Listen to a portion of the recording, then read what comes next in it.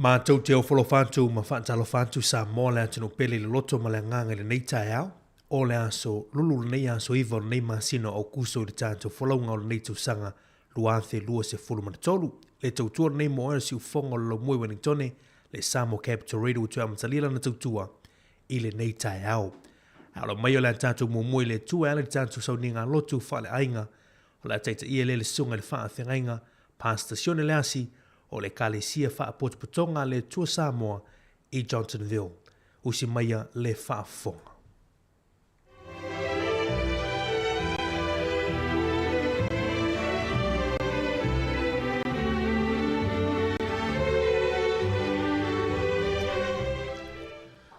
O le tātou tāpo i atu i le tua i le nei tae au fou, malei fua maia, se i o tātou au whatasi mau i luma o le no whaari i mamalu o le atua, e ala i le tātou tāpo inga whaare a inga. I le swafa mamalu o le atua le tamā, le alo ma le anganga po ia, tātou te amata ina i le tātou tāpo inga i le nei tae au fou. A whaia lea tia e ina i ova le fale. E ngaruru e fua i la tau o e ati na e. A whaia le leo leo i ova le ai. E mata la fua o le na te leo leo ina. A nganga pa i ai. O e lavaro mātou fiso soani siri siri. O le nei wala whai mailo wa tunu umau tangata whatu atua i le nei aso fau. Fio mai amalau wha unga mana i o mātou loto i le nei aso fau ua mātou wauria mai. Ua mātou whatonga atu ma le loto wha maulalo. Se e whatu muina i mātou ma whapa ia ina i mātou uma i lau mana. Ina ia pa ia ma mamalu waila mātou tāpua inga o le a whaia nei. Amanuia i lau upo le a mātou whanongo longo i eita mā. Ono Yesu ke risolo walo ua mātou te talo tuai nei. Amene. Sina upu mai le fionga pa ia le tua manetu e ta iala ina i foi fe au mga luenga le nei aso. Ma o mai le tusi ale mga lia luka i lona mtau po si fumartasi. Fia faita wina le fai upo si fumarfa. E fa pau mai le fai upo e lua si fumartasi. Fa fonga le au faita wina. Sa tuli e ia le te moni ua ngungu foi o ia. Ua alu i fafo le te moni. Ona ngana i leo le ngungu. Ua ofo ai lava le moto o tangata. Peitai. O isi o i latou ua fape ane. O pele se pulo le ali i o te moni. Ua tuli ai e ia o te moni. A ua sila fia i Yesu o latou manatu. Ona fetala i atu lea o ia i a te i latou. O mano uma e fe vai ai e wha umatia ia. Po o se ainga e fe vai ai. E man laia lea. Ai a whai o le a ao le atua o te tuli ai te moni. Wa o mai lava ia te utou le man lo le atua. A leo leo ina le tangata man lo si malan a pengalo na fale. O na saunga le mua i lea o ana mea. Fia whaanga ina whai upo e lua si fumaratasi e whai mau tātou matua. E ta tai ai se fe au le nei tae au. E whaapuina whapea a leo leo ina il tangata malosi malana au pengalo na fale. O na saunga le mu lea o ana mea. O le manatu au tu o le nei aso e whaapuina whapea ia leo leo le leilo fale. Ua mafua le bevesi le vao Yesu matangata. Ona o le tangata ua ulu tino ina e te moni ua wha malo lo ina Yesu. E le ngata ina alu i whafore te moni. A ua wha ngana o ia. A ua sa ngungu e le mawhai ona tautala. O lo ta ua i le tala le nei. Le ofo tangata i le mea ua whai a ua e le i. Tupu mua mua se mea whapea i tono Israelu. O le ala le na lātou whaingoa i Yesu o pele se pulo le ali o te moni. I le ano whale o le tala le nei. O lo tau mawhai Yesu ke riso e whai loa le matautia. Ma le onga o le tangata ua tawhili sa unoa i le te moni ma le ti apolo. Pe a whai e le leo leo ina le leilo whale. ua tā ua pele se pulo ma ua whaatu saina ia i tangata Yesu. O ia o le ali o te moni, o le atua o Filistia, saile a aio e ke rona, sa lato ifo ma tāpua ia i nao na pō. O tātou matua e whaapea a leo leo ina i tangata malosi malana a upenga lona fale. O na saunga le mūlea o ana mea. Wafu ai o na whaavae se manatu e whaautu i ai whi au le nei tae au. Tautua nā, ia leo le leilo fale. Ia leo le leilo fale mua fai mai, o le fale ua whaia e fio ai o ia. Ai on fesili pe fa pe feo na leo. Wa e masani le ngaluenga fa leo, matiute o tangata leo. Ia malu tangata uma. Awane Yosefa ia le fili mana mai leileanga. O le pisa ma le vava o le tupu i le tala sa o faita wina. E mafua i tangata ua ulu tino ina e te moni, ua fata mala i le leo ina o lona fane. Ai whaafitai nā sia si mai ka riso i le aso, ma whaise ngā luenga le lei i lona fale.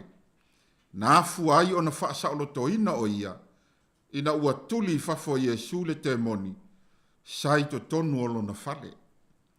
Wha mai paulo o tau tino, o le malu e fio ai le nganga pa ia o le atua, o le fale apitanga e pa ia mo le atua.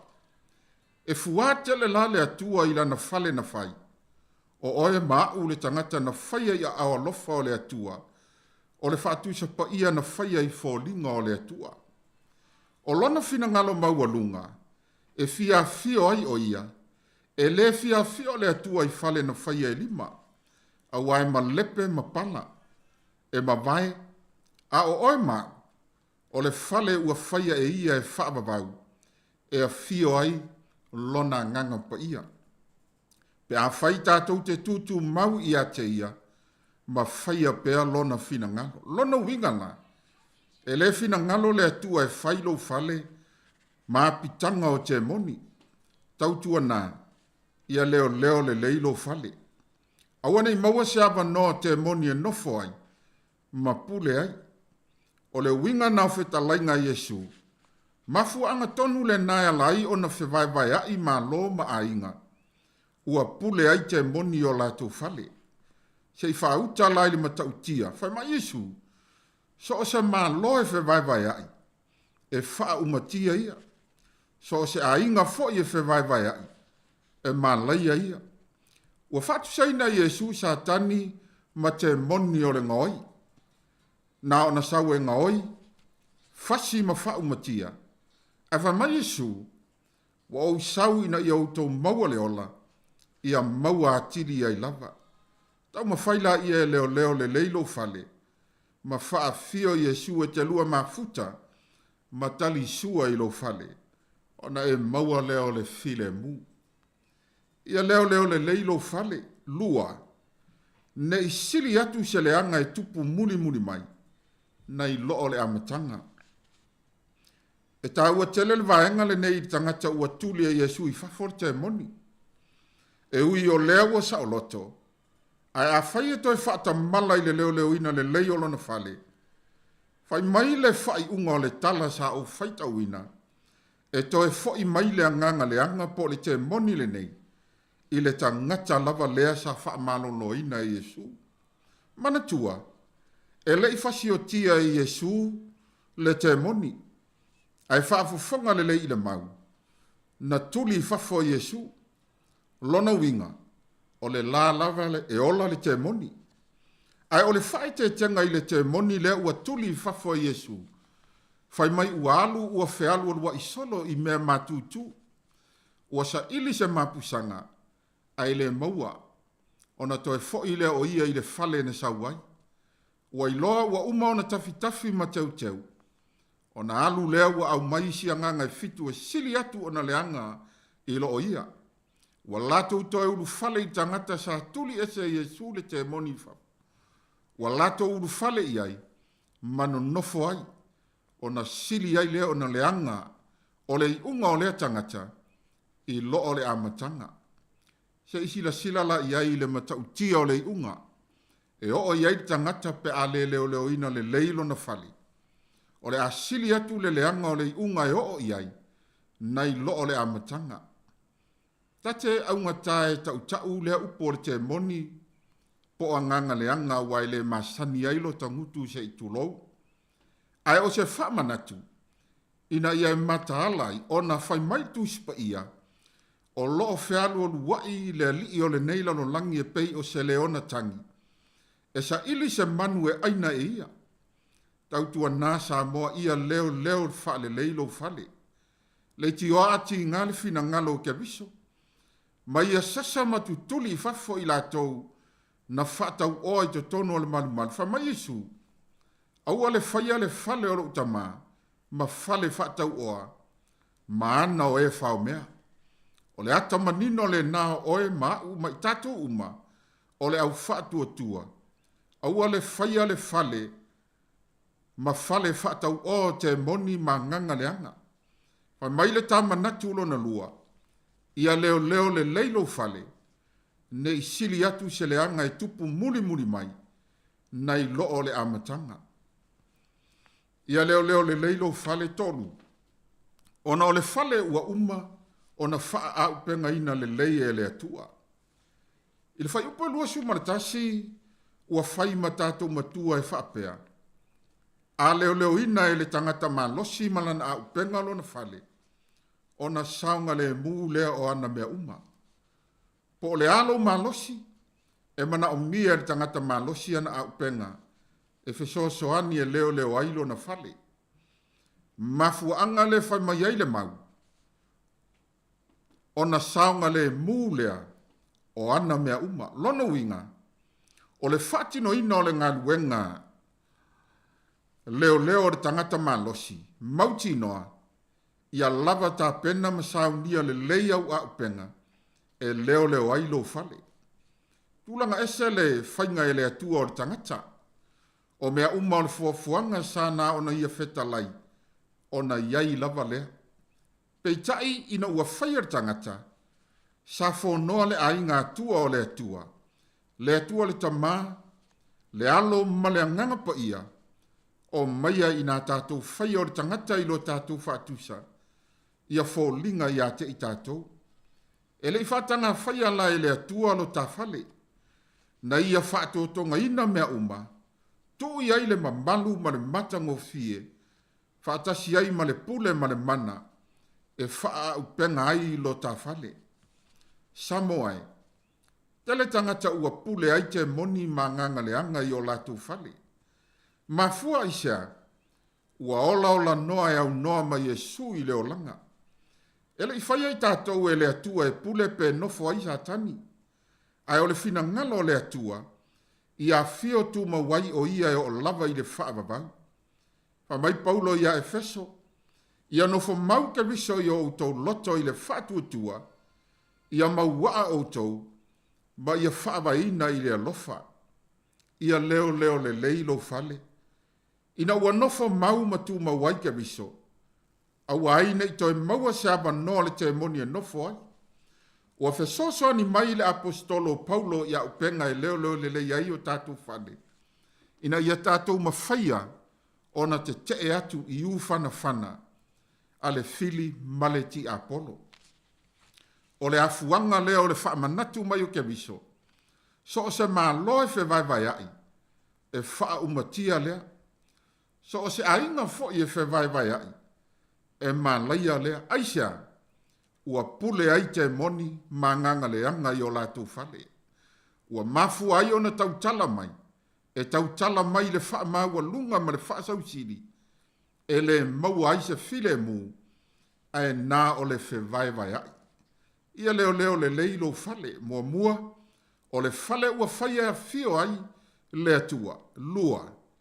Ia leo le leilo whale. Ne isili atu se leanga i tupu muli mai. Nai loo le amatanga. Tolu. Ia leo le leilo fale. O le fale ua uma. O na faa a penga ina le leie le atua. O le atatou vivi i atu i le atua. I le pese ua saunia.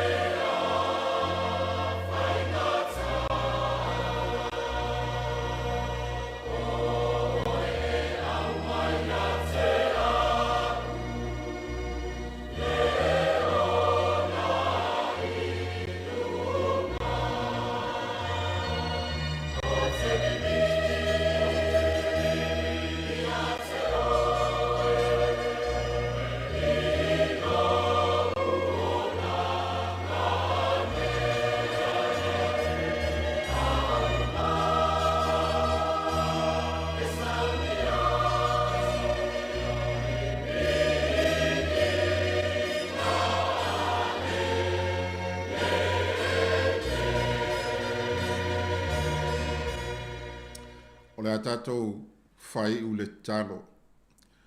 Lo mātou tamai o i le langi, fia lava o mātou loto i le nei tai au fou, ina ua mātou wala whai fia mai, i le manuia ma le file mua oelo mātou atua. Ui lava ina mātou la ngona fesuia ingo le tau, ma le pai mai o le malulu i o mātou tino. Ai oli o mātou loto, o lo mātou la ngona pea le ali ia le mawhana whanau a awalofa. O lo ufitia ai mātou o lau whanau. Mātou whaftai atu tamā, o na o lau awhionga mamana sa mātou whalongolongo i ai. Lo i tawina ma tāpena ina i pea lo mātou wola whaleanganga. O lo mātou wola whatuatua. Ina ia mātou i loa o na ola ma sa babali e tusa ma lo fina ngalo. Whaftaita mai au whamanuianga. Ui lava ile nei vai tau le li ie. Ile tele o whawhita uli ma whainga tāua whisowa ina ila mātou wholaunga. Ai whawhitai o na olo toa file mu mea uma. E ala ilo mafuta ina o i mātou o lau whanau. Whawhitai manuia o tangata Samoa uma i tono lea tunuu. Ai maisio le lalo langi atoa. Whawhitai fo i manuia le nea tunuu o lo mātou no nofo ma mātou whai malo ai. Lo mātou tamai o le langi. Whawhitai tele lava i awala ese o whamanuianga. Ua mawhai ai o na mātou maua o manuia sa lilo. Ai wao ngā soani tele i lo mātou taimi, ma le nei vai tau whainga tā ua mātou iai. O mātou whawhitai ala ua whionga mamana, o au upu e mawhai ona soani i lea taimi ma le aso. Tāpena ina i pēr i mātou tamā, a o mātou iai le nei ola le tū mau. A wao au ua whionga ua whai lea masulu i o mātou vai, ma le malama lama i o mātou wala. Whawhitai tele Yesu, o la mātou tatalo, ia iu, ma ia foi, ma ia tū mau le vi inga i ate oe. Whawhitai lau whao la tanga, e ala lava i lo walo Yesu ke viso, ua ma whai ai o na mātou maua le manuia ma le ola e whaavavau. E ala i lo na maliu ma le tau langa tu tasi na ia saunia, i lunga o le sa tauro i kale varia. O lona lava toto pa ia ua ma whai ai, o na mātou sa o loto e ulu atu i le mea sili o na pa ia, o le langi lea wa e saunia mo i mātou tamā. Whamangalo mai lau whanau, e ni o mātou se ma ni o mātou leanga, o e o le atua e te sila fia loto ma mana tuna tunga o tangata taito atas. Fe soani mai le li i elo mātou vai, whamangalo mai, ma whamamama fufulu mai i mātou, ai anga sala ma le anga uma ua mātou whaia. Whamanuia maile nei aso lo mātou tamā, i ti ute ma whaiva o lava singa uma o le a whenga iai malo ua tunuu. Whamamalu mai o ua ao lofa tamā. Whe au mangāru wenga le li ia i so se mea. Mātou te talo i le tāpua inga nei tamā mtina mātutua i tono maota malawa. Lau au whai ngāru wenga ngāru lue o le tala le lei, o e o fola matala ina lo fina ngalo.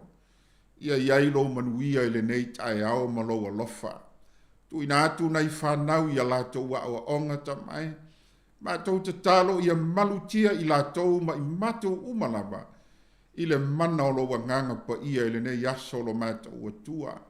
Anga le atu i stasi o maua i tino mai. Le ali ia o e lava le fo mai sili.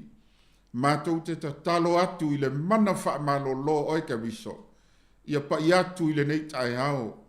Pa i atu lo walofa, pa i atu lau whaamalo longa. E ala i le suafa o Yesu ke viso. Lo mātou alii, ma lo mātou whaola. Mātou tu ina atu nisi o maua i puapua ngā ma whainga tā. O whaanono anga le ali ie.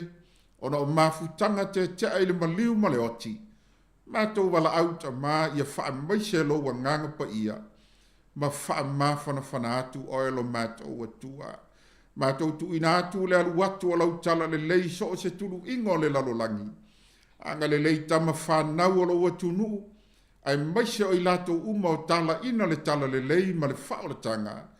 ia whaamanusia lo lātou whatuatua, ma ia taitoa ina i lātou malaua fio, e manuia ai mea uma tamā.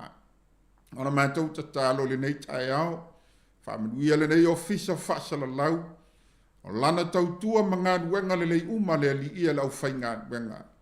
Mātou tatalo ia whaamanuia tele i lātou umalanga. Tu mau mai o mātou lunga le nei aso ma le nei tae ao le li ia, le manuia sili o oe le atua le tamā. Le alofa sili eso o Yesu ke risolo mātou walii, ma lo mātou whaola. Ma ia mafuta ina i mātou maloa nganga pa ia, nei tae ao maso umai o lava i le whaavavau. Ona o Yesu ke riso ua ole matatalo tuai nei. Amene.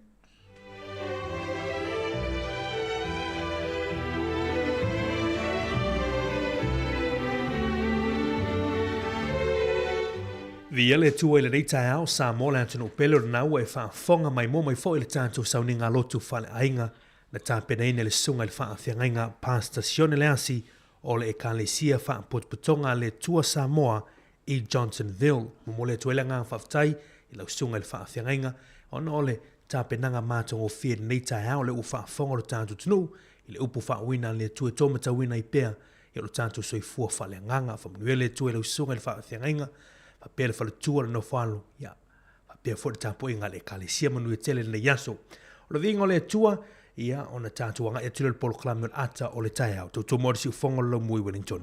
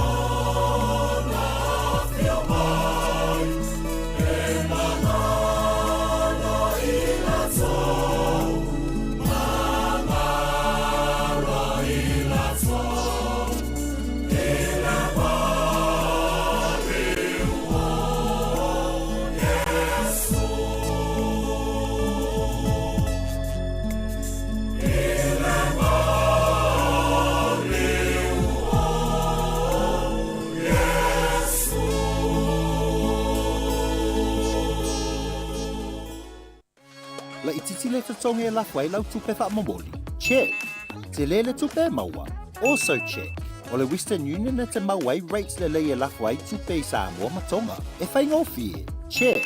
E tala whea ngai maoi. Also check. A whio ane loa i se la lata ane o le Western Union.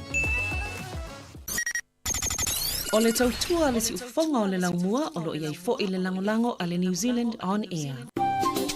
Hi Samoa, it's Auntie Tala here. It's time to be follow. Ile ata o le tai au. Laugh of the morning. I'm at my apple feet to the van out. It's you fong lo mua. Ata o le tai au.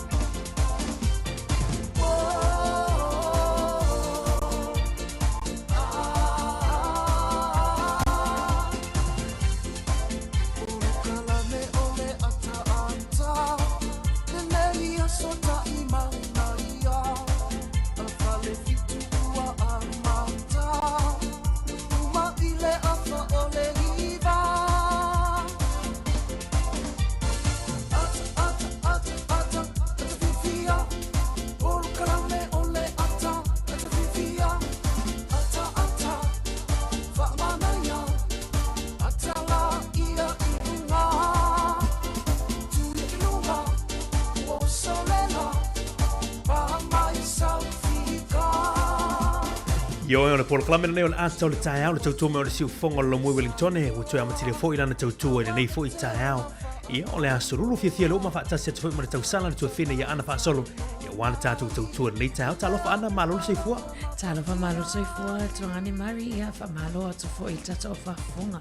Pea o tau lintali o malu. Ia e malulu i o nei tae au. E ale ala usmai fo i fiau malu. Malulu, pea le tau ulu e stimu ai sai a tatu ona po. So le o vai atu fo i le masi se ona wala. Ia o te sawan nei lai ngaru e nei tangata fo i e ia o loli fo i e lai fai ngaru fo i loli. Samo fai ia esele. Le aisele na to o lunga la tele. Ia ona nei tupuni fa na lave fa tau ta vale leias. Ia ona le o malulu le mena ui. Malulu talo fai nei tatu matu. E me se nei tatu matu i fa tau malanga mai Samoa. Le mana inga whanwhano Samoa eo mai i tau man malulu. Ia e te lo la watu sta whawhilo ai. Mana ia. I si o tatu atu no ia matu te whawhilo ai atu whatalo whatu i lau whainga nuenga pa i ale atua. Nā tōro whapeo, nā tala whaauto i tu e whio nei laulangi, no e mau mai le tautua si ufonga laumua, ma lole no futatalo, whawhatai le tapua i mai whaiva, awalo whaiva si o tātua atu no, whawhelo ai atu foi, nei tātua tua asina sina, nā tōro whapeo na whai at whaiva le tapua i mai tutono maota malawa, ia awalo whaiva si o tātua atu no, i tiu te whai o le aso ma le aso, ma lote i la tō alau sunga nuenga, nei tātou tina matama tupulanga lalwa o Samoa nei whana wa onga lewa tāpena i a onga ma lo lawal soifua ma lo le tawa tai le nei fu tai au fou la soivan ni o kuso a matalia fu tatu savalinga tātou por kalai me si fonga lau mua nei aso whawhelo ai atu i la tolo o mai moa ma o mai nunga o la ato Facebook o le YouTube whapela tolo o whafonga mai nunga o le tātou Samoa Capital Radio app I la tau fai wala usu mai I nei tai au I loi matamalingi o nan wala au pa ia inisi fo I pele I mafutanga pa mawhanawhana atut pol kalame a te o tau Ia o tautua ni si fonga lau mua manga lui to lua toi fo i maltonga ni a Mari Whaivalu. Ia awa fo i le tato por kalame ni tai au le ata o le tai au. Ia Mari, ia walau sume fo i ni tai au talo fala fo i. Ia o le fo i tau pati mai lau fo i lau whainga ringa pa ia le atua e whai tatu whainga lotu a o le malulu. O le vai atu le talo le tau pena o le tolu e le malulu. O lo tu vai tonu se foni lo lua. Ne lo lua pe ele o fa nga solo ele o fa solo i lunga le pe ia lunga i la lo le a. O le malulu i oe mole le nga fa tai le sunga fa nga ia son lasi. Ia pra fa nga lunga pa ia le tu o lo tu ma mai wa tu la ngo fa nga lo tu le tai am le tai. O si tasi fo ile fa mundanga di tanto o nanga tu fini ana. Muni le. Te lo ese man na ia fo ile lo la lu sumba a ngalo lo tu tai. Ia ala ile lo tu si fo ko lo. Ala te lo tu mai. Te lo tu mai. Awade ngalo fa tai le tua ia o fo le ia so popo lo tanto. Ola ia me se foi tu so ifua ia malo o te ale nei o le koko a i ki koko. Ki koko sa. Ki koko a. Nei tato. Rule Moni nei tato ta mamatina matatua Mari le wa leva na la usue.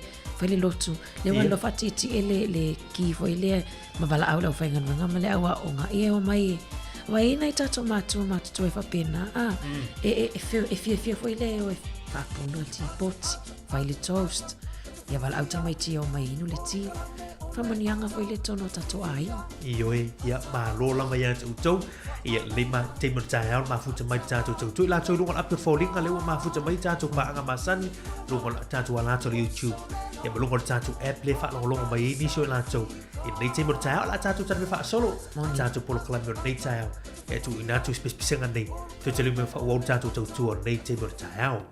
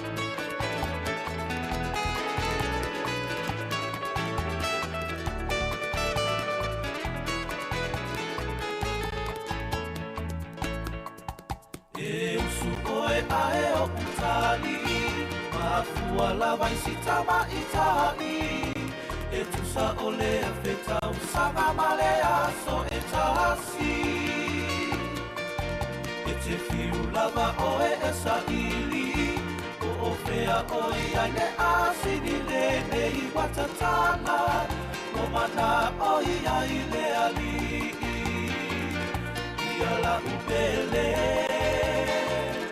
ia la upele,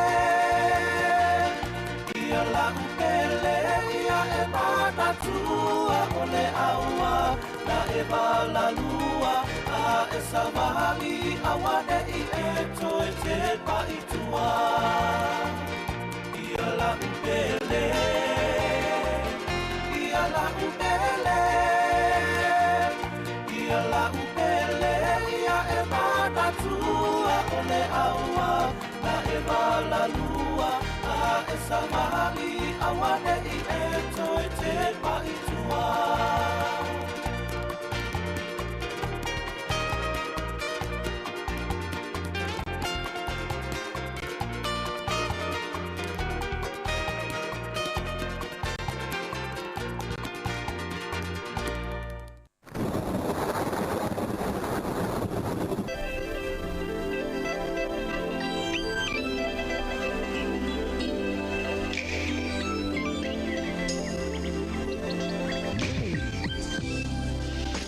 Toi whatalo whātu si mai whafongo le talo le tau, pe ona walo ia le ofiso wa ai tau ni tai au nei. E o le tau o le fua le ea mawhanwhana e svultasi o le ea malulu e tolu. O le aso e wa ai le matau le lai le tai au nei, whasolo atu I lawa uli. O le awhiawhia nā nei o le wa ai ai ti munga, whasolo toi le aso a tai au le atitele ti munga I le tele o wa ai ngai Wellingtone. Aso wharaile le vaia le matarela aia wao le nisi o taimi. Ma le whai unga le vai aso no vaia le tele o timunga I le tele o vaenga I Wellingtone. Na oso aile lai le 18 minute te aile fitu I le tae ao nei, va moe moe toi ngoto atu I le afa o le lima le afia na nei. O se vaenga le tala le tai mo I la tō whangotanga fo I nei aso, ngā tai whale o Wellingtone, na pele tai I le te o le lima I le tai au ana le la, e toe sua I le 13 minute te ai le 10 le tai au nei, o na toe pelea I le te o le afo le lima I le afia na nei. Mo ngā tai whale o pōre rua, o le kuatai te ai le valu tai au nei o le e pē ai le tai, toe sua I le lata I le itulai tolu lawa uli. Wha moe moe lea e toi pē I le toi kuatai le iwa I le pō ana nei. Tala nao le tau ma tala le tai, a wau fuafuanga le nei aso whaafitai.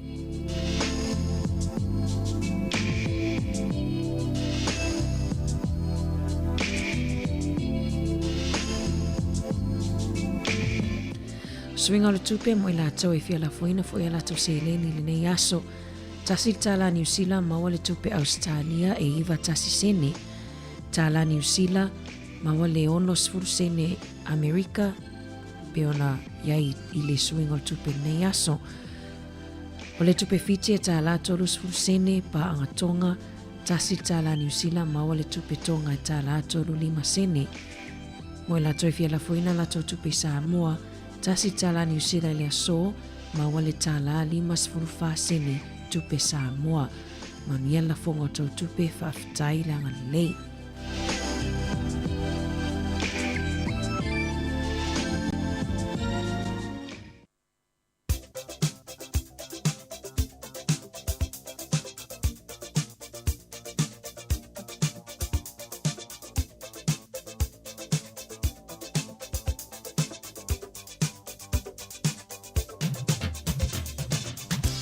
O le avaroa mo as whanau, whamrianga o soifu mas whanau I le nei tae au. Mana tuan tātou emaili as whanau at samoacapitalradio.co.nz.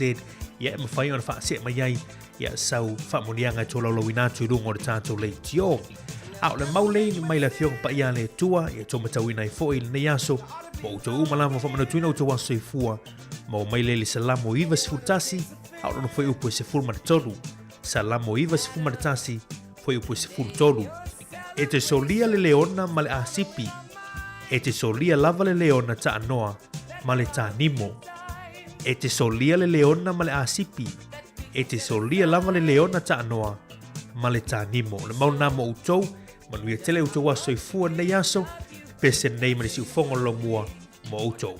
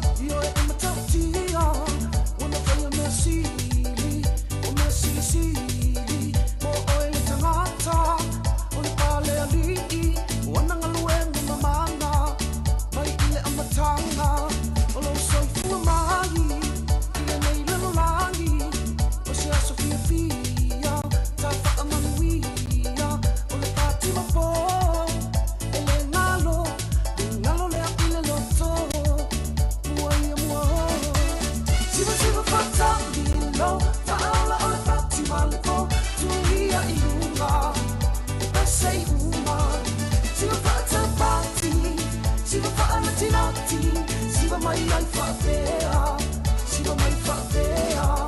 Siwa whatamino, whaala o le pati malipo, tuia i lunga, pesei una. Siwa whatabati, siwa whaalatinati, siwa mai ai whawhea, siwa mai whawhea.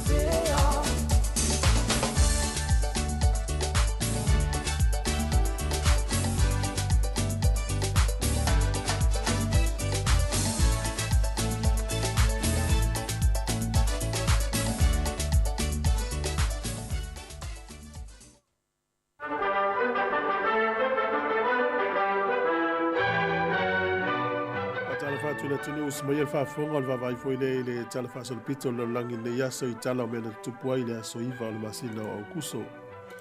O le sol tausanga e tasi iwa tolus funu ma le ono. Ta longa le olimpeka e o le tau mawhanwhana na toi maua foi pina uro le na whaa tangata nei o J.C. Owens tangata tamoe sao nei mai Amerika.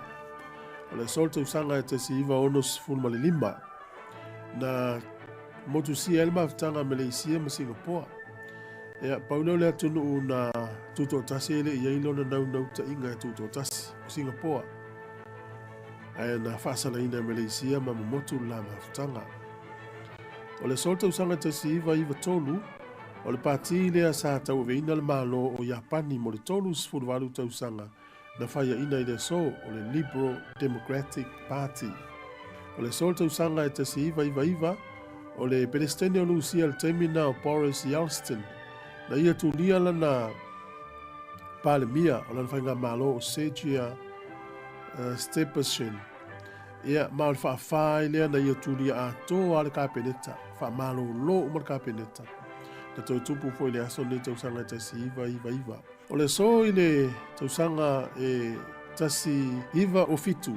Ia na taunu mai ai ni usila nei whainga malanga a waa ia o le fua wa Amerika e taua o le taimile na o le o wa atau Amerika tusa e se fulu ono le ana wa atau na malanga mai ma taamilo li lalangi e pe ama le fitu se fulu afe kilomita na malanga i wa ane i le waa o le tasiva o fitu ma le tasiva o iwa e lua se fulu wafu e ono kontinenta lalangi na lato wafea i lato whainga malanga e hafea i fo i maugilani na taunu umaila i le so ia e wa ia le feita wafe maafe o tangata na lolofi atu e whaafe i roai ia seila maali i waa na malanga mai ai i lea fo i whainga malanga na ta ua le whainga malanga nei wa atau te tele nei o Amerika se furumale ono ta amino lalangi i le vāo tasiva o fitu ma le tasiva o iwa na ta ua le Great White Fleet o le solta usanga tasiva tolu se fulu na ta alo ai ia le li o le peleki ta ua nava i tau o George Napier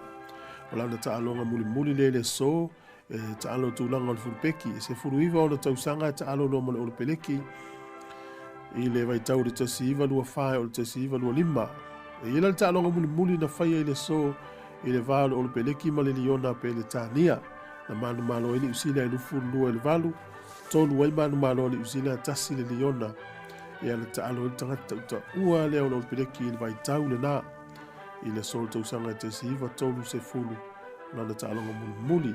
Ai whapea mai, e tolu se fulu lua a toa lava na ta'alonga mano peleki. Ia ai na ole lufu lima o le tau sanga ai mano loli tai aloa. Ia ai ole vai tau na ta'aloa ta siva lua fa sa o tua i ole ta siva tolu se fulu. Tātou tala ia te maua le whapoponga tai masani whaafitai. Ma lo whaafitai o le nau e tau lunga atu le whapoponga nau tātou talo le tau ripoti ia o le tupel ni tai au whamneanga o si fumas whanau ia nau whaafonga le tātou tunu ia i mena tupu le tala whaasupito ia o le langi nei aso i tau sanga ua mawai. Moni le malo mari ia telefoi vainga tauana nau i nātu tātou tala whaasupito ia ai taua foi o le sila fio le tau ia swinga foi le tupe e whai fuafuanga me se le tau mari ona e tele a tangata e fua lawala to fuafuanga ma tiu te whai asu ta itasi o le tau o tanga mea tina ia o wheo inga foi e wheo inga mamau malanga mamau ia e fua e wa o le awala foi lea le lunga tia tātou i le alonga i au kilani le maunga aisa ia te whewhela le masi e se o ina tele lawa ni tapuni pe a te tele le kiona Mari. Ma lia o le tūlanga lava na o lo iai. Ma vai atu nisio ata le lita atu fili ana. Tu sa fo ile le peo se be fo ile o ta alo i fo ini mo fa atu le ka avali. Ta avali ai o fo ile. Eu vai atu tongi mai ki le aisa mai disi tu tongi atu lisi. Tu sa le fo te mi ta o ile vai ngai fo i fa fo tūlanga fo i o ta avali. La to ile aisa i lungo le ta avali le ta. Ilo vanga ina la fo mela to wata down ni. La fiu e la o mele le vai fu le vai vela fu le chamo fai ki di ai tūlanga o le aisa i lungo la to i lungo o ti wata ta avali le timu ta. E me se ala nga ia tūlanga nga luenga ia me se fo ia tūlanga le morning o whanau ia o le timu ta. Sa o le fa manatu fo ia au tamaiti la Marie le ma alilili. Tamana e fiu e fat faile jacket faile ofu mafanfana e pe ia ai ona o lai tamu moi ma sani la ton ma lu ia tatu ele lai wa ole na la ia tatu ia e popole la ta mama tina o le si bebe si terena ta o le tau fai ai fai totingi fai ile tai a foi le tope o fa na ma nai ma tu nga wenga e si o tele si no ma tu e mai e mai la ia tu sa le fa na ia fa mo le fai fa le to tini ia to tini bima fai fa le tu la lava onga ia ma fa na wai o tena ale si ma tu e te mai no ia ana mai lo la fa mai me aton ia o le sina ote asala ote tina le fa longo nisio along fa na ia ai le oto 5 minuti tali tu lai valo Mari tatu tala foi ola se malu tai how to fin ana lite te lo mana ia malu tai foi le vela o polisi mana ia polisi te lo foi ava pe o mausina koko so nga ta foi koko tai mini nisio ai nga o se foi mai nisi malanga wai ai nga lai te le tai masina mo mai malanga mai sa ai nga ia to al fia masina pe ko koleisa por ko pai ia tamal na ko pai ko koleisa o polisi me umana mana ia e wal malu taiao fanau famisira boka malu ia vai se malu taiao fanau ia me foi fanau taiao o malu taiao to fini ana ia wa ale il malu taiao ia ele malo se foi tino me se foi fanau ia o tu sai e alwali sta mai titila o ngala tu tu de moe ia e fiu ar fa ia o tu i mai tu la ngol tau ia ele se me mo wa sia ele o ala ma ho ele se foi se me tono le manava ti tulo moni le ia vaile malu taiao breakfast tamitia onga vaile le malu taiao tamama tina to ina malum tua ia to na le no fsila fia e tato nei tato tangata ia no foi tau si tato matu tua Mari le te tai fatamala e vainga le ai me se fa ino fo ala auto ina malum tua mana ia le o to minuto tani le tula e valu fa poponga tato tala fo ma tato tala mai Samoa i le tato lo litu le valu talo fa Samoa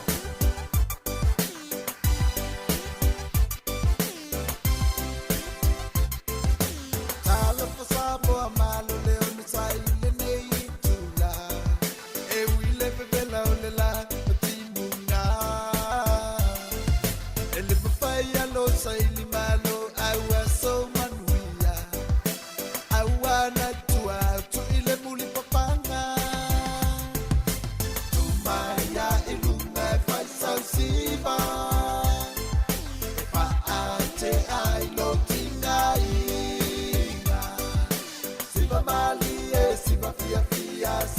te ono me ai Sipa oi laupa mama e mamai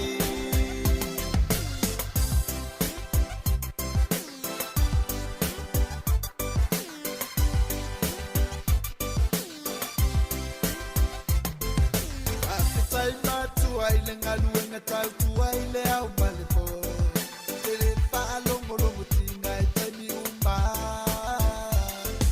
Ngalue malepu no wa I aua so manuia Ele pa piti pa ingata ole o langa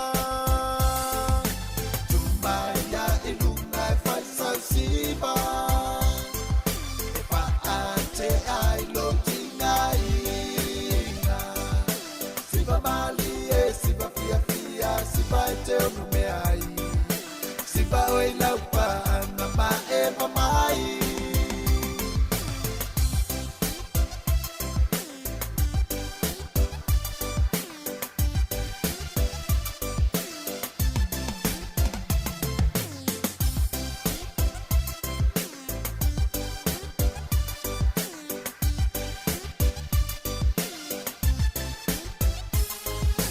Tumaya ilunga e fai sau siva Pa ate ai lo tinga inga Siva mali e siva pia pia Siva e te ono me ai Siva oi laupa mama e mamai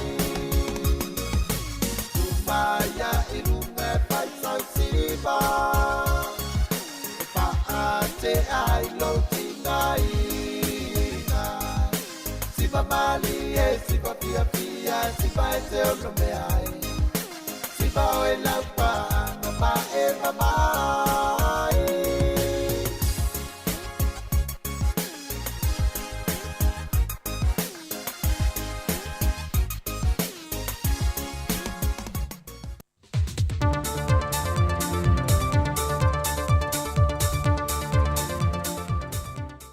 Toi whatalo whalwholau ngolo tātua tanu ulo ngā tutonu neve yaso e tiute whi au mga ruenga o loo whenga iai. Ai alo mai o se whaopoponga e nisi o meo loo tutupu ilo tātua tanu i Samoa. Wau ili mai se pepo whaamtalanga mailimtanga ruenga tiute matupe maua. Mafuanga le tu inatua se tuse. E nei e tāpuni ai le kompania le Tatiana Investment Limited. O ia mafuanga e au fiel whaafo wino ana le sene pi sinese. A to ai male le sene le fale ainga le rosa, pa ta sei mal wharkala po le RSA to tonu o le masino mati lua whelua se funmal tolu. O whailo fo le pepo whaamtalanga, e tu sai mai inga whaal tu la fono mo le whaafo wino le sene pi sinese. Sa te tau ona tu inatu se tu si po se lisi, wa mai a ona sai nia whaale tu la fono, e le e ana le whanua po o le whale. E whaamahoni ai le lisi ina whaal tu la fono le whanua o lo whaatino ina ai le pisinese. Pei tai e le ima whai ona tu ina mai e le company se lisi whaatase i malana tālo sanga. Ai na tu ina mai le kopi o le tusi mai le matanga ruengo le puna o whaale nā tura ma le seo se umanga. O lo o iai le aso le maasina o me lua fese funmaliva. E langolango ai le tālo sanga ina mo le whaafo wino le lai sene pisinese. Mai o se lape le mata whai yoi al matanga ruenga i lana i roi longa le mata i tu wino le tālo sanga sa tu i nātu. Nā fuai o na wha amao nia matu i nātu le lai sene business ya le company i le amatanga o le masina o me lua fe lua se fulma le tolu. Na toi ala ngāle nei mata opu i se i roi longa na wha atino i no mō tālo sanga uma. Matu i nātu i lua se lisi ma pepa wha amao nia wha altu la fono. Nā fuai no mata i tu wina ele matanga ruenga e le itu i na mai el company o loo tā ua, se malienga po se whaamauninga whaal tu la fono, e to e lisi e le whanua o loo whaatino i naile pisinisi wa tā ua, e langulangu ai lana tālo sanga. O loo manino o le aso valu i uni lua whelua se fulmal tolo, na to e longo atu ai le company i se tusi mailimtanga ruenga i wha ai loa ai le nei vaenga, ma to e longo ai le company o loo ua iai le avanoa e onu wha leo ngai na ilana lai sene pisinisi, le ua mai atu i nātu, pe a le mawhai untu ina mai wha amtalanga mpe pa wha amao nia, o loo mo o mia wha antu la fono, ma sa tu i nātu iei aso e fitu, e tu ina mai el maliang wha antu la fono o le lisi ina o le whanua, o loo wha atino ele pis, ne se, Peita ina mai a ia so e fitu, e le i maua mai se tali mai le company i lea mata upo. O le aso lua se fulmaltaso iuni lua fe lua se fulmaltolu, na tui nātua i lole fautuanga le matanga luengo tiu te matupe maua i le minista o tupe. E whātatau i le mata upo le whaailoa i tūlanga o le leus ta ia le company, o whainga whaavai matula fono wala ngā tatau i loa, o na whaaleau ngai na loa lana lai senepis, nisi, i le aso whaiu lai lua fe lua se fulmaltolu, na sai nia loe le fionga le minista o tupe le polo inga, mo le whaaleau ngā ina i lo le leisene, no lua i tu ina tu i le company. Na tau a au le polo inga i le whaatono le company le sunga ia a foa a mitua na e whale ulu mauli, e le aso se fulmaliva iu lai lua fe lua se fulmaltolu. Sa whaatino i lo ngā ruenga le mtanga ruenga e tusai ma le tāpu ni o le whale kalapu, o no ua whaaleau ngā ina le leisene pisi nisi. Sa longo ina le company le mtanga ruenga tiu te mtupe maua le aso lua se fulmalifito iu lai lua fe lua se fulmaltolu. Ma o loo ngā lulua le mtanga ruenga puna o whale nātura mali siusi o manga, e wha mai a le whaatinoina o le lisi wha le tūla whono. Na tānsanga i nai le teimi e tōru sa fruaso e whaatino ma wha mai a le nei whaatala noanga. Mai na sa ili fso swani mtanga ruenga ili office o lawyer sili e tūsai ma le tānsanga le company e le italia ina ele mtanga ruenga le tānsanga. Ma sa wha i loa o mafo ia mafuanga wa le italia ina i le tānsanga ili tusi na ave le company ili aso tolu au kuso lua felus fulmantolu e au fie maisi pisinesi o le Rosa Cafe ma le fale inga, o lo whaatino ina uma i to tonu o le fale tasi. E le ngata i lea, o whaamanino le pepo whaamtalanga, na whautu ina fo il mtanga ruenga tiute ma tupe maua le pūlenga le whaatonu, e fua whaatawina le ava malosi lea tunu i lana whontanga, na whaatino ina le ia yuni lua felus fumaltolu, ia tau fia le tau sanga mo le whaafowino le leiseno le ava malosi a lea company, ona o atunga lunga e whaatatau le whaafowina o lana laisene pisi nisi. E silia ma le lua se laula au whai whaatoanga koko Samoa, le umanuia nei se tasio la sanga le company le Wilex, e sa lato whai ngā pa anga e whaatauina i eili koko Samoa, e vidi whaamaluai e ngao sia e le sukalati. Whai loe le puli o le company a Nathan, o le au whai whaatoanga koko i sa vai, le olo o malosi le au inatu le koko moni ngao sia le sukalati. O lo iai fale o loi te tonu le atunu o lo whata wina i le sukalati i le tonu tala i le pepa e tasi, a e se fulu tala i le pusa. Ai o lo sila le fionga le pule i se whai numera te le, e tu inatu ai maketi atunu i fafo iei Australia, New Zealand, Fiti ma Amerika. Mai o lo iai luna nau te inga ina ia awane i motu sia le avanoa, e le ngata e maketi atu ai atatu o loenga osi lava i te tonu o Samoa, ai una ia i fo ili te me tasi o tatu tangata whai whaato anga koko, ina ia ngalue ina o tatu whanua, o se tasi lo vaenga tupe, e tawalatu i lea company. O le company le Wilex e toa se fuluma le lima le au whai o le au whinga ruenga, le ua mai a o au ina i tu mai mo le whaonga ino masini mo le ngao si o lea tau mawha, ma le company fo le Wilex, o se company wai longa fo ilu na sawi o loa Samoa, o lo au inatu i maketi i atunui whafo. Watu ina mai se whasi silang whalawai tele le fionga le fonfatalai o le mota, le fionga papali ili o ta euma se pau. E lapita i aise tasio sui whaipule o le parlemene, e lona whaalawi lo whalawai tele leo nisio vaenga o le reporti o le komisio whainga palota, au lumanai lona whaatalanoi nei le fono. O ia wha ai unga sa whaata tia luma laulawa fono le aso tolu se fulu iune o le tausanga le nei lua whelu se fulmal tolu. O le reporti o lo ilo le komite o tula fono tu mau. E mata aupu tau whainga palota, ta alusanga ma tau whinga wha le whaavai le teminei. Ma e te tau waiso o se sui whaipule, o na ia pui le tā ua o ngā ruengolo whaatino le komiti. Wa whainloe le fionga le fonfatalai, o ia mata aupu e te tau o na tau sia si tūlanga wha lilo. E na nei wha se ina le malu le atunu, a o lei whaatino ina le ngā ruenga le parlemene e whaatala no ina mōni wha ai unga tala whiangai. Na toe whaamanatu le fionga le fonfatalai lan wha silsilanga wha lawai tele, e sui usofono uma le parlemene le tula fon wha vai lima lua pui wha, ma le se lawa no lua, E le mawhai no lo mia mawhasala lau whaalau wei tele se sui whaipule, ni unga whono se komite tu inatu i le parlimene, se i vanga na aile taitai whono se komite, ma ua mai a fwoi ona whaatala noina e le whono a le parlimene. Ua toi tolopo atu le masina o ke topa le whontanga le parlimene, le ana tu e tau tawa o fie le aso lusa funma le lua le masina nei. O se whaasila silanga le mai le ao le malo, tui maleli I whano wa le toa soa lo vi le lua.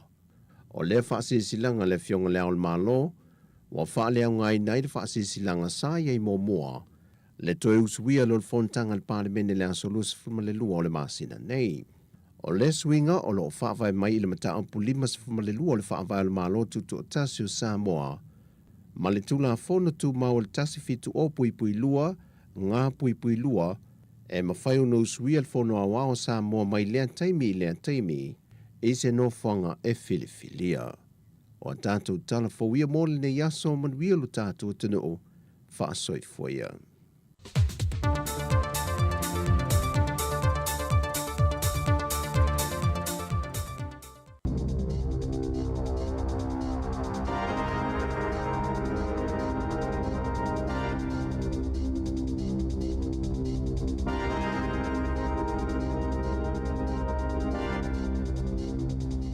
Talafalava o talafo mai le si ufofonga le lau mua mo le ni tai ao, o le aso iwo au kuso lua a whelua tolu.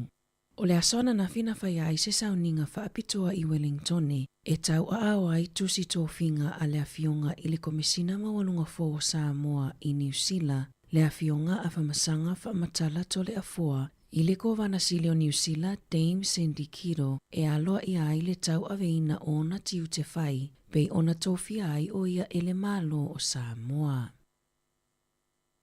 E 2 piliona tala le tupe ua whaanganga ele malo a wanga luenga mo le swinga o le tau. E pei ona whaasilasila I le palemia Chris Hipkins I le asona nafi. Na whaalia e Hipkins o lo onga lulue whaipaanga le malo ma le kamupani a le Black Rock. E tatala ma whaalawiloa le vai ngā tupe. E whesosoani ai I fuafuanga a le malo, ina I avea New Zealand o le atunu umuamua I le lalolangi, e au sia le se laupasene o le malo si anga toe whaafawina. Na tā ua e Hipkins na maua le avanoa e talanoa ai manisi o whaipisinisi au kilani. Ma whaamaonia o le a whesosoani tele lea fuafuanga moala tau pisinisi, ai mai se ai suinga o le tau. O lo o iai se popolenga I tangata lau tele, o na o le CTI o le tau o le penisini ua iai nei. E whaatesi ma le 5% na CTI le tau o le penisini I watasi, I totonu o le 2.8 aso ua tuanai. Tusalea ma le 2.7 sene I le lita, o le penisini I wavalu e 5.5% na CTI, ma e silia ma le 3 I le lita. O neisi I tanga na alia e mai ina ua ave e sea le fesosoani ale malo I le masina o Yuni. O lo talo sanga ina inisi le malo, ina ia toe au mai le fesosoani pei ona iai, le ana tau whaititi ma tau ngofie ai le tau o le penisini pei tai. Na whaamanino I le palemia Chris Hipkins, e le o iai se fuafuanga ale malo I se whai unga whaapea I se taimilata mai. E tusama le whaitau se lau le numera o leo I New Zealand, e ono tu ua le atunu umo Ausitalia, ona oni totongi tetele o lo ofo mai ele malo Australia, e pe ona ripotia mai ele sui o le asosio leo I New Zealand. Na whaalawi loa le asosio leo I Queenselani ni totongi mawalununga, whaaupopo ai ma le 2 whetala o se pōnesi a wātu langa I le siitia ma le suinga o nofuanga e au mauai. Na whaalia ele presidente o le asosio leo e whaapea, o se popolinga tele lea mo le asosio leo I New Zealand, ona o le ato sina le au whainga luenga I totongi, uofo mai I Queenselani.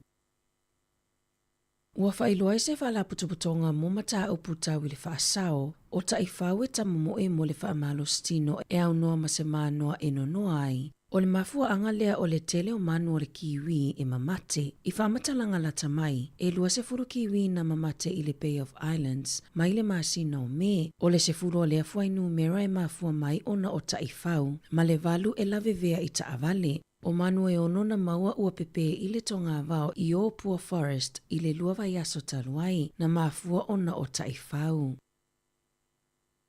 O loo wha wau suenga i le whaalawelawe leana tūla i mai le aso se fululua o me, leana maliwa i se tina matua i le whale mai tele i whangarei, ina ua mamunu le moenga whale mai sa whaao ngā esi i ai ilunga. E valu se fulutolu le matua o le tina matua, na pa u ese ma le moenga, ma sa whaina ai ma whaia tonga fitinga i le whale mai, ai le itoi fo i atu i le whale e tausi ai tangata matutua. E le o whaalawiloa i nau ili mai e le te whatuora ma le St. John Ambulance, vaenga uma o le whaalawelawe pe tai, inisio reporti sa whaapea, na pa u ese le tina ina ua mamunu le stretcher na awina tuai le tina ngai i le taawa le whale mai. Ma tau na fofonga i lalo, ai pa ua i lunga le moenga whea veai. O ni nai aso mulmuliane na toi wha atope ai le tina i le whale mai mama liwai. O loo whai esuenga a le te whatuora, Work Safe, St. John, ma le fō mai esueina ma liulilo, le mafua anga o lea whaalawelawe. Ua iai nisio awala e sao mai ai le au tau whaavalea e ngā oitu pea tangata, e awala mai lea i se whe autustusia fōu, e whaafolinga o se text e lafo mai e se tasi o lau whanau, po o se isi o lau ainga e whaapea le whaupunga, tina ua le iloa lau telefoni, ma e tau mai le isi numera ese e te wheso o tae atuai. E te lele awanoa e ono sao mai ai isi whainga tau whaavalea, pe a e tali atu i lea whe autustusia, ona e so ma le fesili mai i le numera o lau teo ngā tupe ina ia whaatau waisa na telefoni fou. O loo fautua ina le atunu o ina ia awane itali atu i ia whe autustusia, ma a le mauti noa le tangata moni, e mawhaiona la fofua le whe autustusia na e maua i le numera fitu lua ono, o se au nanga e lalo le waainga a le ofisa mo mata upo le lotoi fale, e ilo ai ia whainga tau whaavalea. Ua iai se popolenga tele i mātua ma au nanga tali atu i whaalawelawe whaafosei, o na ualia e mainisi o whainga i tupulanga talavou i le whaongaanga o vapes. E la tau te tatalaita ma i maa mai tutonu o vapes, e le mawhaiona whaonga whaalua, e tau mawhai ai e toi whawhanga ina ia mawai se isi vai la au. Mai ono tula i mai aini mu, mai le saonga le mu. Na ta uai se tasi o tinai au kilani, o le naunau te leo lana tama se 5 tausanga i le vape, ua le mawhaina tuu, ma ua tau mawhai ai e whaonga ni waia o vaenga o le USB ina ia toi whawhangai vapes ua uma o na whaonga ina. Ua te leina maua e whanau a tailunga li YouTube, e whaasino mai ai le whainga po o le whawhangai na o vapes ua uma le ao ngā. Talafowia mai le si ufofongo le lau mua mo le nei vaenga o le tae ao.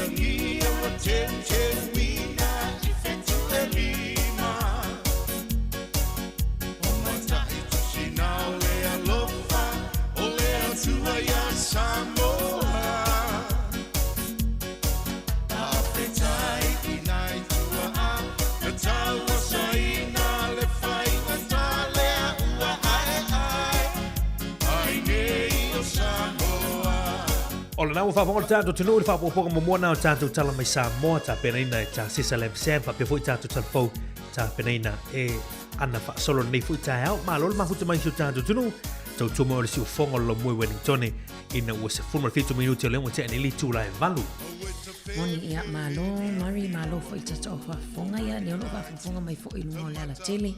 Tono sale wa ia to watfana ia onga ma ia to inga winga. Ia to tona sanga limu. Mari tele fo iwanga ta wani na mai tato telefon. Pe ia to le vai nei Australia pe ia lo toe. Leanga mai fo la to leanga i mea. Sae. Sae le si ngana le. O leanga i mea. Vai tu ile tato telefon nei ta ole na mai le mai tato telefon tu langa fo le fato sina le al campaign ala matanga luanga le tono Queensland le state le Queensland i Australia tamo fai foi le fato sina tu le foi a New Zealand io atu ngalo lui e Australia state vai tu le tino tu pele o ofa mai ele le matanga luanga le state Queensland i Australia lua se fo wafi lo sudu afe tala Australia Ite fatalo fa. Ite lo fatalo fai fai la o se ali ya post mai tai malo tono New Zealand le we ma fo le te malanga ya Australia pelo Queensland le te fia mai tu sala o fatto sina le mai mo lo sudu afe tala te lo fatalo fai lo sudu afe tala ya tu fa popor tu la mo te tomi te le te tomi le yai o vanga foi o se no fuanga ma we so falle e pe o tulanga na o fatto sina mai ile ai o le mali o le foi o tala o le ia na nei New Zealand o la to yo foi fatto sina ai Australia te men Sa o le Mari ia te lele atupe ia man toi Mari le wo tato fo mai o tato fa ia onga ai le lava tu tato le pole ale si mea lai Ava pela eu, awani toi mai. Io ai te noi Mari o le ono mo toi tupe te lele ai fsosoan fa tata la fonga ai ono mo toi te leo le fsosoan I mo nisio ainga. Ya leo lo fito tu salanga wenga leo nei. Ia te o le ale to sina ono le o ka se tupe. Ia o la but feeling ana ana le o se leo te mai mano I tonu sila ala la longo mai lua suafe ia le tupe maua ana lo malanga mai ia e saulo tonu le ole pol kalame fa le I tonu Australia te le ia walo la le faina man to la le faina tani malo Australia lo toi tongi mo le solo I ta longa fa ta puling le e moni Maria le utili le tupe ia ai trilo tauna silisila tatu malo ini au wala le wa matauna te mo fai mai si malo a vatu tatu tangata fai ngal nga pena esa no tatu fo mai o tatu fai tangata tau sui fu le wo le fai mai fatu sin ia talu sia ia silisila fo tatu malo fa le tu lango tongi ia wa fo ia tu lango le fa mau tu wina pe fa tu mau wina pe tatu tangata fai ngal nga bo mia tele tono tatu tu ne New Zealand le si tala na mai tatu telefon ni ta o le so na filesa momoli tu si to finga ia ole fionga I matu soli fionga ia masanga fa matala upu tole afo ia ole tatu komisina maulunga le mai sa mo le to fia mo Wellington na so na fila le sa filo ia tu ai kovana New Zealand Dame Syndicate I Wellington il falo le malo ia le mai ala tu langole mana ia tu ina to stofinga matango fi foi le tulanga vai at foi nisio ala tan nafi ile samninga foi sa faia to fa nisi foi am pasama kumsina maununga foi isi atu no le sa o atu fata sif ile samninga le tau a atu to stofinga wala to tofinga ngalulu e tono New Zealand ia sa oi Mari is foi mana ia o le wa mawalta to kumsina fo mai Samoa ia mo tono New Zealand ni suitu langa foi ile afionga ia le asipa li scanner le sa ia fusa ta to mafuta foi tau sanga o tele uma vai io fa talo fatuai ia lo fionga komisina maulunga ia pe fa lo e mafuta mai le tei mortaia fa talo fatulo fionga mo soli ma lole mafuta mai le tei mortaia mes for tato official komisina ia I Wellington le tei mortaia fa ma lole fa il favor ia wana yo tato tangata I lo nei ia mes tato sinu ato ole tato proclame le taia ia o lo ia tato fa tato no fa pitoa ile mai e o tato telefon tato tala mai Samoa le te oli tu la iva town nei Ioe, ole ale te tālai na le staff sile whaia ole aise swing sina swing on o le tatou taimi popole na wale tatou taimi Mari Ioe ai o te iloa mana ia ai a matawhai loa tu tā mālo i o le tamaitai a Cherish Whamanu mana ia Ia le sa manu malo i le tauwanga o le sailinga o se tausala mo Samoa i New Zealand le na whatinoina i le whaiungan vai Australia. Le o le whatana noa atu li kuata te ai leiva pe mai a telefon. O le tātou whatantanonga na o le imisia Samoa le wanoa ia tātou tantanoi fo i mara tausanga o Samoa i Aotearoa. Moni. Ia mara tua la tausala lea Samoa. Ia e la utoa atu i Samoa wale sailinga o le tausala o Samoa. Wow, Moni mana ia tele le vaenga lea. Mana ia foi matatu foi o tālini o mai ia foi na le li marinate atu ala whanau. Ia le ora mau elewa noa ai mana ia whailo atu ia nuo ia o mai lo vaenga i fia whafonga mai. Awa maalifa, satu fia satu paitea, a sau savai, si usenga manu sotia. Ia mita pati mita ato ia wa lie o manu malo ia stas foi o tau along tam whanau. Ia i le tauanga Miss Samoa New Zealand len vai aso. O ni misir tātou whatantanonga nai le mai o tātou telefon whapopo kono lua te oli tula iwa tau nei.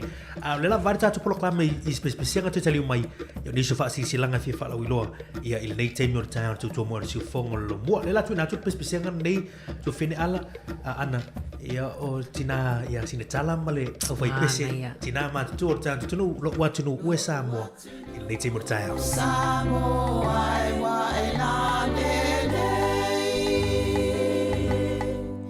la lelei o e inu o le vasa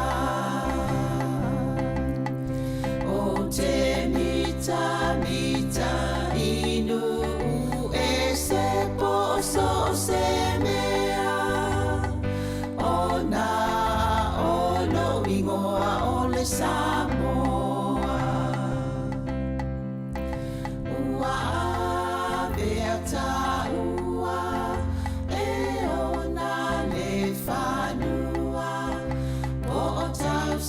tia le ngota ua pota solo ya oi tu pulangai o te ole inane I e fia fa Europa e nau ya e mawale poto sili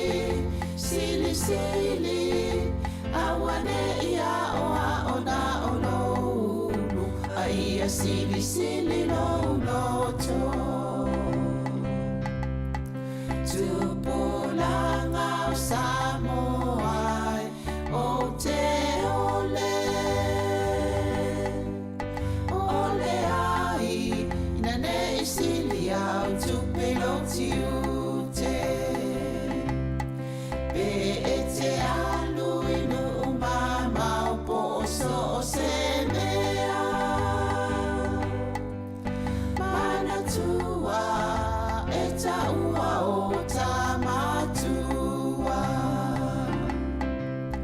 o lawa mi o lelei ia whaile ma o sei tau fi maula wanganu ia whaile maula o e tupulangai o te ole inane I e fia wha Europa e nau ia e maua le poto sili awane ia oa ona ono aia sili no to no uatunu Samoa ia tau tuana le tau o lau tapua inga I le ainga o Yesu o le ala upumo ni maleona e te maluai I le lalo langi o puapuanga whaamua le atua I o wala mamea uma awa o le whaawai leo si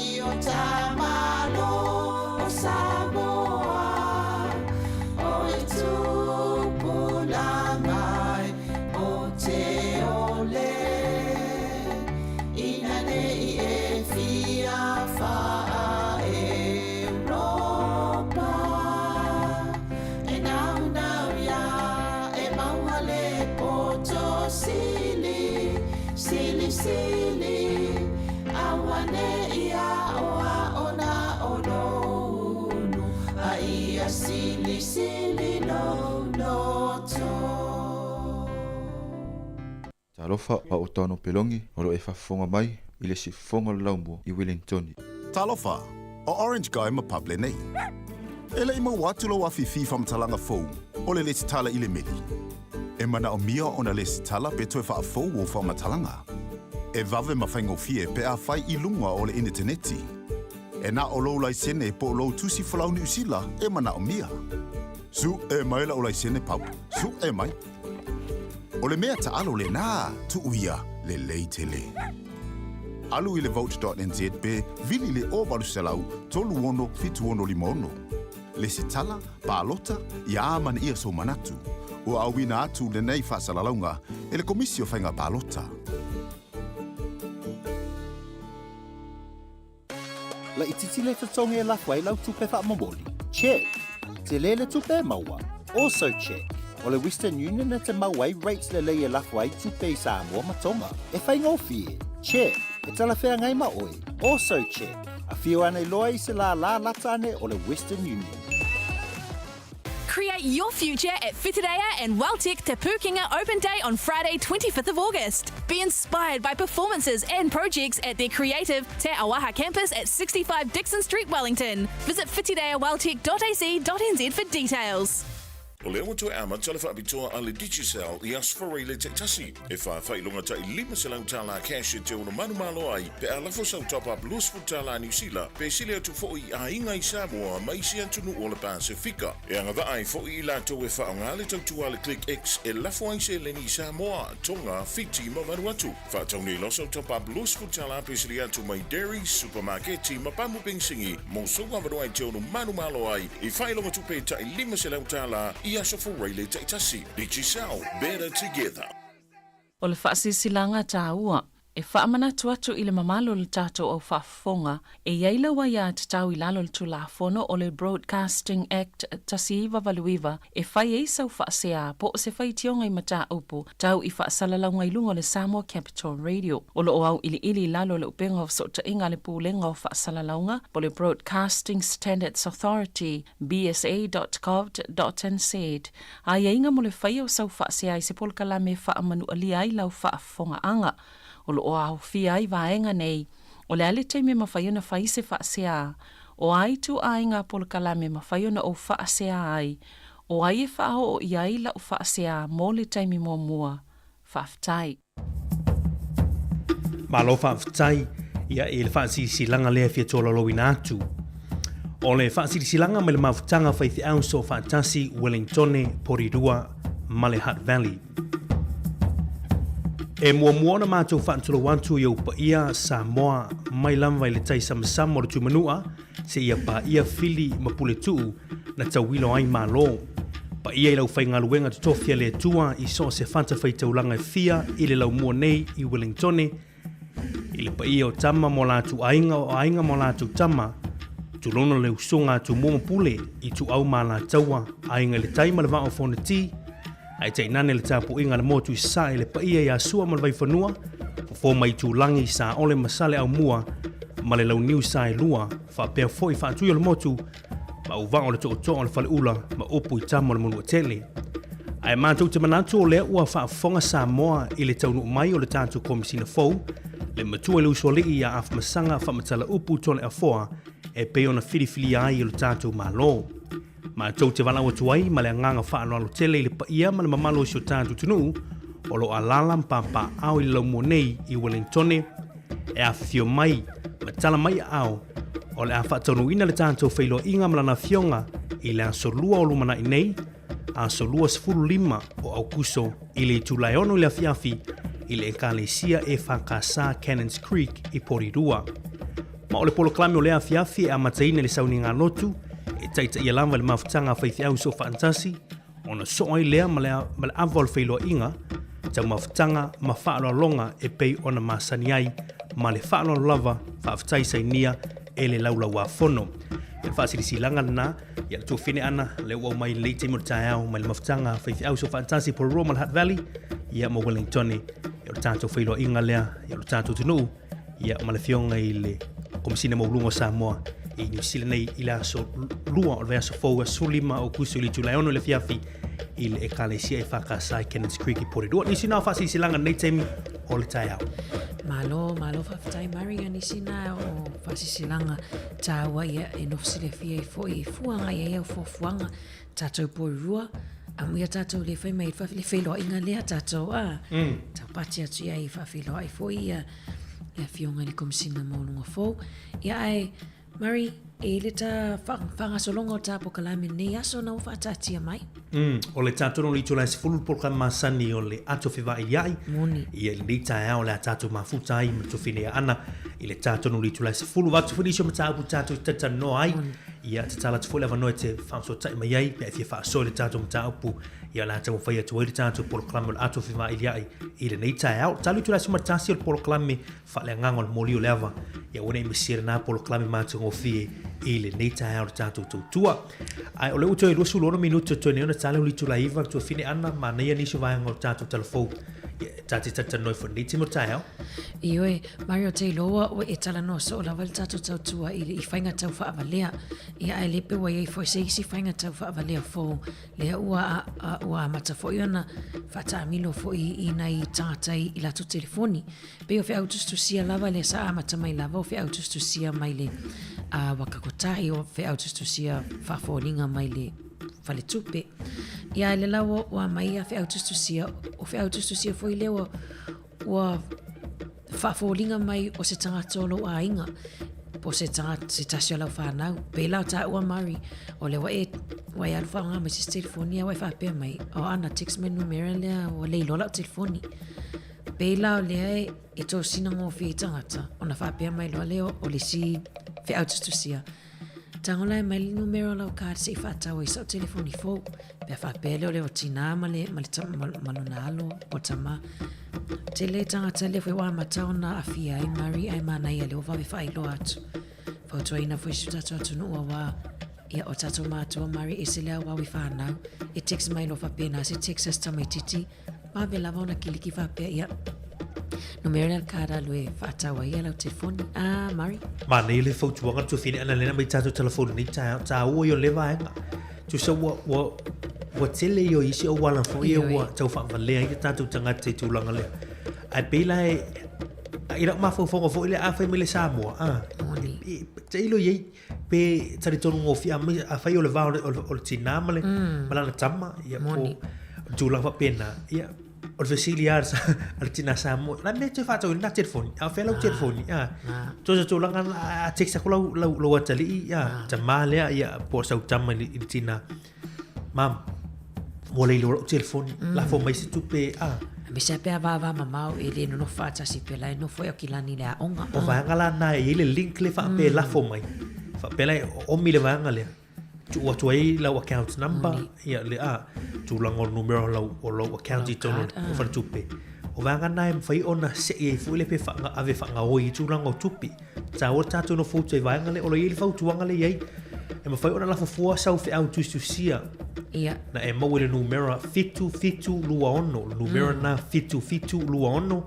Ia o se au unanga i lalo le vainga le fuisa o mo mta au po loto i fale. La mwhai la tau ona ilo tu lango tau whainga whaavalea i tono o le tātou tinu. Io e pia whapea le o mautinoa le tau matemati pe sao e o Marilai text mai pele ai.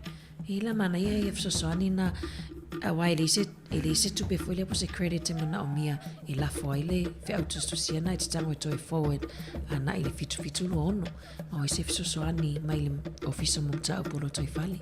O le na numero na la tu avantu fitu lu ono ia o le vaenga na ia mwhai ona e fisota iei. Tu sa a tau nu mai se meli va pena. No lofo a ele te tonu ina tangata na lofo na tu sa forward pe lafo il fitu lu ono ia e fai se sa ili linga ia le official le molo tu fale. Ai wani e tali ai awa ese vai mari le wa ese le ui mai whainga tau whaavalia le wa ngai mai.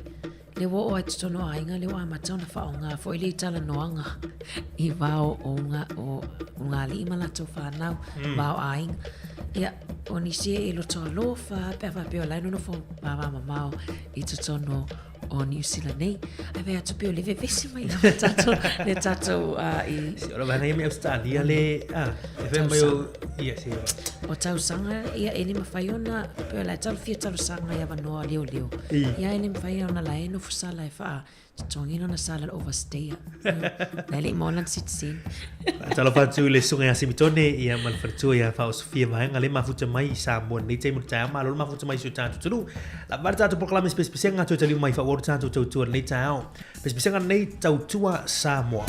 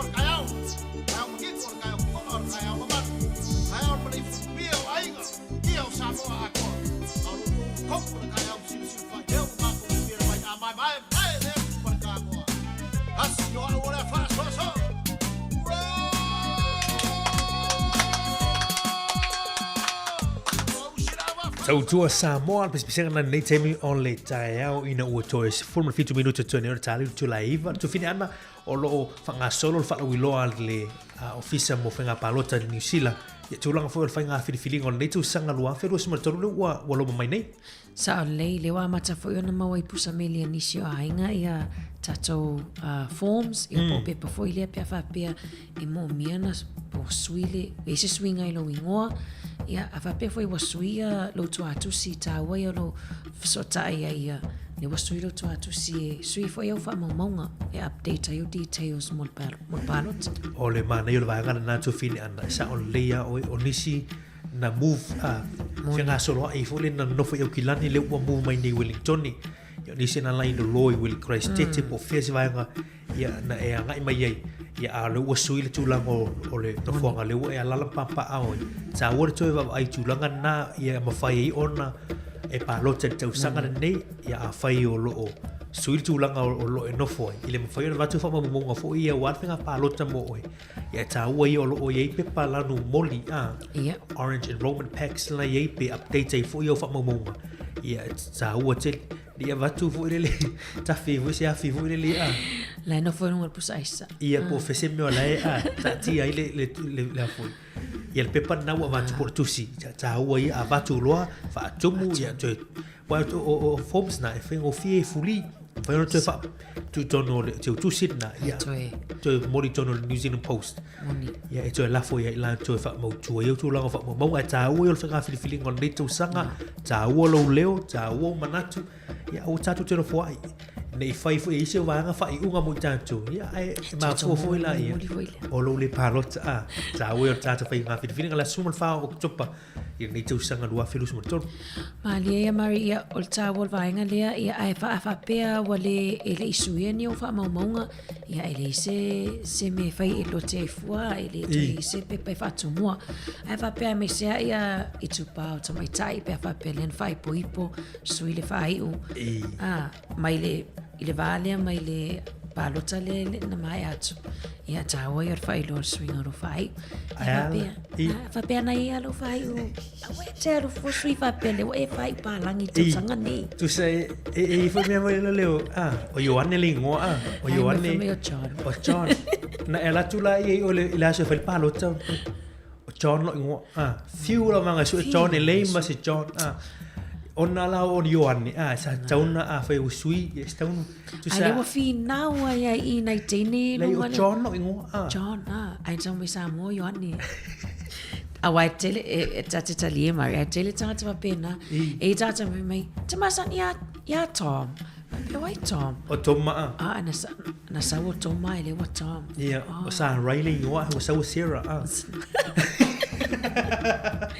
ta o yo ba nga ia fa mau tu fa mau ngani yo tu so palot ia la tu sa roi lo ngo ia e wala tu e Sarah mai na tu ni mai lo e fini fa fo o potu fa palot yo no se o le ngo le bat pe o tasi sa o tasi o mai wa wan o tasi re alu fa iba pe o wan io ia e fa mano tu tato o fa fonga ni tai au tala tato titali ia ne ai na se fina ngalo se si ia e o me o le tutu le tato te e long pueli e toi per tato tu no ia wa ni sine o ana batau ia por man lauti si fonga long mo mari fa la wiloa tato te fa la wiloa fa ai loa ia o long pueli la patai ia se tato tu no I vai nga tau tu pune ia tu no tato te no fom to wa wai ma lo le na mai tato telefon nei tai au fa lo mai fa la putonga mo tau le fa sao o tai fau e ta mo e ma fa ma destino e un no ma se vai nga fo le no ai ia ona e vai nga ia wa fi e tu langa fo io manu fo ia la tu ne ni sila o kiwi Mari Mario tala na se ia fia ni si manu ai vai to manu fa pele e New Zealand o le kiwi tu so le manu le la tunu nei o le kiwi tu sa la wa mate nei kiwi le mafu angala le te le kiwi ma mate e va pe lu se furu kiwi na ma mate le Bay of Islands ya mal masino me ia o se fulu le foi numero ma fo mai ono tai fau ia ta ui va nga le ma tala fu ile ia tele mai lo tono Wellington la to ia po feni no fo ngo ye ia au te roi si nu ia e tele fu le tala lai ma na mafua pe fa pe alu tangata le pasavali lan tai fau ai le se ma noi le fa tang mo fa ekoleni ia pela o tai fau na le mafua ia e se fa prepare New Zealand ia manu mari telefoi manu kiwi e mamate ona la veta avali ia pe o tai fau lava mafua anga telele ia nei mai su e ngol office of asau tu so le matal no tur kiwi fo ile le manu e le kiwi fo ile le Yoi, sini tifo. Er fuana au fo ile fa nga ine er kiwi ia tu se sa le manu le ava fisira fo ile o fete sa o er kiwi ia ta uta tu tanga ta ia mai New Zealand kiwi ai tanta Australia er kangaroo e pola e kangaroo ia se fa longo stata mana tua ta uta New Zealand ia o lau kiwi ai ta la Australia ta wa lau Australia ia vai le au to o vai le singo ta o Io e mari buying ole vape. Ia o te linga fo i te tata no tata no so o le vape. Po o sikaliti fo ia le fa wa e mai nei to planta lavo.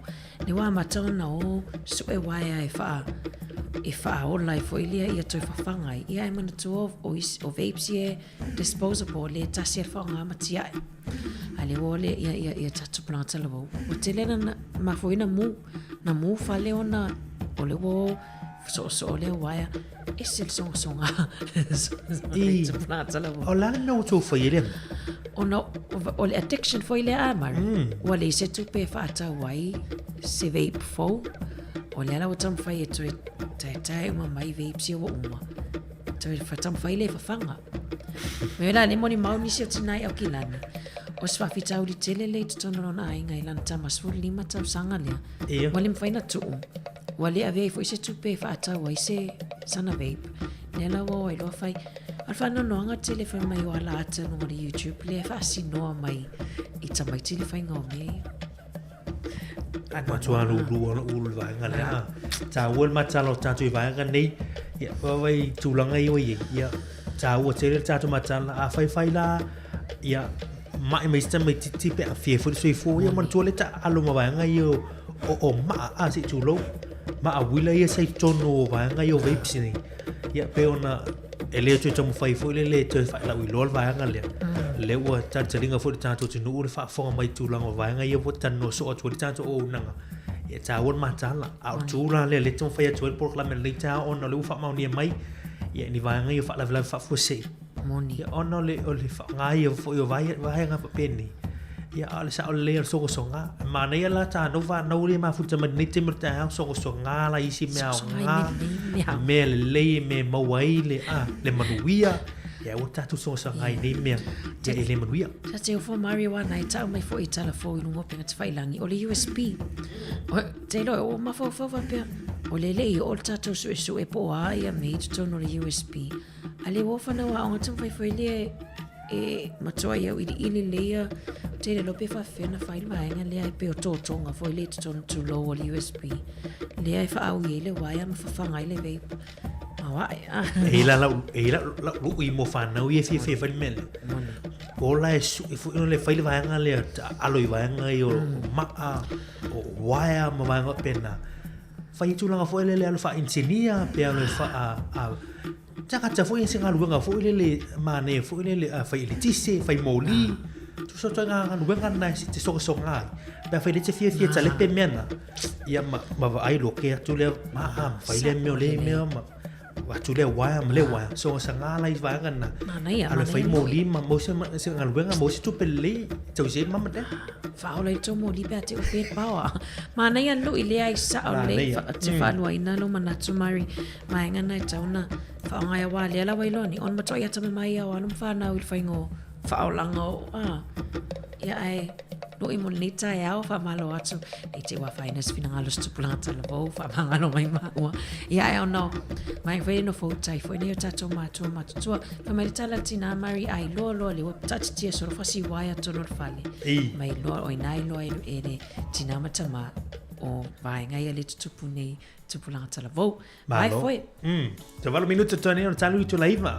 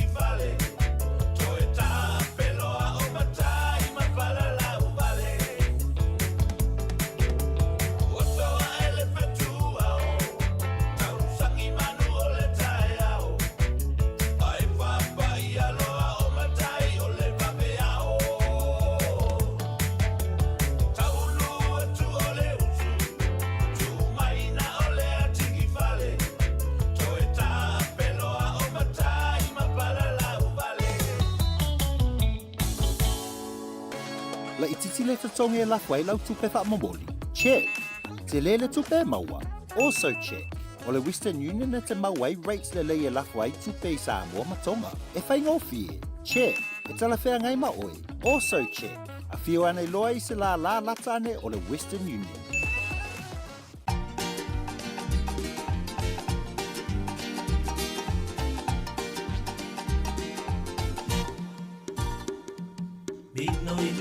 Minoi pe o seloi, a siva o ngā oi oi, lolo wha me e pe e ua loi loi, suiti sumari e pe e se poi.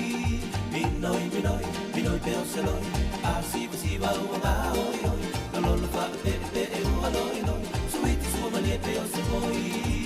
Lata lupe aue, tangi aue, o lo tulea, tawina wha pele pele, minoi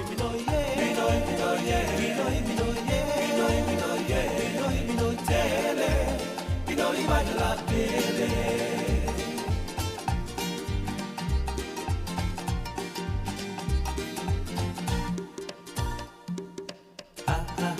Te anu ngata, I moto tua lo o visa, su e ai so fa manu malela, so I te anu pala. Te anu ngata, I moto tua lo o visa, su e ai so fa manu malela, so I te anu pala. La te lupe aue, tangi aue, ulo tulea, tawina wha pele pele, minoi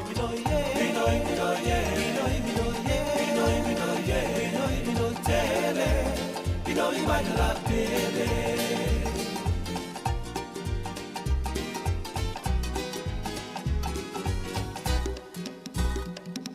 Awele purulole, ela mole, ala mulamu o pei o selole, avane ai loa male pukofi, ue ole sele mole. Awele purulole, ela mole, ala mulamu o pei o selole, avane ai loa male pukofi, ue ole sele mole. La te lupe aue, tangi aue, ulo tulea, tawina wha pele pele, minoi tele, minoi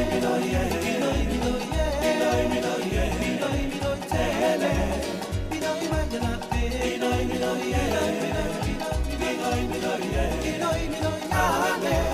minoi vai la pele.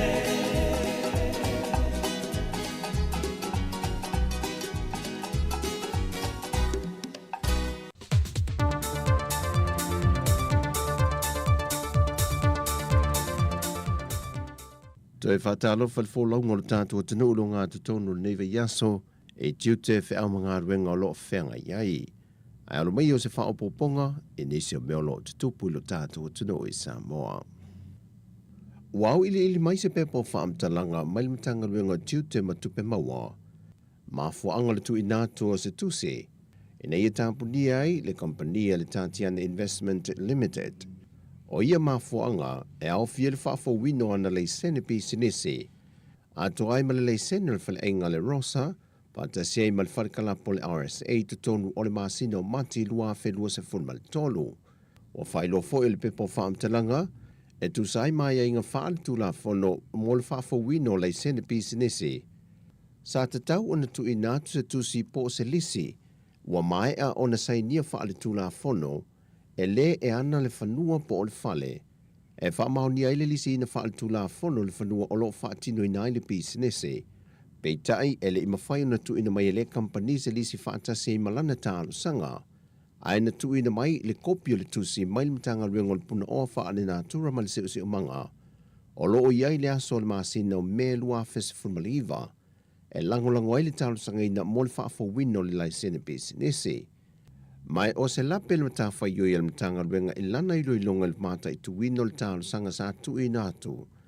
Nā fuai o na wha amao nia matu i nātu le laisene business ya le company i le amatanga o le masina o me lua fe lua se fulma le tolu.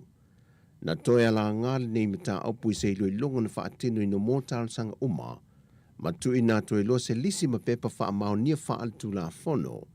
Nā fuai no mata i tuwina ele matanga ruenga e le itu ina mai el company o loo tā ua, se malienga po se whaamauninga whaaltu la fono, e to e lisi e le whanua o lo whaatino i nai le pisinisi wa tā ua, e langulangu ai lana tālo sanga. O lo manino o le aso valu e uni lua whelua se fulmal tolo, na to e longo atu ai le company i se tusi malimtanga luenga i wha ai loa ai le nei vaenga, ma to e longo ai le company o lo ua iai le avanoa e onu wha alea ngai na ilana lai sene pisinisi, le ua mai atu i natu, pe a le mawhai untu ina mai wha amta langam pepa wha maonia, o loo mo o mia wha tu la fono, ma sa tu ina tu iei aso e fitu, e tu ina mai el maliang wha tu la fono o le lisi ina o le whanua, o loo wha atino i le pis, ne se.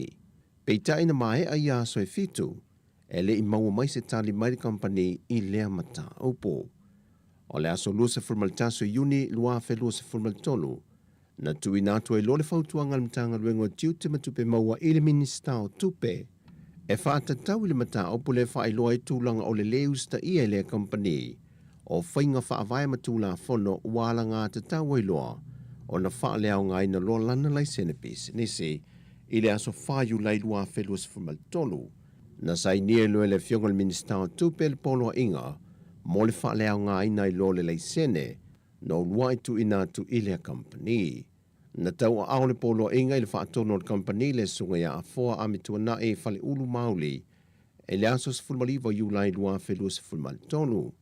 Sa whaatino i longa ruenga mtanga ruenga e tusai ma le tāpu ni o le whale kalapu, o no ua whaale au ngā ina le lai sene pisi nese. Sa longo ina le company le mtanga ruenga tiu tem tupe maua le aso lua se fulmali fito iu lai lua whelua se fulmali tolu, ma o loo ngā lulua le mtanga ruenga puna o whale nātura mali siu siu manga, e wha mai a le whaatinoina o le lisi wha le tūla fono.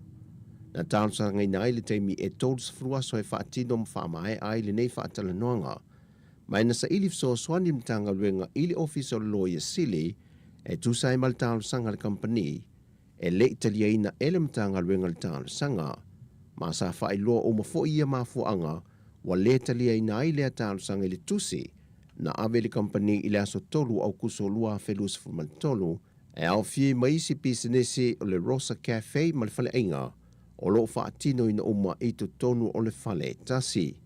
E le ngata i lea, o whaamanino le pepo whaamtalanga, na whautu ina fo ilmtanga ruenga tiute matupe maua le pūlenga le whaatonu, e fua whaatawina le ava malosi lea tunu i lana whontanga, na whaatino ina le ia yuni lua whelus fumaltolu, ia tau fia le tālusanga mo le whaafowino le leiseno le ava malosi a le company, ona o atunga lunga e whaatatau le whaafowina o lana laisene pisi nisi. E silia ma le lua se laula au whai whaatoanga koko Samoa, le umanuia nei se tasio la sanga le company e le Wilex, e sa lato whai ngā paanga e whaatauina i eile koko Samoa, e bidi whaamaluai e ngao sia e le sukalati. Whai loe le puli o le company a Nathan, o le au whai whaatoanga koko i sa vai, le ola o malosi le awina to le koko moni ngā o sia le sukalati. O lo iai fale o loi te tonu le atunu o lo whata wina ai le sukalati i le tolu tala i le pepa e tasi, ai se fulu tala i le pusa. Ai o lo sila sila le fionga le pule i se whai numera te le, e tu ina tua i maketi atunu i whafo iei Australia, New Zealand, Fiti ma Amerika. Mai o lo iai luna nau ta inga ina ia awane i motu sia le avanoa, e le ngata e maketi atua ia tātou o loenga osi lava i te tonu o Samoa, ai una ia i fo ili te me tasi o tātou tangata whai whaato anga koko, ina ia ngalue ina o tātou whanua, o se tasi lo vaenga tupe, e tawalatu i lea company. O le company e le Wilex, e toa se fuluma le lima le au whai o le au whinga luenga, le ua mai a o au ina i tu mai mo le whaonga ino masini mo le ngao si o le tau mawha, ma le company fo e le Wilex, o se company wai longa fo ilu na sawi o loa Samoa, o lo awina tu i maketi i atunui whafo. Wa tu ina mai se whasi silang whalawai tele le fionga le whomwhitalai o le mota, le fionga papali ili o ta euma se pau. E lapita i aise tasio sui whaipule o le parlemene, e lona whaalawi lo whalawai tele leo nisio vaenga o le reporti le komisio whainga pālota, au lumanai lona whaatalanoi nei le fono. O ia wha ai unga sa whaata tia luma laulau a fono le aso tolu se fulu iune o le tausanga le nei lua whelu se fulmal tolu. O le reporti o lo ilo le komite o tula fono tu mau. e mata aupu tau whainga pālota, ta alusanga ma tau whinga wha le whaavai le te minei. Ma e te tau waiso o se sui whai pule, o na ia pui pui le tā ua o ngā ruengolo whaatino le komiti. Wa whai loe le fionga le whongwhitalai, o ia mata aupu e te tau o na tau sia se tūlanga wha lilo lilo. E na nei wha se ina le malu le atunu, a o lei whaatino ina le ngā ruenga le palemene e whaatala no ina mōni whaai unga tāla whiangai. Na toe whaamanatu le fionga le whongwhitalai lan whaasilsilanga whaala wei tele, e sui usofono umal palemene le tūla fono whaavai 5 lua pui pui wha, ma le se lau ono lua, e le mawhai ono lo mia mawhasala lau whaala wei tele e se sui whai pule, ni unga fono se komiti e tu inatu le palemene, se i vanga na aile taitai fono se komiti, ma ua mai a foi ono whaatala noina e le fono ale palemene. Ua toe tolopo atu le masina o ke topa le fontanga le palemene, le ana tu e tau tawa o fie le ansoluse funma le lua le masina nei. O se whasil silanga le mai le ao le malo, tui maleli I whano wa le toa soa lo vi le lua. O le whasil silanga le fionga le ao le malo, wa wha le au ngai nai le whasil silanga sa iei mō mua, le toe usuia lo le fontanga le palemene le ansoluse funma le lua o le masina nei. O le swinga o lo whaavai mai I le mataa pulima se funma le lua o le whaavai o le malo tutu o tasi o Samoa, ma le tula fono tu mau le tasi fitu o pui pui lua, ngā pui pui lua, e mawhai no usuia le fono a wao Samoa mai lea taimi, I se no whanga e filifilia. O tātou tala fawia mōle ne yaso manuia lo tātou tanu o whaasoi foia.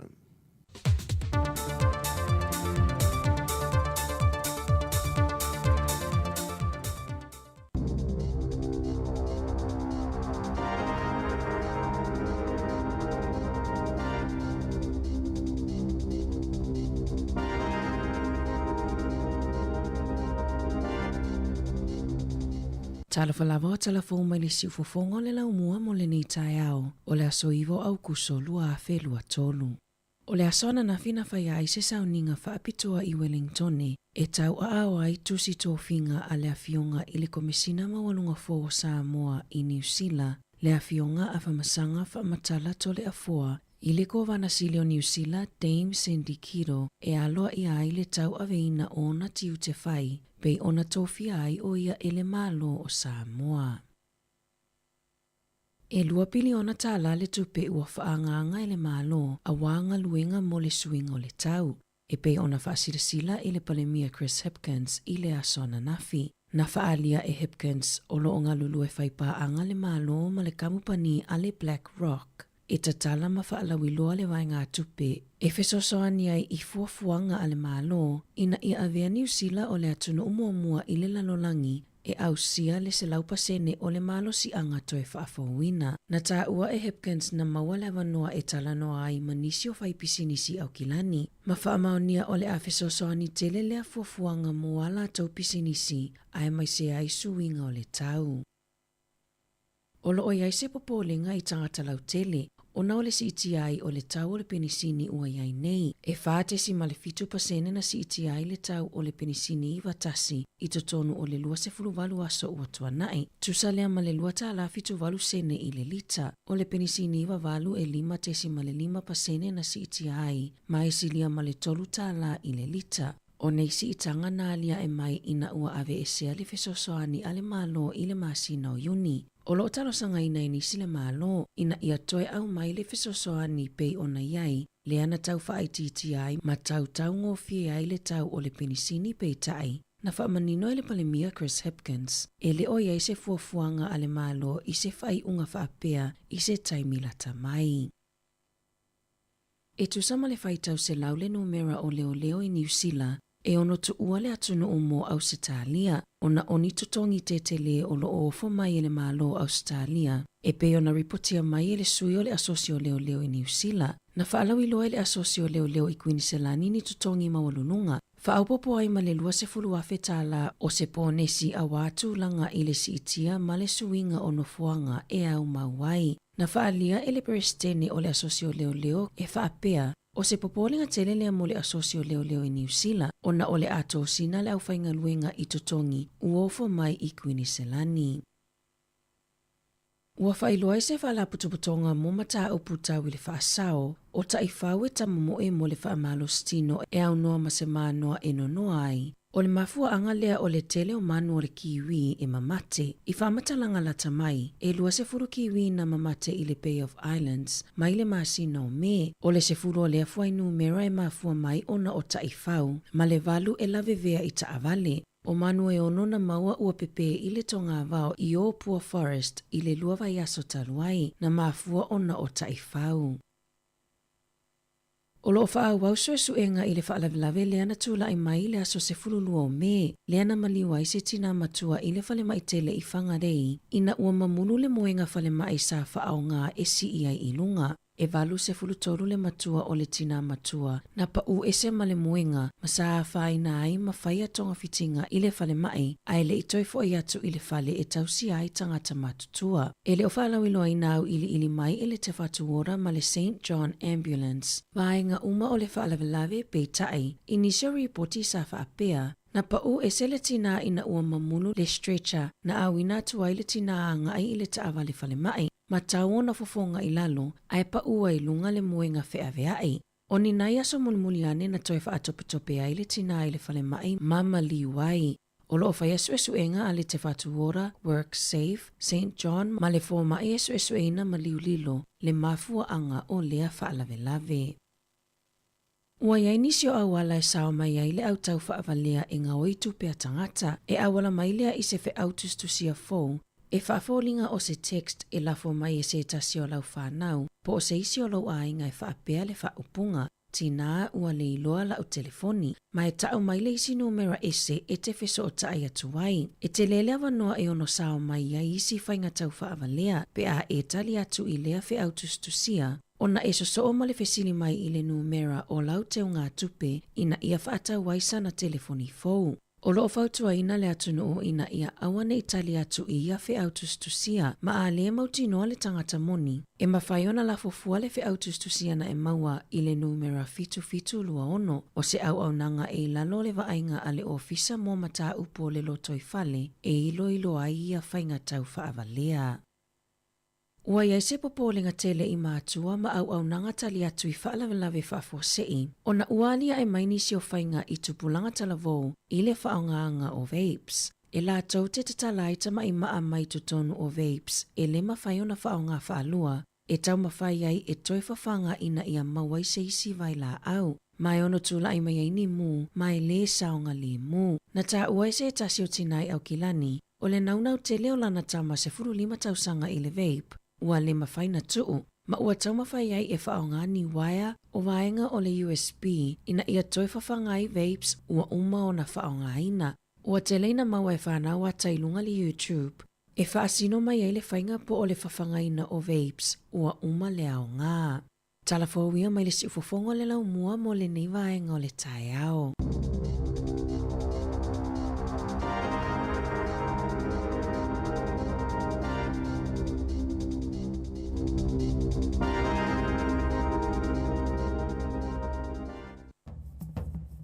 Malo whaamtai le whaafomero tātou tunu, na ua taulunga atu whaapoponga lonu lua o tātou talafoma tātou talamai Samoa, ia i le nei teimi on le tae au, tu mausis whaapoponga i le tātonu li tulai se fulma lua, ia i le awoli nei. Whiwhia leu maule hawa noa ia i tātou te anga, ia tuari tātou whatatanoanga, ia ma le tau sala Samoa i New Zealand, ia i nei minuti luma le lata noa tuai le whina ia anwha solo, ia ma le tātou tau sala Samoa i New Zealand nei, ia tui nātou tātou pespesenga nei tāpena mai tātou whatatanoanga.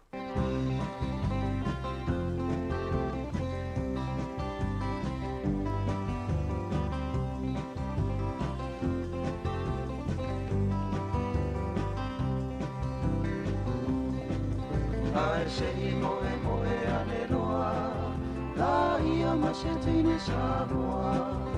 Penga wia I mai au I tūtina uma e wawai. Sila noa o le au mai moa, fesili tama po ai le igoa. Le pese I se sewa e ngane I le atua. Se o fulaula au a idila, I se una te uina, te taupo utapatapa o na vai malima. se ula masese tafiti solo pe tau fele ia pia ngai a fa Samoa la wiloa Pati mapole au mai moa me mo ole pese tu sapele ino le au matonu lea o fia fia ma fa Samoa e pule lava o e ini au ta e pato sinai o tangata ai amana tua olo ia e matutua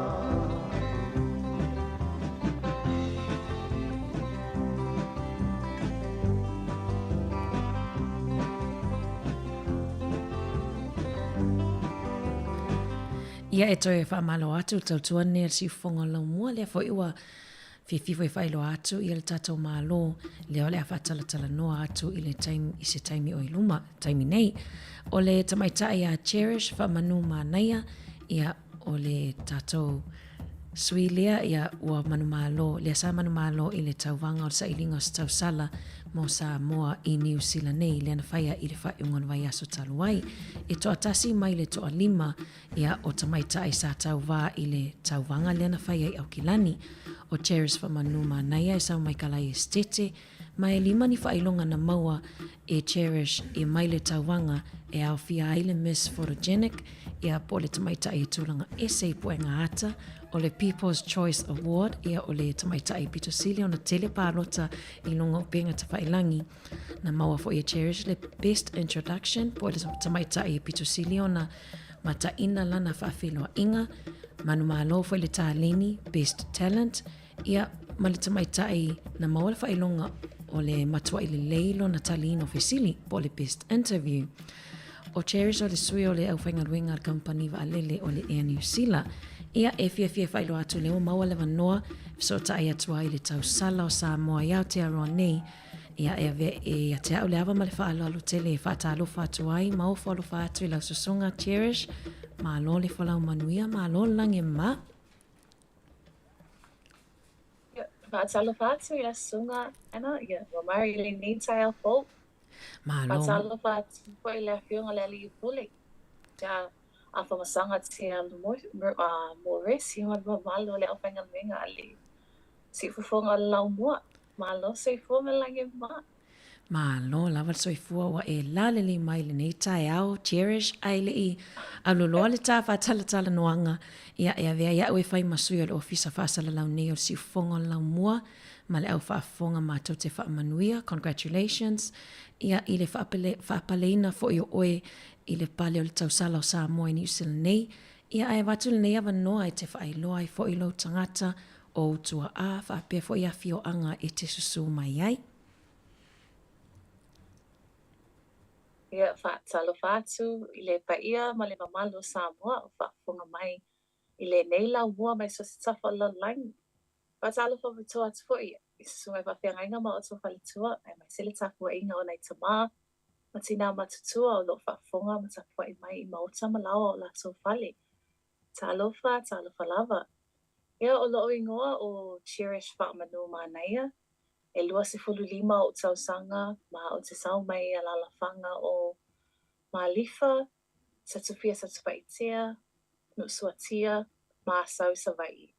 Ia o matua o lina mānaia, ma ka alipo mānaia, ma o lo whainga luenga nei i le Air New Zealand as a flight attendant.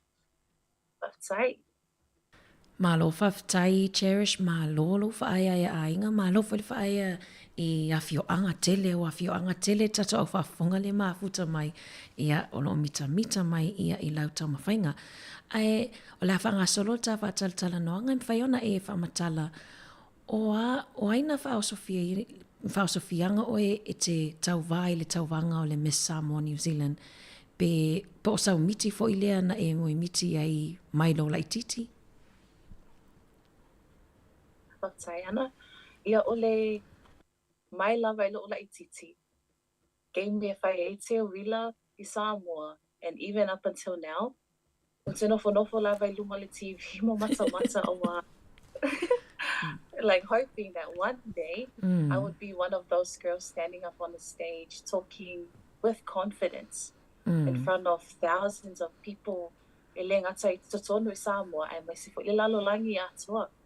So it has always been a dream of mine. Na lea fatua whatau. Mana ia ese le matangofie.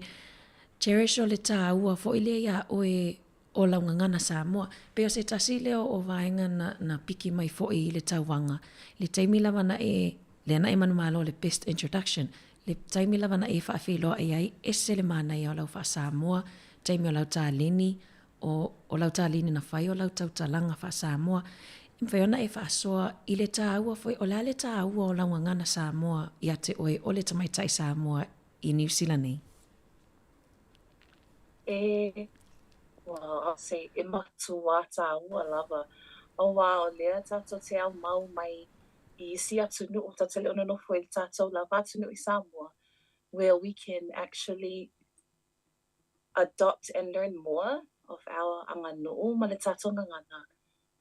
So to me, living away from home, from Samoa, it is a must for me to always learn more and to encourage myself and to other girls.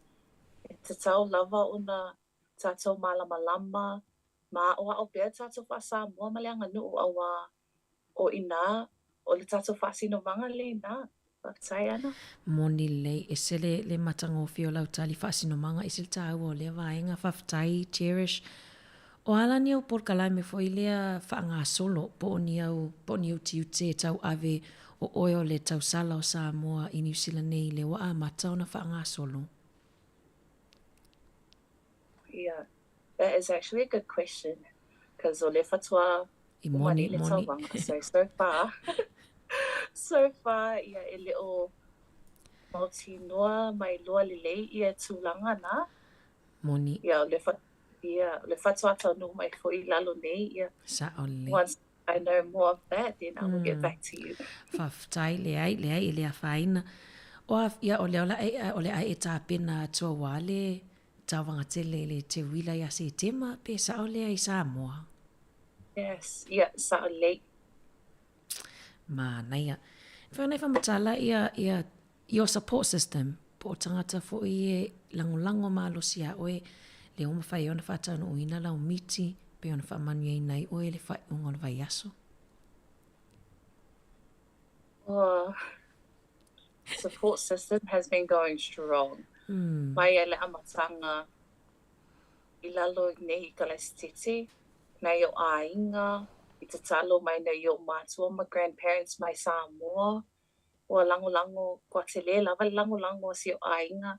Ai mai se wō mai masani I loo I le tauwanga lea fatua o mātu nei. I loo mawhawhau wa ele ni ainga I Kalestiti. Ia au toa te le lava lo community I lalo I Christchurch. Matu malo si le lango ina o au. I loo I le tauwanga lea fatua o mātu nei. Mana ia whaftai lava esil tāu o vaenga lewa e saunoa iai cherish. O lea se tāu o foi lea oe like what is the importance of becoming a Miss Samoa New Zealand to you personally? To me personally, it's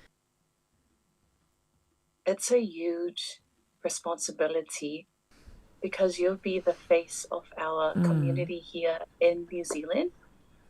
And the face, not just the face, but the voice as well. You're representing our New Zealand borns here in New Zealand. Ai mai se fo ia tātou tamafa tēne whānau, tamafa nau mai me nā whiola mai Samoa e mo mai nei. Because being a Miss Samoa New Zealand, you're going to be the voice of them, encouraging more of our anga nuu. Ma le wha Samoa I tātou tamafa nau Samoa e na whānau I nei I New Zealand. Moni le matango fie te leo tiu te tau ave leo lea e pisi ai nei ia I le tau ave ina tau lava le tau sanga fau. Ai cherish whasa au mai au ni te wase o lau fesili fo I lea I le taimi o le talinga fesili. Lea o le tau o le awa onga. Le tau o le awa onga a. O le ala se, o le aso whelea nau ta inga I le tau o le awa onga mo tato walum whanau Samoa. I New Zealand nei ai mai se lava nei tātou whanau witi tupulanga tala voule anga i mai luma. O le aso sao fo i lea tā ua o le a mwhaiona e whaapurukala menga I lautu lai mai fo I o le Miss Samoa New Zealand. Oh, yeah, we all know education is a must. E mai se lava I tātou tangata nuu, I tātou tamaiti whanau Samoa.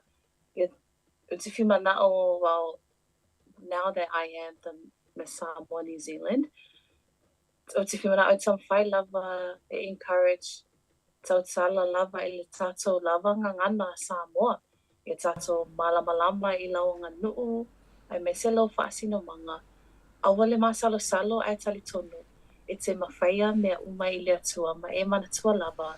E au lava le tama le ina I lau, ale tama I tai Samoa. Not just us girls, e mai se fo I tātou tama whanau, tama la iti. Moni lele. E se le mana ia, Jeris tā ua te lea o ilang ngana le whaiwa e sau noa vaenga tau lea o onga. Na mai tau wina ia o fōlinga, fo ilea tu low I le taimina lau mai aile. Yeah, o ele wa fa apaleina. Sa did you expect that you, cause na matova ai atu pe te te fo ile ile te mi ona mo le tele fo fa ilonga na fa mani ai nai oe. Ile ai. Lo tala male boy. Lo preparation na kuwa mai lalo I kalestiti. Nga mato atua male mafofau. I'm just gonna be there for the experience and have fun. Because you don't want to be stressing out over this. Lela no lato malo mafofau ia malo lato fato o mea fai fa lele ia I manuia and most importantly just to have fun I le experience leo was it taimi mo wale e le ngata ia o ai mai se taimi o sweet ai o so tau vale na mato pa atasi I le store nai. So I never that thought of winning has never crossed my mind. Yeah. Mana, yeah, I like what you said. You went for the experience. Male fun. Pe ele I sena una tainga fo ile ya o e te ratu e malo. Ele I so wha moe moenga o ela e manu malo. Ia ai lena tau lava lau wha moe moe. Lena e ta ua taimi o lau preparation po au ta penanga. Lea se umi fo ile na e ta penai. Na ta pena ia au ta penanga. No, le tolu vai aso. Tolu vai aso. Na whai umai, yeah. Na tāpena umai ia o tāpenanga I lalo I kalestiti ai o te lei. Alu I lunga le tawanga le na whai o kilani. Moni o lepe e to alua e au lua mai kalestiti e to o tolu ta mai tai au kilani a. Ia e pisi o ta mai tai Wellington e le masisi e le se mato sui na luatu. A tono stau sanga o iluma. Ai cherish le mai tau watu. Le leila fa Samoa na e soifua ni Samoa pena e soifua nei. Yeah, na o soifua mai I Samoa mako mo mai loi I mato ainga la loi Kalestiti. Ia I le ale tau sanga. E le lua fe se fulfa. Mana ia. Yeah. O le mana ia fo o le sau o lau mana o lau journey fo I lea o le tamai taina e soifua ni Samoa le o e sau ia lewa e manu malo ai fo ia I le tauwanga o sailinga fo tau sala Samoa I Aotearoa nei. Le o lam whai uta whatala noanga cherish o ani au fautuanga e ave fo lea I tupulanga alo tamaitai po tupulanga fo lea teine o lo whaafonga mai le tato por kalamen lea so lo whaapiona I le miti lea pe o lau miti na e matamata I tauwanga tau sala po le mesa Samoa te wila I whaingo te wila ma e nau a lewa tini lau o lo wha moe moe la sau fautuanga I tato alo tamaitai o lo I le miti lea. Ia se fautuanga ia o tato tupulanga lalo waua o lo o Maui I New Zealand nei e me se Samoa. E tama whai lava e te awai I mea wha Samoa te tonu tato a onga, tono o ta lavou, lotu ai mai se fo I mea whai a ainga. A wā e nā e te loa ai, learn more of our culture, and that's how you learn more of our protocols. And ma e malama tā ua ai I lauanga nuu malo whaasino manga. Awa o ina e maua mai ai lo confident. E te tautala I lumo tangata. Ma then one day, you'll say to yourself, okay, I'm going to put my name out there. I'm going to raise my hand up and be like, okay, I want to do this. And know that you can do anything. But whaasasile tua maoi. But I love it. Mānaia isele, mānaia lau lui fo'i mō te pulanga talavou, o lo whaafonga mai au te iloa iai a tamaitai Samoa o lātou nau ta inga lea. Ai mānaia, cherish o le asau goal, o pia ele o vilea ele o iai I lau, not Miss Samoa New Zealand question, but o lava ia personally, what is your goal and what is your role for the future? Pole ani o tapenanga fo ia o tamaitai Samoa New Zealand iau ne taunga ruenga, ele au fia I luto finga o le Miss Samoa New Zealand. What's I love of Siliana? Ia o local, I le taimi nei, I want to learn more of our culture. Because ever since moving here, anga le move me ngai o te le want to learn more and embrace my Samoa. So this whole experience is a challenge for me to go out there and to learn more of our nganu because it's where I'm from, it's who we are, and it's what separates us from the world. So yeah, o lo go na mule nei, well for now, o le fia toi malamama atili, ma learn more of who we are as not just tamaitai Samoans, but as Samoans. So yeah. Whaftai, I se tāua lo whasino manga ia te oe te mita foi oe tamaitai Samoa. I'll say we're very proud of you, Cherish ma lo lava. Ia ai, awatu lava noa lea Cherish e mamoli foi ni o lo whaanga foi ia mo na iau ainga, o ia wo, ia manisi foi o lo fia mamoli e o lo whaanga i nei wainga o le tai au. Yeah, mamoli atu ia lau whawhitai tele, le whianga le li Pai pule ia masanga mo resi, ma si fonga la mua mo le amana ia foi o lo nei tangata whata wā. O no le amano matu ina mai mo le nei whata tanoanga.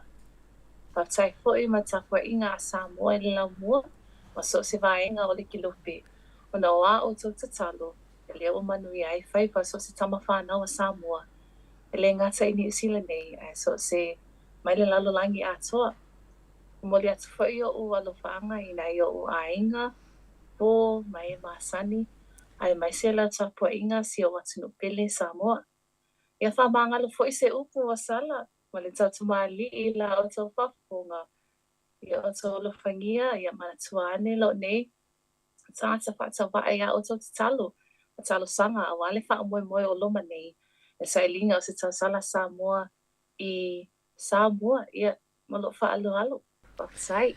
Ma lo whaftai Cherish, ia a vea I fo ia au e whai ma sui o le au whainga ruenga po le ofisa whasara lau nei al siufonga lau mua, ia whapela au whaafonga al siufonga lau mua mo le toileanga ngā whaftai lava mo le whaamanoa ina fo e o le taimi fo e te whai stato whaatalatala noanga mātou te o wholo whatoi foi, mo le ato mātou whamanuanga o le a mātou tapuai, Cherish a wau o e le o whai masui o New Zealand atoa o le a mātou tatalo tapua ia wau whaiva ia I le tāpena atu fo I male alo whaiva atu fo I awa le tauwanga tele I Samoa po le Miss Samoa pageant mo le te wila le tausanga nei ni masina o iluma manu iau tāpenanga ia tarusia tātou toi wheloa I fo I se aso o iluma ai ma le whionga le lipule ma le au whaafonga mātou te alo whaatu mo oe manu ia fofuanga tuto le nei aso whaaso I fua ia.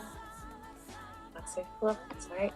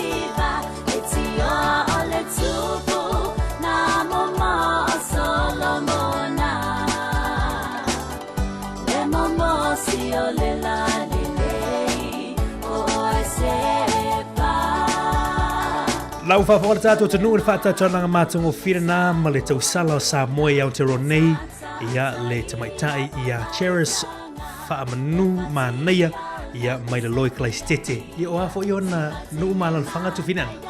Io e sa mea fioanga o maalifa, sa tufia, sa tupaitea, o a sawi savai, si usenga, manu soatia. Ia, te. Popo mai tātou. Māloi le tausala o tātou tunu i New Zealand nei. Ia ma nei lu fa tsatonga tu fini ana fa tau yo ngana a pe le fa longo tua ma toa tau yo ngana o langa nu ia ma le vanga fu le fa tau ia tu lango o ngale na ye lana ana va tau po lana tamo finga fu fa tau fu ile o ngo tatu ngana o tu manganu fa samo ia mo tu pulanga la o tatu tunu alma nei mari pe la walunga la vai i le tamata ia cherish ia le asino manga malanga no tawo langa no moi mitinga fo ile ia toi fa wa le sa ili atili ia ilanga no tato Samoa ai me se fa tawa i na moana ole nala ia Samoa tato tunu i Aotearoa New Zealand nei tato tau pati me tato lango i tato tau sala ia tamata ia cherish le la nga ia tu Samoa ia mole suinga tau sala Samoa au ile ngato New Zealand Australia America Samoa ile fa ngofie ia ai sili tatou tatou sala sa ole tatou leo New Zealand wala lu fuata poi o i Australia la ia ala no foi i Auckland te lor tatou tunu a join New Zealand ia o tatou lango ma ia tatou sala ia cherish fa manu a manaya ma lolo ma futa tatou tunu le uto e lu su tasi minuto to ne no tale lu tula fulu o lo clame o le ato fe va ilia ai ia ele tu la se fulu ia tu na tu pespesenga nei ia le la leo Samoa tau lunga tu fa tata no ma tu fele ma tatu tu sala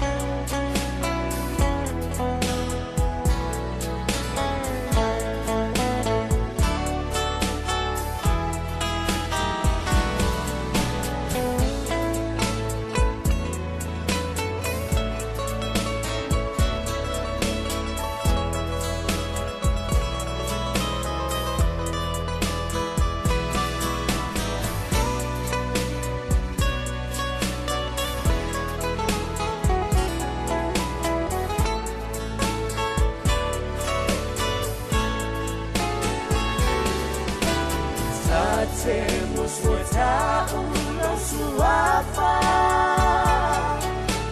Hala bisa vale o tangata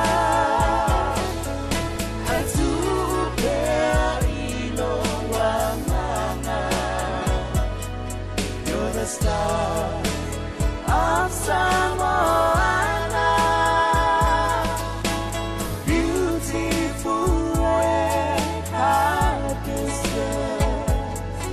I admire you right from the start.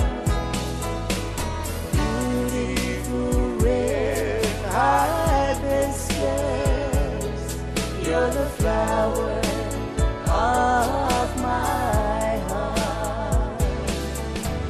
Tate musweta ulo suafa,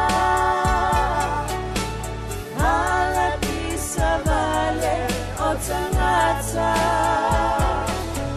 Atupea ilo wanganga You're the star of Samoa Beautiful red hibiscus I admire you right from the start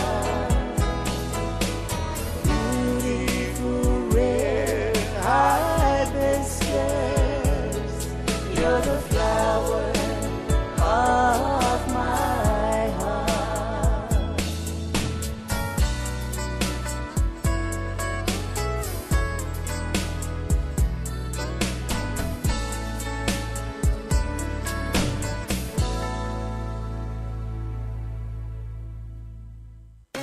La ititi le tatonge la kwai lau tupe wha mamoli. Check. Te le tupe maua. Also check.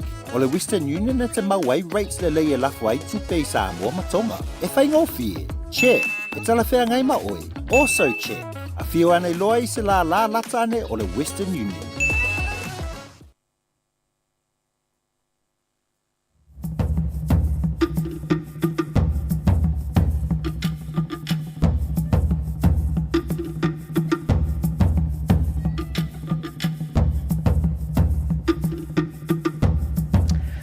O le whaasirisilanga mawhitanga whaithiau so whaatasi Wellington e Porirua ma le Hutt Valley.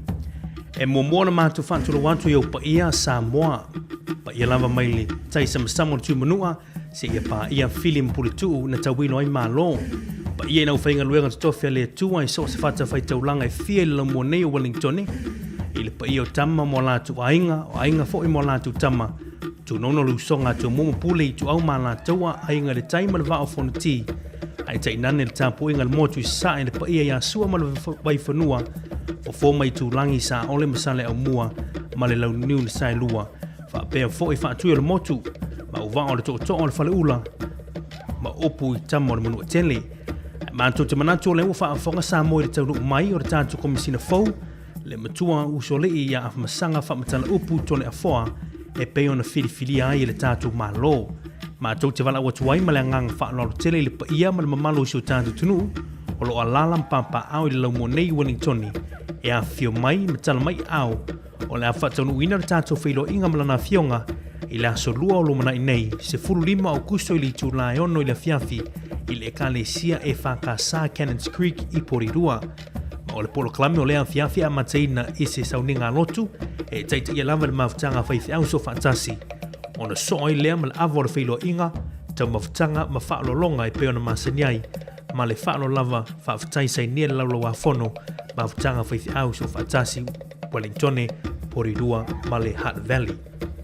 Ma lo whaftai mari au nisina whaasisi langa tāua ia le foi tata ofisa ni tai au lewa toi sfuton minu te tali tu lai se fulu.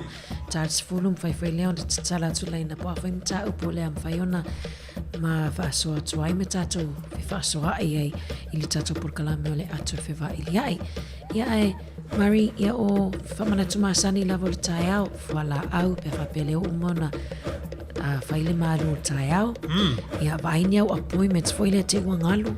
Mari on matoi whaingatā lava na sue se appointment nei I nei vai tau o leana whaasoa whaila fionga ia la wanu vai aso taluai. I le whaingatā na mau o se avanoe vai I le fō mai. Lena fai fa so no atu vai le.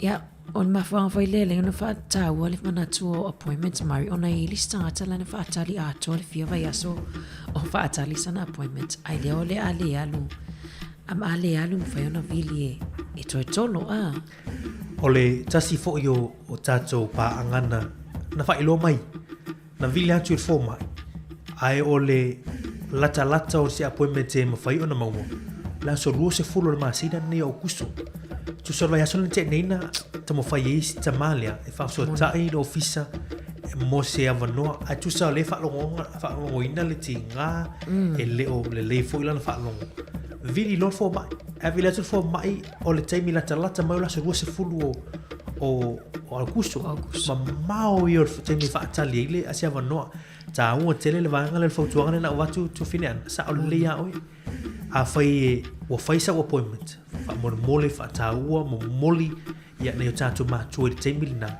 dei tu atu foi system ya lei foi ni sta ta le fa ta o te min nei ma tu sa o le ya tu se fai foi le sa fai lo I male fo mai ya al fa ta li foi la so ya fa mai le emergency I kin peru maloloi ya ta to Wellington in Newtown ta o ya fa pena foi hat le se vai pa no po se vai nga foi leo la tunu leo fa fi ngai male fa fitau le ai au foi le after hours bila tato I kene po e te fi we fa tali e fai tau fi tu la ona o le to tele o tata ngase ta o yo tato ta pena mamau a fai le a fai te nga ya tu fa mai ni ya ta wa le tama foi lo on sai ia a vese se tu si fai tau po la se vai nga fui le e fa lo le taimi ia fa tani ia a vese vai nga fui lo se me ai ia se vai inu a se vai pena ia wa fa tani ia tatu mo on sa ia le fai ngo fi fo tu la nga luengo lo fi tai tu ngai foi nei a lima tai tai fo mai ia blau tau se fo ia wa fo i tau se no tatu tanga pa wa lu tau le lo I taimi nei tu lang o fa le mai ma tu lang o taimi ia tau fa tani ai ma nel fo tu wanga tu lang fa masani ia tu lang fo la au ia vai tu lang ana nei taimi o le tai o le utu se 10 minuti o se taimi fo fa ma stino tu finan sa o le tu lunga fai sau siva tu lunga fai sau siva tu se te le ne tatu ma tu fia mai alol ma ru tai au mai a telefon ta lo mi Samoa mai fo inisio fa fia ngai lunga tatu li jo sa vali lo e o sa vali fo ile e se ma ne fo ile le mo ile le e fo ma na fo fa malo stino tu se e se le ma ne fo ile lo ne tatu ma tu so o le malo si ana o le ma ne fo ile a Mario wa ele ma lili e foi ele la ngona se ma lili pe fa pe la tu lunga e o sa vali ya fa pe la le tato le no fo pe ta o ton moinga ai lungo to isi si ma to time nei le o pe ai mai fai tu tem fai mania so ya vai le la ngona ise ma lo ai ma lo le ma futa mai le o to iva minute tali tu lai se folo ma lo foi la to le fenga ma lu ngal liti mo tao ya la o ave pasi la o ave upa la o ave taxi ma lo foi la to la ka muta la o fo falle to le ya vai se me fenga lu fa ma lo sia ki ngi se le fa la ngono me fa to ya tasi ta lo fa ma lo la vale le on sai ma lo le ma futa mai ma nei ya la vata to proclama special nei ma le Samoa Pro Pacific sa mali vali fai fa mo stino nei timo tao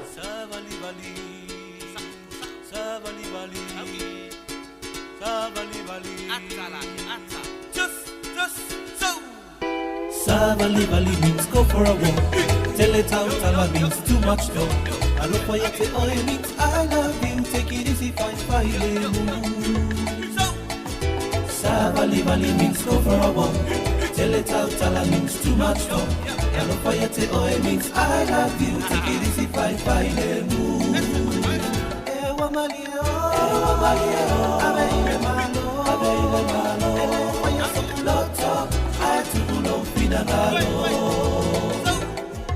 Tinemana means pretty girl. Ta'amilo means around the world.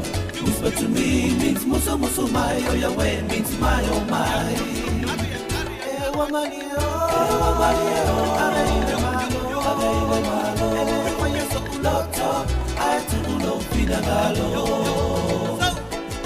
Go for a ride to your theater avale. Stay at home means no for ile fale. Le ayo se tupe means no more money, much trouble means fa lave lave. Ewa malio, ave ile malo, ele fanya sokuloto, ay tulo finagalo.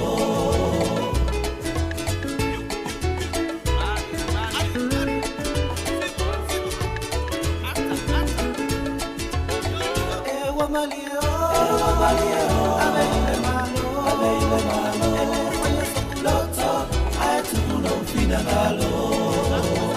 Ewa malio, ave ile malo, ele fanya sokuloto, ay tulo finagalo.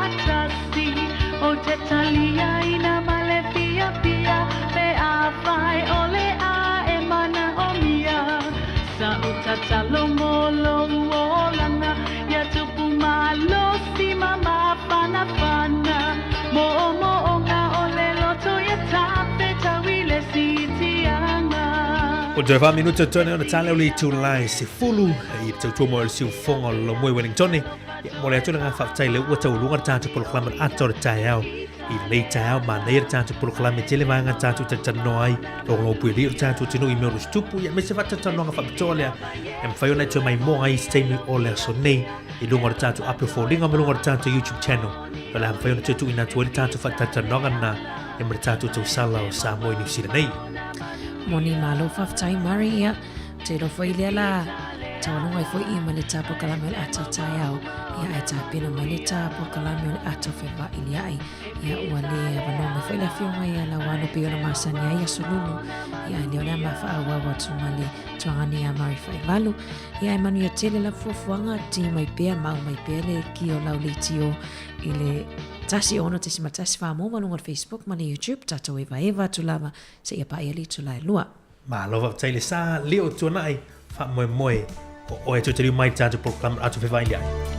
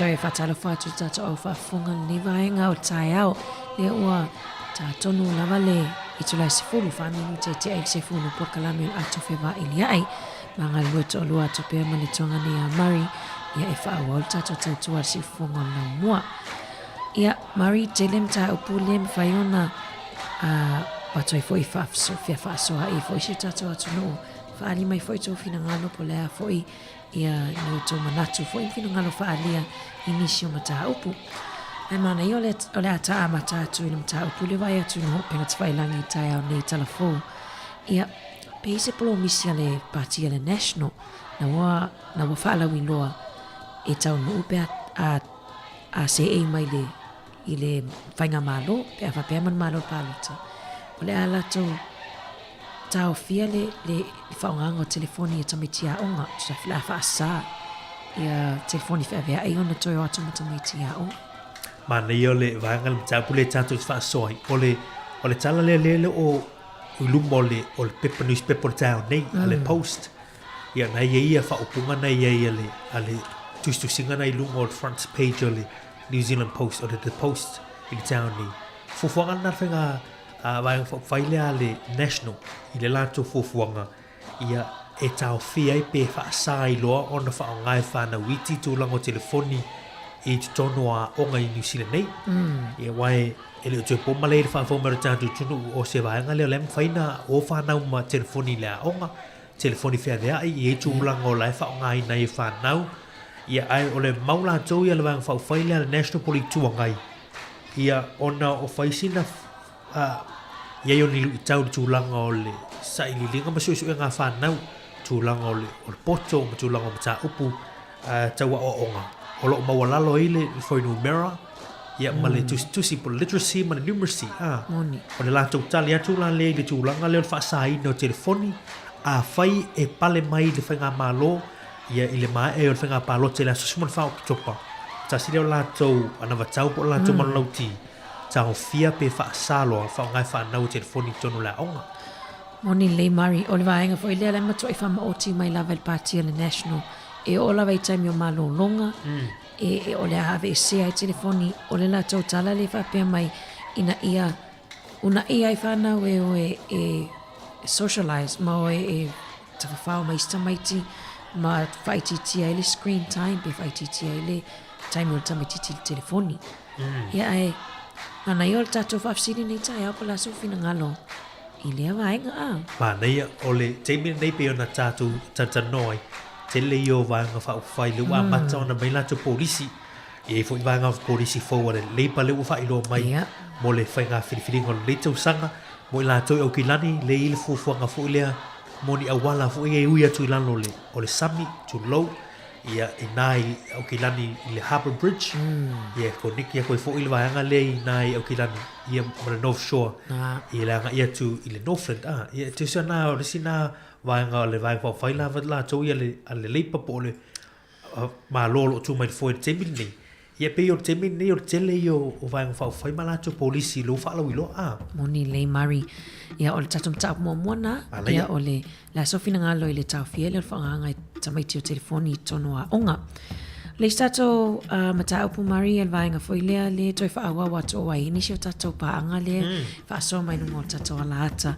Vaenga foi leo le fiu e whaatali ia se avanoa i fo mai.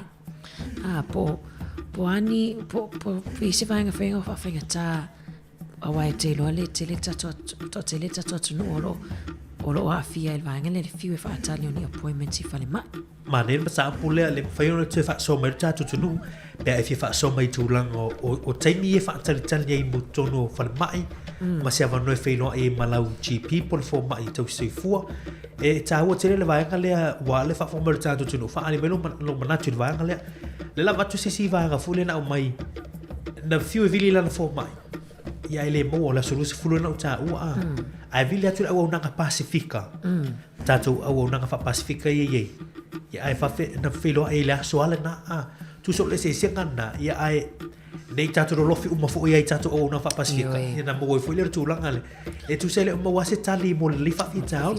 Ma le fa ilo mai so manatu i le vaenga. E se mata puto fine ana tūlanga fo ile le o le fuel tax excise por subsidy le na ye mo mua. Le wo le to fa ngai na po le to fa tau ina te minei. Le na fai ona o ile tūlanga o le o pensini Moni le Mari Beard of Sosani fo ile ma no lenga le na ia ile tatou tau al penisini ia ai le nave ese le masino uni ia le la pe o toi talo sanga le to atele o tangata pin faiona toi tu ina mai le Sosani le pole subsidy le ngol tau al penisini awa le wo toi lava tolu tala o te lois pom penisini le wo tolu tala o le penisini iwa valu nena va tu talo fo le wasilia lava mal tolu tala inisio pom penisini la so fina ngalo ni sinam ta upu ia em faiona e fa so mai ai tolu valu lima lo o fatasi ia fa pela vo ia lava sesi lava mata upu taua te loia fo ona tato fi fa so e ia mana ia fa mai so fina ngalo o le wotali mai le vaenga le pol fala putonga pulea o nga New Zealand ile vaenga le na tomo fai mai le vaenga fa fai le national fa Britannia it will create conflict no winga ile manatu yo o putonga le pulea o nga New Zealand e ono tu poise se nga po se tulanga folia se fa le tonu pe a ono tapu nei pa fa sale fa ngai ne fa nau ia telefonia o nau tala tu tatu le telefoni tonu lima lo fa tasi ai voi se mata por ni ta o te fa so mai le na watu tatu telefon pe la vanga fo ile leo ia fa to singa a Queensland al state of Queensland Australia e tosto to tatu leo New Zealand ia nga i Australia los fu wa feta la le tu pe maua ia fa ne fa so mai le te mata o i mata puna ia vini mai tatu no pe fa so mai tatu tua o por klamen le atu fe va ia ia tatu wa vai fu tulanga ini mea ia e au ngamor tatu tunu me so tatu tangata ile nei vai temi o so fu ngolo tatu ye ma lo fa tai tol va lima lo fa tasi le tatu no mera te vili mai ai fa ali so fina ngalo ma le la tatu pisinga nei to liu mai ia ona o le tatu por klamen atu fe vai ia nei temi o tahao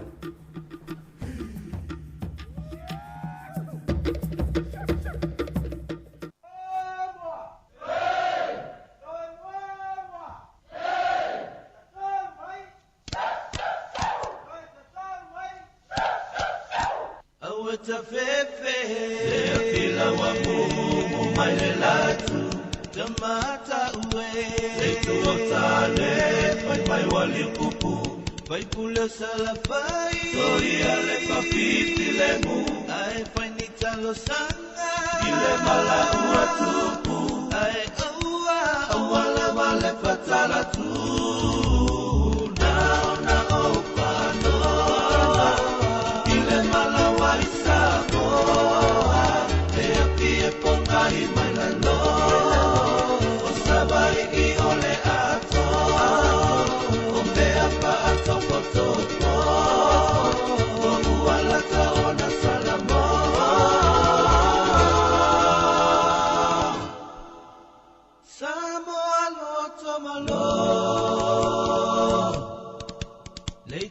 Tane ola ufa ato ese ele la maona esola ese ulo ulau ele se ia tu male pelepe wa elo lele olo na pinangalo walai ona pa tele ngese ole alo pa tangata ina ia sola ese na opa no ile malawai samo e apia pangai manano o sabai i ole ato o me apa ato foto o uala ta ona salamo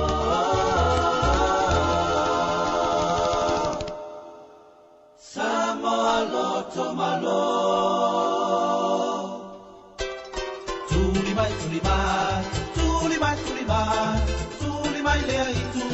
ai ama wai ai tato so la ia na le usawe lo o matua pa pe male toe ina ulu alo na pa tua tuli ba Tuli mai le ai tu male sau ai ama wai ai. Ta to so fula ia la le usau le lo o tua. Pa ke male to ina tu lo na papa tua. Awe awe awe awe awe no to wale lo e. Na lo fia pa ai kunga ya o e. Na lo fia pai to fia malua I tai no se. Awe awe awe awe awe no to wale lo e. Na lo fia pa ai kunga ya o e. Na lo fia pai to fia malua I tai no se. Tolo lima lua whaatasi i tātu rumera, ia pia fia wha soma i tātu poloklamu ato whewā I liai. Ia I le neita hao, tātu mata apu le ua wholatu luma mea. Ia wan wha whomara tātu tunu olo tātu tatanoi tūlanga o le polisi le ale, bang wha whaira national, o lanto o mai, a whai pale mai le vai, whai ngā maa loi le mai eo le pai ngā pālota, la tu te tapu pe wha saina le wha ine whanau, i o telefoni tono a onga, ia a le ua mai le talia le whaaputonga pule a onga New Zealand. Ia e leo no langolango ine la tau le vaenga. Ia o nei tupu mai ei se conflict po se se ngai tūlango whanau ma vaenga whapena. Ia o le aso manatu I le fui vaenga to finana. Io e mana I o le vai atu fo I le people tai au nei a Mari I le matau pu le national. Pe o le whapea mai ua iai nisi o haonga I New Zealand nei le wa matona tu sai le o fasa tapu le o tapu le whaonga ai o e vaenga foi le uso tamai a onga wa ile po se tanga foi le tu mai telefoni tai au ia ai onala o le polisi le national e matua I tapua e o al taime malo longa e tele tango I la telefoni ona o ala to foi mafuanga o le reduce screen time fa lai titi le taimi whaonga ai tamai a telefoni. Mana ia, I le tātou mata apu fo I le tūlanga o nanga wha fo mai wha whalawhanua ia. Le I le tātou wha sole na mai lunga le tātou apia fo linga, whai ona e whai tele vidi mai, whai ona e I meri mai, wha so mai lunga le tātou comments section o le tinale ia ile le au pepe. O le local GP service I nei Wellington o le matua le manuia lava, pe a mana mia se appointment, urgent or not urgent, roinga, pe vave mo mia pe le vave mo mia e faila utala ona o le fato a o to e fo I mai e no fo mau I Wellington e sa o no fo I Sydney Australia mo le lua se fulu ono tau sanga o taimi uma o te vili e faisi appointment mo lo tina po o au pe vaiaso pe a laki fa atali ai ai fe mai I urgent talu sao I le A&E ia po le emergency ai o appointment na fai o le fia va ai fo mai ono omi ma faatele le tale ia mo mia mana mia si inhaler pe ese suinga ai mana mia si prescription matua ese ma o nanga fo mai I Australia e vile tu loa e mo mai lanval appointment I le aso le na whether you're young or old o te tauna ai le malo ia fa fitauli awa o New Zealand e le o sea tu no third world country po sea tu no tulanga tolu ia pe ona irfa asora na tinale ia ile au pepe to finan mana ia tawe mana ia fina ngalo fa alia fo ia tina il is isinga fo o au nanga ia it's tonon malo Australia mai nei mana ia fo lu itau mo tato fainga malo mai lu itau mo party wale wa tele la vatala fo time nei tamo mo e lava party e faia la to fa to sina fo po campaigns fo ia wat fainga palo tele sfufa e vai tuturanga o le fa soler tinale ia ile fa so mai lungol ape foling pe ta te o fo ile tulanga fo ia la matua mo mia le temi le ia wai e tatu tele tau mate po la tulanga o tulanga ni mai fo ia a fo ile la hona matua e tinga ia le temi ala ni ia o fo tuanga le au mai o isa o emergency ia a vile fo ila appointment pe tulanga na e fo ia sina tunga fo le fo I vai ngam tau ia mana ia talo tu pertatu tele na telefoni tolo lu lima lu o fatasi pe e fa so mai ile nei te mortaia o le siva nga leo le tulanga ile tau fo le pensini le wata ngata ta tu lu ta ngata tu sa ela tu mesela lima suta la na e tu ta vale na faile te mile o le tax ela tu atu mu sela lima su moni te blandi ile I afa tu sa lo te amal afa ia ile te tai no o le si pa vo le no na lua mai lunga ia le tūlanga o le salon mes fulua le ese ngana le taunga tau penisini le iri taimini e mara taunga tau soifuaka Moni lei Mari o le vaenga foi le na a faso ai le vaenga soifua malo noina o le vai atu foi nunga lo penga twailangi le tio New Zealand o le matoi mana mo mia lava ia GPs ia pofo mai fale ainga fai mai ia le tala lea o le fast food tau sanga wa tua nai sa to lata lava i le fast food 5% ia lea whainga o le toa tele o fo mai fale ainga taimi nei Mari le wai lalo le 2% vai la pa uma o lalo no mera foi lea ai Taylor tatua ia Australia le ai o le vai foi lea o le wa ese ia careers bo ese nga luenga o ia itangata o fua lava i le maurunga foi o tutongi ia o le si o ese atu mani usila o no tutongi maurunga le na o fo mai inisi atu no ai mana e foi o le totile tato alam whanau le wa matona avile nursing avile fo mai e au ngā mo tato i nei New Zealand o le fita o li na le ua mau tiu mai le tiulanga o le talana o mai tu sai le o lava tatou fo mai e le o lava fo i tatou tangata tau soifua tu sai o le siva maa fuanga tele ale o fai o pu i tiulanga o fafita o ni tono le o fisa fafale mai ma tiulanga pena o le lava fo mai e pena na esa no le siva anga tele o fo mai umalanga e se atu mani usila o na tiulanga o le titongi ia ai ta ua tele mo fai fa na wi o anga i tono le o ngar temini tau soifua ia o tangata fo mai GPs a loa te mo fai pe ia i mo manu ia tu te mo fai mo mia ni si tangata fo mai mani si tangata tau soifua temini i fese soani fa fita oni le o tu la mai temini ia ta ua tele sa o leia o lo tangata temini fenga filinga ia ni si fo fuanga alo ia tangata val au le tu fini ana i lunga tangata fa so ni ta Talo fa malo soifua. Malo soifua ana o vesi. Talo fa malo vesi. Ia, via le tua whaftai i le whaasoa matangofi pe o le whanongonongo twaile i o le tala noa i whaasoa i e winga i le telefoni a onga. Moni, ia. Ia, whatasia i ma le... Ia, ola o ia... manatui e winga i mea tawa onga. Mea tawa onga e tautauna nano fōta tātou mawawai fwoi po le ale le winga o le a fwoi nei. O le ale winga o le policy le wa au mai e sipati ia wai o lo teni e fai ia tūlanga ia o paruta. Tau fai sau loa ia la tau policy. I whaina le pi whaatua sina toi tangata ai o fisili o ai whaatinoina. Ali. Leila ona au mai ai ia le manato o pulea o ngonisi o pulea o ngalo tele fatinoina a tatu vava ai i tu tonu fo tatu ainga e fiu fo matu o ye tata fa na me yo telefoni a fa ele mafai e matu ele falion ta o fila to fa na il telefoni lo na winga tu la o le amatwa tele fo te fa fita o le se ngai mafai a onga o no tu la ngai telefoni ai o le simia o le o fa atanga na amatu telefoni ona o ismatua ele mafai na la to aportinga ia mo meu computer mo meu laptop po o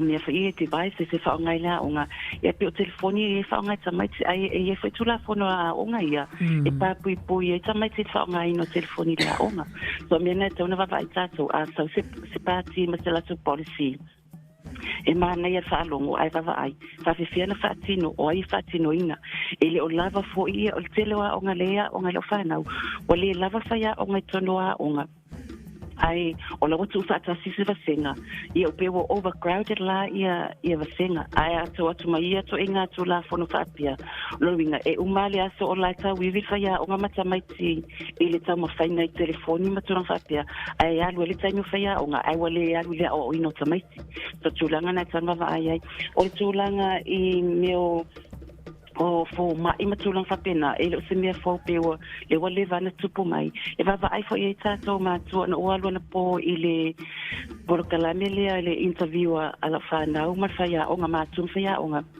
no fisili le ia famela utama ile o nga ile faile science o fatu voi o le science o mta o pusili na ta o stafina mta sinta o fisili faya o nga ai fai mai le o lava ia le taimi o ina simta o no tele mta o pe o itama o pe wale lava ila simta se taimi faile science no fai sa ia o le science e mana o nia tama te pasifika ono so enga ia sa ele lava faya o nga le lava ia for mai o doctors or specialists in mental science, biology, turang sapena. Emna omile science, famai lo faya nga. Ela tango to silalo ila feedback le avile pule in eto ilo la to pokalame le yai. O le su enga ya tato pasifika matwale lava ya tato forma pasifika ona ile to fa scientisi. Mo tato te complain the same ne ono le lava ono ba enga le wai. Ai tato te va fa tato e fa fair ona tato talia tu yeto enga afita uli ia o tato lava tali lea o nga tato fana tato fa malo si au tato fana ina ia va ai mata o e o nga mo so inga nga venga fa te mo mi tulanga fa scientific biology chemistry ia mawani tato for mai awa polata to man o if you for mai tato fana ai awa tu ele ia o nga tu inga mta upuia ia fai ma fenga ta o ai for mai tu ball out mai ona o fenga talia ia li courses ai pe o tasina tu langa va ai tato ma to terminate vai po ia ngaluenga ia sio ki kemingai ia tato va ai lumana ave tato fana fa o nga o fe tato ia fe o leto te lai ti ma tua lewa fenga le ni me fe tu lo a pe ora va ai le fenga tanga luenga terminate ave fa nga le lo pol ton sanga te a o ngai to retrain ai ina ia ma wesinga luenga le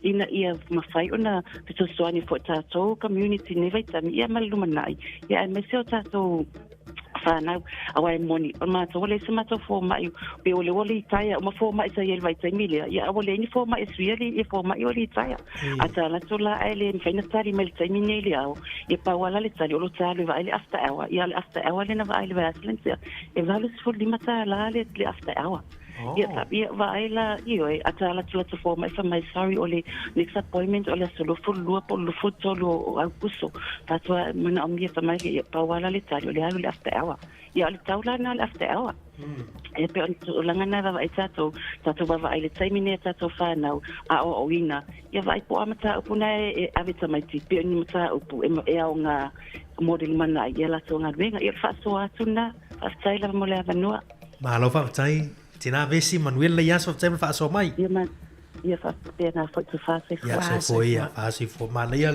a sorti na ia vesi le tau moni te le vainga tau alen tau fo ile fa so tina ia vesi marin a mata mai le telefonia onga ia ole o polisi le national ia le fa pe mai le tina ia vesi o e mana ia fa no ia ai ile ola toi fatinoina e uma lava o toi tinga ina ma tua tinga ina fa ia onga ia pe finangalo le ia ole fale toi ia vesi na foi valilo na finangalo mari i tau putau le tau ino sainisi tono au ma nei le vanga le wai ole si vanga ole tonga tau le oni masini e fa nga ine fa nau e pela na sa nortina ia vesi o le si vuila le a wala e fa ngo fi e fa ya onga e fa naule a i telefoni nem fa ona su e fo le lungo o telefoni e tu lango ta upu i wai le tofu umai ni laptops po di va fo yo computer e pe o le si va ngana le sa no tina ya visma ne le va ngale o le fa tinonga fisili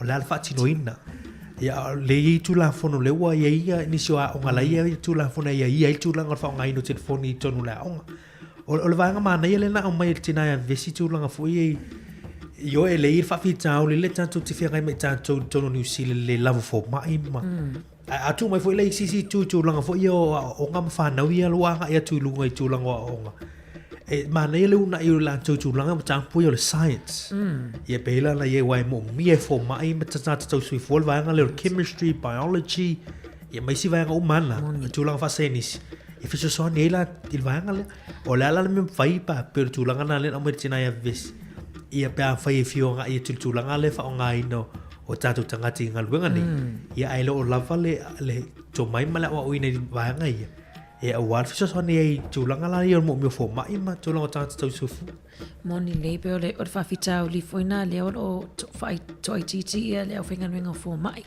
Ia le whai o atu tono o haonga. E le o mawhai ona o tawina inisio o wasenga ia po o nisio tamaiti. Ia le whasai inisio na o le lava o whai haonga. Ta aua fo e le tina ia vesi. Ia o le e sao le lei le na te langolango ina le whawhitau li lo tulai mai ni iros whawhitau li fo i le toi titi o fo mai. Ia le o atu le after hours ia po o fo mai fo ile le vai pea uma ia i tu la whaingaruenga a whale mai a lautele. Malus furu lima tala e va ai ele fo mai i le after hours ia po le 24. Mari motua e tonga tala ia le vile tu fo mai ve mai i le se appointment. Ai le tinga aina Paula avanoa le alua ia alua va ai le 24 ai le alua atu e malus furu lima tala ese uma tau. I te tono i tu malo ia oka o le stanga tai le mwhaina le vai ona i le se valus furu lima tala. Valu lima tala. Taungata. Mana ia whaasona le tala tu peritato le telefoni tolo valu lima lo fantasi pe whaasona mai ni te mara tātu whaasoa.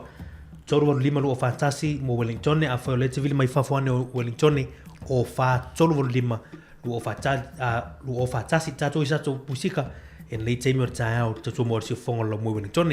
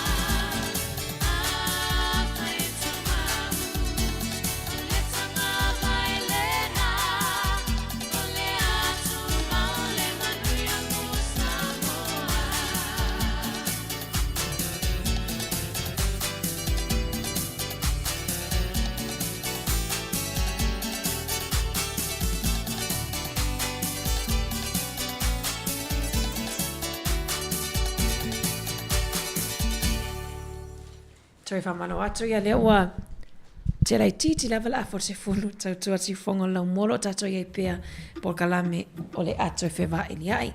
Mana ia mari vai atu le pasinan wha i mua ni ngo tato ala ata.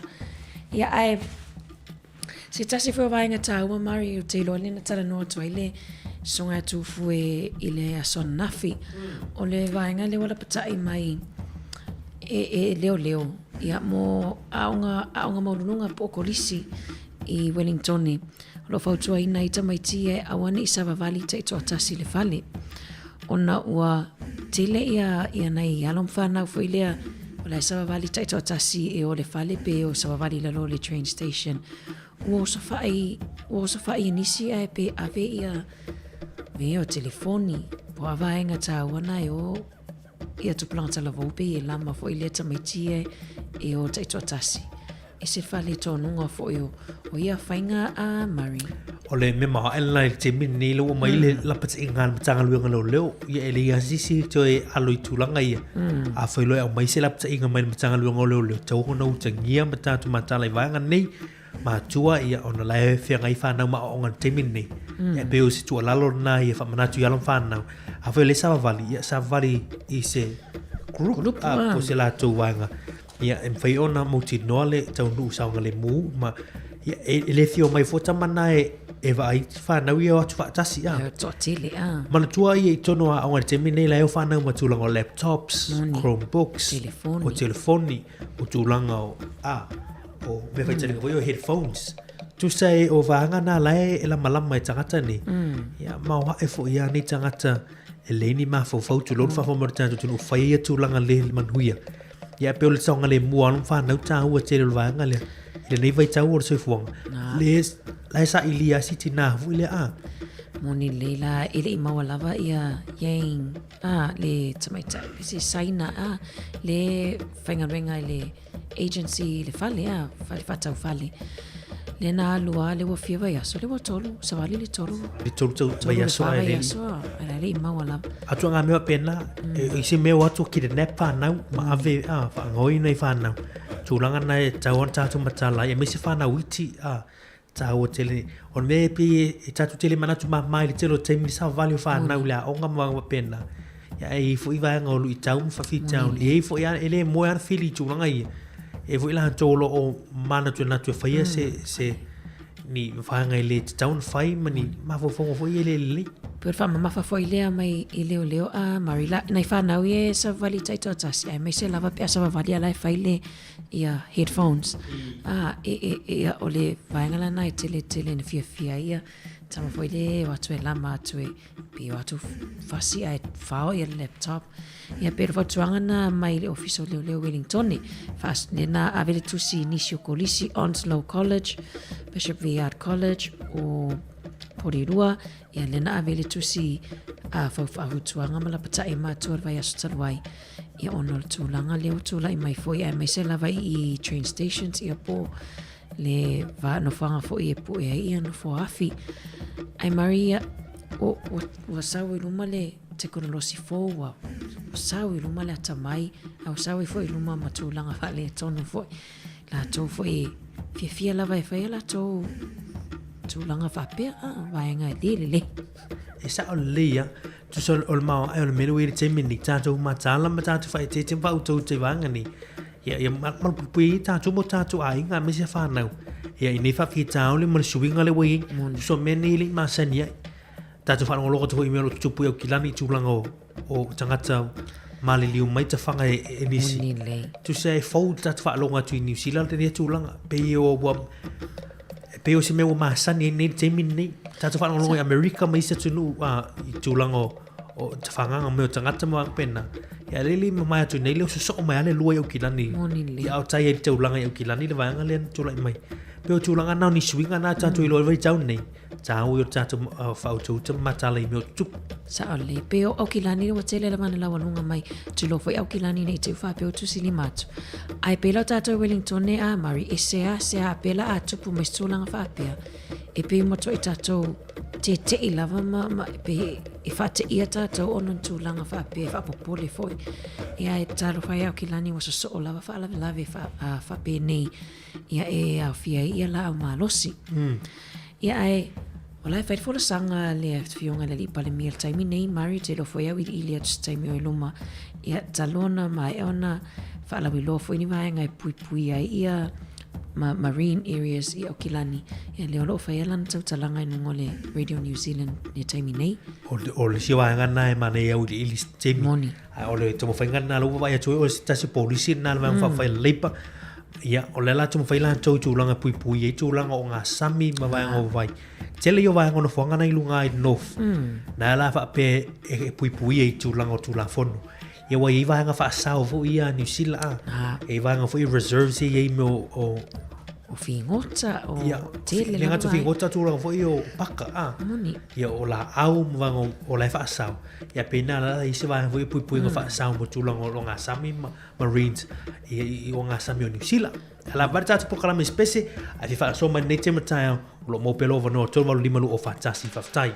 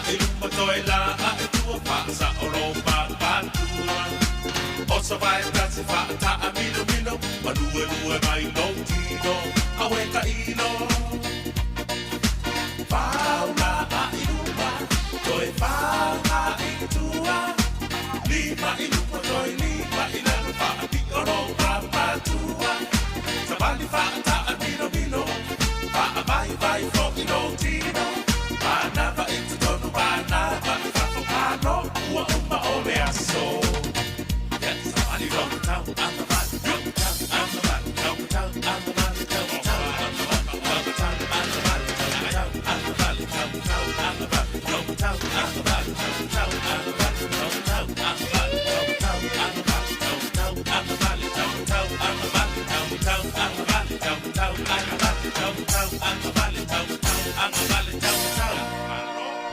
Moni le tamatawanga vale fai mai saufa malostino ni tai au ia ai Mari le no sa tu ne fa fo le tatu fetu o kase malulu ai o te loa ia te loa le wa lai ola heaters mona i o tatu matua matutua lea on mana ia na mafanfana lai ti mai ala to le tio ia po la foi mai mo mai lungo le tatu ala ata ia ma no la vatina mata male mai mo mai ma lo ma fotu ma tatu tu o le uto e fu lo minuto tu ni tali tu la sma tasi pe fi fa so man di te tau tu langon tapu ia olo i tatu por klabe ala atu fi va ia ia la ma fa so pe tu langon ni sma tapu le ua tatu tatu no le te mi tu langon le oro ile le vai con sui fuoco in le tu lo tatu no fo ma wai o le si vai gane na mai tatu telefone tau nei tu fine ana le na mai e lua piliona ta la tu pele o fa nganga en malo wanga lu ngam swing o tau climate change ta si le vanga ta o le wanga e tu se ta si le mta o puta o tele swing o tau ia o sta si foi le vanga lu piliona le tupe lu fa nganga ia mo le tu lango le swing o tau pero fa si le fionga le parmia la so nafi Peo le ngalu e fai paanga i mali company le ta o le Black Rock ia e o le miti foi le al fai nga malo mari ia o atu po le lua fe lima se fulu ia ua ausia New Zealand o New Zealand le atu no mo la langi au sia le se lau pasene o le malo si anga toi fa fawina fa nga malo si anga toi fa fawina ia o le vai le o fai titia foi le fa nga ia fai titia numero ta vale ia ai tele na fa ia foto ina ta fa nga ia fe nga tele o ka pone a mari le peo le silia tasilia ana batau ale le patalo an fa tu mai peo mo mitinga le fai titia ka pone fai titia fa nga ia ese tono la tunu o le ua moli mawina e vanga fa fai uma tono pale mini ia tulanga foi o lui tau tu o swing o tau tatu vai nei mei na ilo longa ina tula mai le Hawke's Bay lena matua fa le tono ia tulanga o ne tatu uso le Hawke's Bay lo vai ia tulanga pe o tulanga no swing o tau tamu fai la ma lo tulanga le o Tef ia se a pasene tatu au se manu sa fa fo wina o le tatu le te fa longo e tulanga foi me a stile na tu putele lo ta pone tatu tunu e potato carbon emissions ai pe fa lango tulanga foi o le eliti se ma o le la o le eliti se ma o foi le tulanga o saviti ai vai anga e tu pa Mr Norfle ile va anga le i meu pe uni apa au foi ele ta vili solo ina ile pa Mr Norf e pe o va anga na le fa mo o malusi anga fa fowina na renewable energy e fa mo le la nga lu man company na Black Rock ia fa la uloni va anga ta wo e tulanga ia anga mai ia ni pesini si fo o ni meto tia fo o ni me fa nga fo e sono tanto tunu ia wala fiso soni tu nga le swing or ta mana ia va nga le a mari o le a fiso soni swing or ta ona le watele la vai na lo vai ti munga ma fa ia peos fiso ia inga ne o le tau o afianga foi ono le tele o vai ngi fa nga tatu ile nga ta foi ka poni ia tatu foi le o sunu la pisi le tau ona sunina e ai lo sao o o tangata soifua ia ile sosani swing o tau a mari i lo lava lo toi fale to no lo ainga mana ia vai nga le point le wa fa ia tu finan tu so tato wa e ma fu tu sai pen na o e molo pu mo ia ai lo sao wa tato te fai sao o man va nga lo swing o tau tu sa o leia o tu lango la pisi se ia va nga e tu o la pisi so le sa o mala pisi le tau na nga ye tu so tau o ti fango ma nga plastic i disi va nga ia pe o tu va ta sen na va nga te le tu la me te ni mani e fa so fo ni te mata ia ta tu mata le va nga o swing o tau ia le wo fai foi se va nga le fa la lo lu piliona ia tu peteli ti no tu peteli ia fa le fa nga mai le malo ia pe fai tu pa le mai le malo ia ile mai al palo to ni tsa moni fenga palo tsa va ila tu si el watu le meli lanu moni man lan pai ia vai mataitua ni vai ngana fa tu moi pe fa pe o swini o fa maunga ta wa te lo sa o finga palota ia ave foi lo leo Mario wani te o tu wani le pati e te le mana o e tu ai te le palota ona e tu mumu muli anelia ia le se nga o mo finga palota la sufa o ke topa ta wa te le lo sa ia vai foi po fer pati le o te le na fa la lo mai ia campaigns ia po fa to sina fo ia wa finga palota o mana malo o lo palota ia o lo leo lea I tono fa ingo fai al malo nusila ai manatu ia o leua fa pau mai ista tu program atu fiva ilia ai mo le tu nga fa tai ia I tena vesi mai la tu le comments mai lungo tanto Facebook page mo wale se no adverse fo pe aulia ai ono lo ta pena mai tanto program fa le ngangol molio lama ia ina minuto mo mua ia ba futu mai per tanto tu mane o nanga nia so tu mo si fongole la mo Wellington e la var tanto proclame specifica nei tu mai proclame fa le ngangol modio nava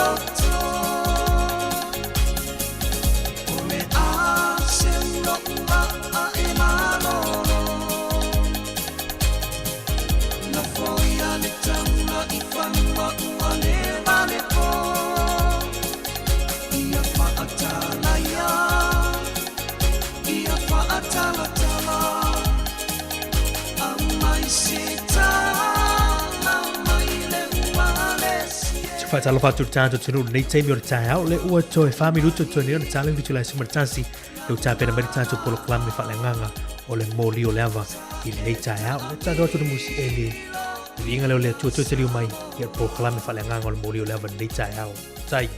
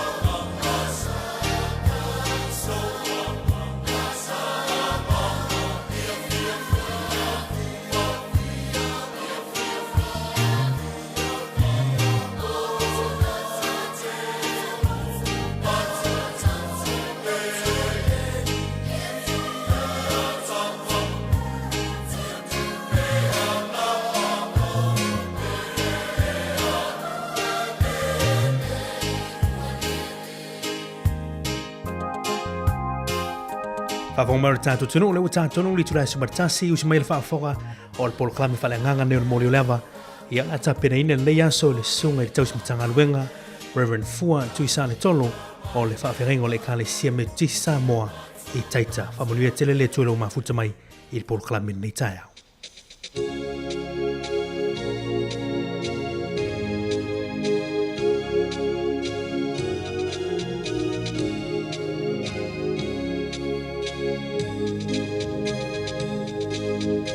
Oh,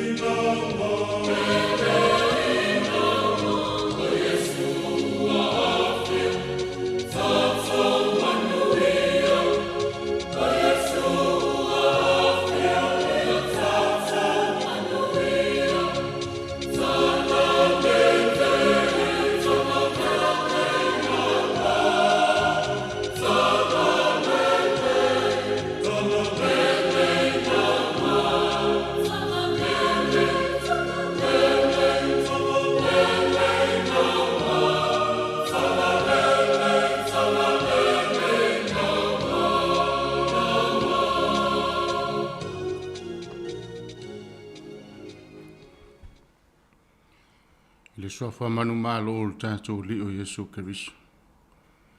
Whata lofa ma ofo lofa tuai Samoa i ni tai au fou. Ma lo le soi fua manuia, ma lo fua le langi mama. Tātou iai fua le nei mai ngo le aso e ala i tātou polkalame wha au au le mai aso ma le mai aso.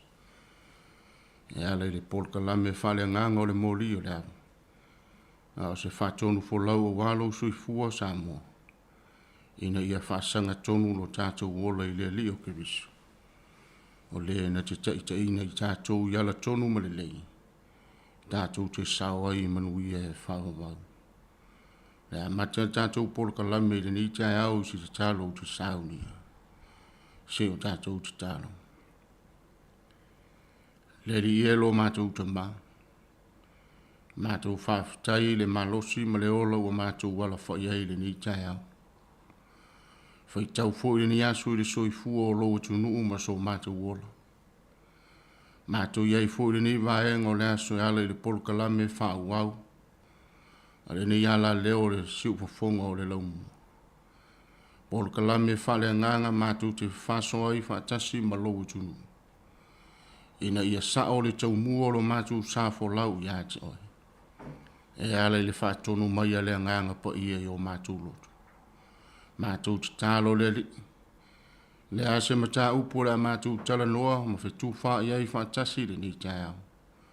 Whaalua mai a le nganga pa ia mo i mātou umalama. Ina ia mātou la ngona le tā ua o lo fina ngalo. E ao ao pea mo i mātou e ao no mātou sāba wali ai. A mata ia te oe le wha moe moe o le ni yasu. Ia i ulawa i le vi inga o lo suafa me umalama. Ono ke viso le lei ua mātou uole ma te talo o tua ini. Amini. O le tusi whai tau e whaasino ina mo le tātou whaasoa le ni tai ao le atunu. Tusi ma le whenga inga tuai. Tusi o ke nese lona ma tā upu e tolu suma le tolu. Ia le whai upu mua mua i le whai upu e se furu. Ke nese lona mata upo e tolu suma le tolu. Foi upo mua i le foi upo e sifuru. Tusi fai tau lea e whaasino ina. A wale tātou whaasoa i le ni tai au. So fina ngalo ma soula ngona. A wale fe au. Ina ia tupu mo i tātou le ni asu. Whaafonga i le whaita wina o le tuspa ia i le ni asu.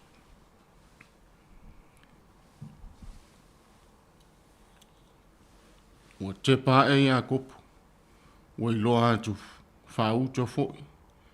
Ua e sau ma tangata e toa whase lau ma ia.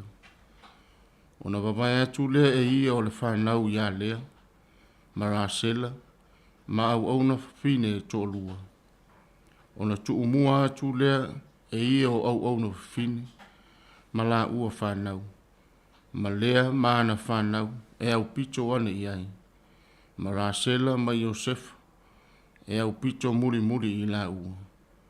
Ona mua atu lea o ia ia te i la tō. Ua whawhitu ono i foto ele. Ua o ina lata atu i lona usu. Ona moe mai leo e sau. E whawhita iai mai ia te ia. Ua fusi ia te ia. Ma punou i lona ua. Ma whea songi mai ia. Ona la whita ngisi ei lea. Ona te pā e leo e sau. Mo i loa atu ka whine ma la whanau. Ona whapea mai leo i. Oi e i la tō. Nā ua ia te oi. Ona tali atu leo ia. Oa u whanau. O fua ina mai e le tua i lona alofa i la au.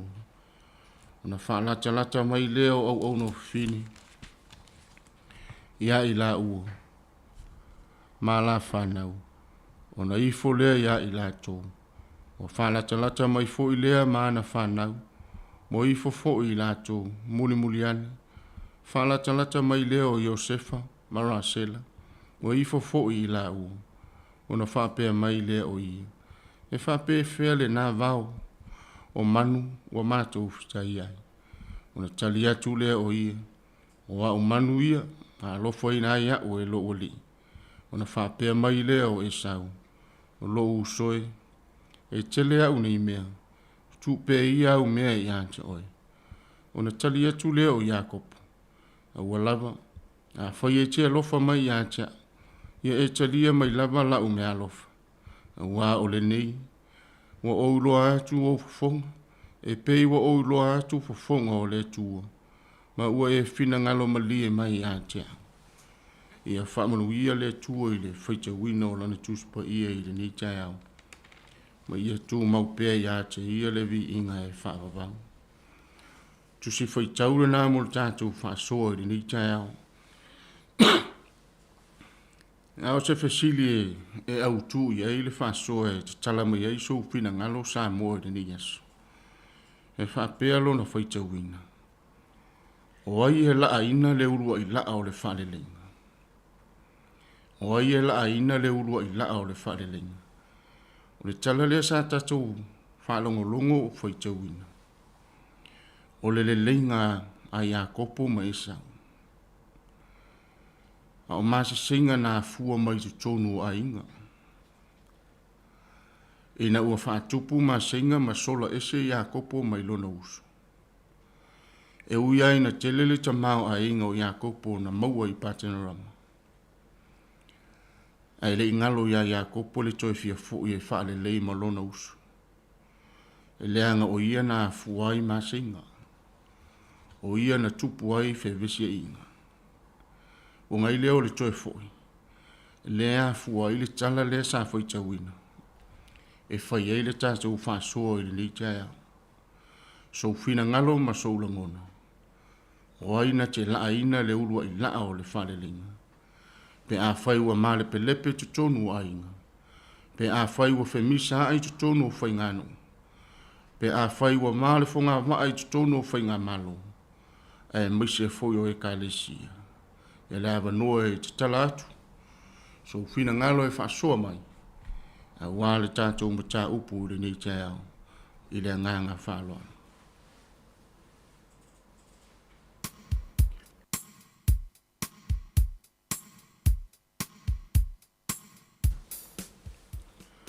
Loa vanol tātou leina e te ala au mai ai, tolu walu lima, lua o whatas, tolu walu lima, lua o whatas, ia wale tātou whasoa li ni tai au, ma le nganga whaaloa.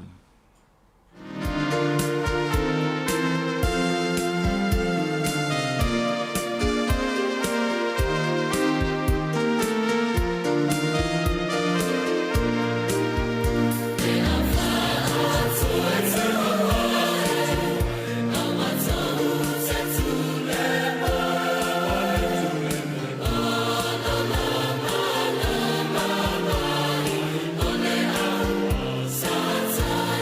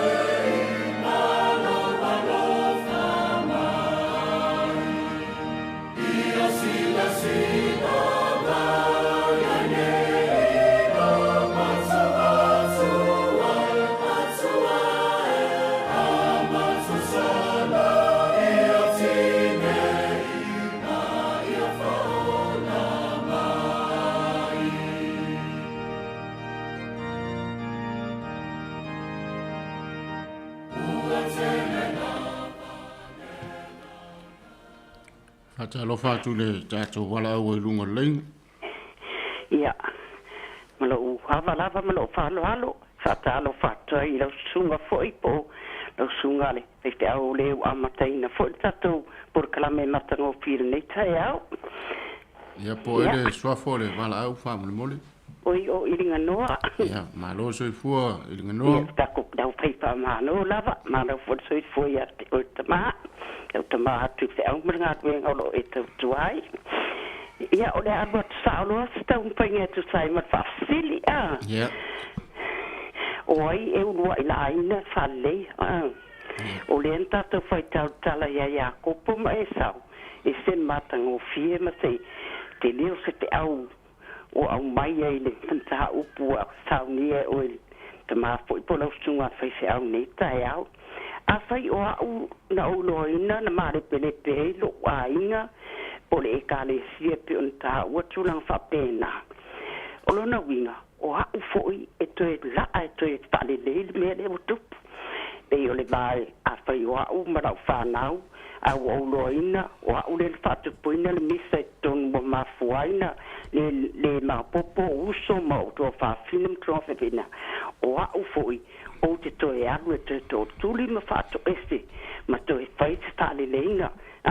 Po ai le na uita iai lona winga o ita mafuaina pale tonu le ainga o ita foi le e toe amataina le te wina ia mat fa ma popoina ina ia nofo le lei ma fe alfani ina ia au foi ne ia se me fa le tono le ainga o lona winga la o le sari sa o ate ona maua mai foi ia kopo ma e sau tala matango fie lava le ana toe alu atoe ba ai mai lo lona usu na mo e mai o le ale winga e le mana o e fe ai na I polea ai toe fuata I le ulanga ma toe fa fou le la sanga o le la savadia le na wa sawa toe fusi atu ma fe asongi o le ale winga o le tasongi toe fa le ma fe alfani ina ia maua le la sanga le tatu te maraumia ele maraumia tatu fa ola ia le fe ai nai man futua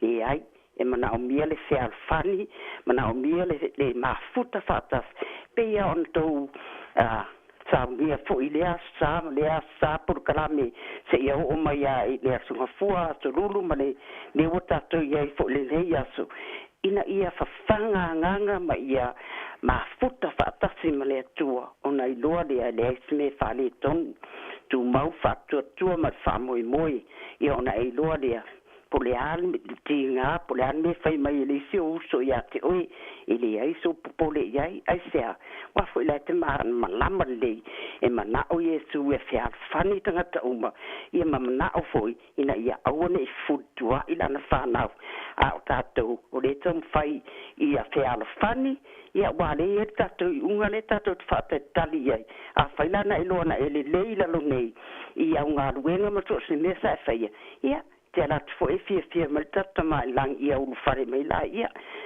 fia le wa uman sound ia mo oi I lunga nei ia o le se tali pu atu le ia la fa longo tu lava fo I fama malam la mai na mai fo o te ma fa au stay mi no mana te a o fo tem ia la nga o te lo la fo te le fia fa so atu ta pu mata ngo fil nei ta ia ia malo wa lava malo fa lo lava fa stay mo le no Taile fa so ya to tina inga lo ta ua ia le fa so ni tau e me se foi lo fina ngalo fa lia wal ta to mtau ina ia tupu pere le fa foninga I tono ai ia me se no mai kalesia e me se foi o foi nga malo ina ia mau ai so tanga le fina ngalo ai ke riso fa tai mo le fa so ia manuia foi a fe au manga luenga fe ngai mo o tina le ni as fa tele lava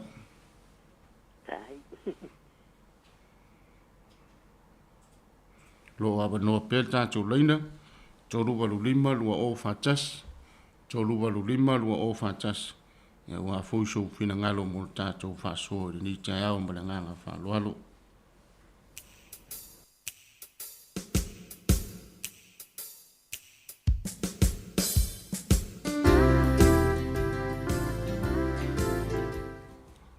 ya fa ta lo fa tu le ta to vala au lungo le leina Kai fo manuia na songa fa fengainga. Po ai le suafa fa mole tina. Ya. Penina le telefoni. Ma lo le soifua manuia penina le ni tai au. Soifua lau le lei. Ma lo fo ile. Fa ma lo si ngalwenga le atua le nei tai au le tufa mai o le upo le atua. Ia o te fia tali atu le fesili watu ina mau. O ai e ulua ila ina le ulua ila o le fa le lenga. Te fai o ai mo e ulua fai le se le lenga. Ia ia le ali se le lo itawa yo lo ne tangata i le fesili watu ina mai. O se tala fo ia mala malama o se tala fo i wata to i loa sa a mata mai tono le a inga le nei fese se inga o na matua ma whanau. Ia o se mea o lo tupo se ata wha le anganga fo i lea i se mea o lo tātou ola i le nila lo langi vao i tātou matua mana i a tātou whanau. Ia a o lewa mai le whataita inga le nei tala. Ia o tātou i lo umana alana lu ese ia kopona o le vā lea o le muso o le tinama le tamane i te misa i nei tama. Ia o lewa mai e le tala le nei tae au. Ia o ai e ulua ila. Ulua ila o le tangata wa ia i le upo le atua. Ulua ila o le tangata wa manu malo a wale fai mai. O luma mai le chapter le tātou titala no i le nei tae au. O lea sa ili a kopo i le atua. E pe ona tātou ilo fai mai sa faila sa whangatua ma le atua. O le ale winga wha le anganga ia te au le tangata o le whaatua tua le nei tae au. O e o le tangata ma o le tangata e fia e mafuta i le tatalo. E te fi nau le atua le tatalo. Watu ina atu e ia kopo i le atua. Lona mana onga. O lona mana onga ina ia iai le file mu le loto lona uso lo o ita mai a te ia. O lea la ua alu ia kopo malona i loa. Fai mai lana tala le angelu. O te le tu una o e se ia e whamanuia mai a te au. E mai a moa o le nei tae au. E a mata ia te au. A mata ia te oe le tangata wa ia le manuia. Le tangata wa e manu malo. I lau fi nau le atua e ala le tatalo. Le wa mai e le atua le upu ia te oe. A mai a te au. Fai mai Yesu. Se amu ia o tau e whaatupuina le file mu. Ai se a e ta ua lava o tau o whanau a le atua. Ia e a mata ia te au. A whaina o lo te se. E ta tau lava ia te au. Ona o walu lalo. A whai o te iloa. Ua ia te au le manuia. Ua o manu malo i le atua. Ua a mai le atua le tali ia te au. Ia kopo. O te ia te oe. O le fufe tala ia te au nei tae au. O te ia te oe. O te whaia le lenga. Ma oe. Ma e ita ia te oe. Ia ele tūla i mai se ita ia te oe awa. O te i le vālea. O lea la wali a kopo malona mautinoa. O ia o le tangata manu malo. E ui o ia o le tangata. He still feel kitty. But ile la va male atua. O lo o tau. O lo o tau amu ia ile atua. O lo o whamanuia ile atua. Ia o siau nā tali ai. O le tangata e tau na mua la ai le va. O oe o le atali o le atua. O tātou e mua o na whaia le lenga. Tātou wa ile upo le atua. O tātou fia i le ola tatalo. E whaali mai fo i le atua. O lea lava o tātou whaalongo i Samoa le tele o me tutupu. Ai whaile ala lea e whai so i Samoa. O le anga nufa Samoa. O le le i fonga. O no se anga sala matu ia. A le nā o. O lo o iai le wha moe o le tangata Samoa. O le atua lai mua ia te ia. Ia. O si au nā tali ai. O ai e mua laa. Mua laa au le tangata wa iloa le upo le atua. Wa o iloa o le atua na te whaia le lenga. E whaatino e au. E whaila o pata. A o lo mua le atua i o uluma. Na te whaia le lenga. O tangata wa ia mautinoa. E wha moe lo na atua i mea uma. O ia o le atua e mawai le whealofani. O Yesu fo i malona suafa.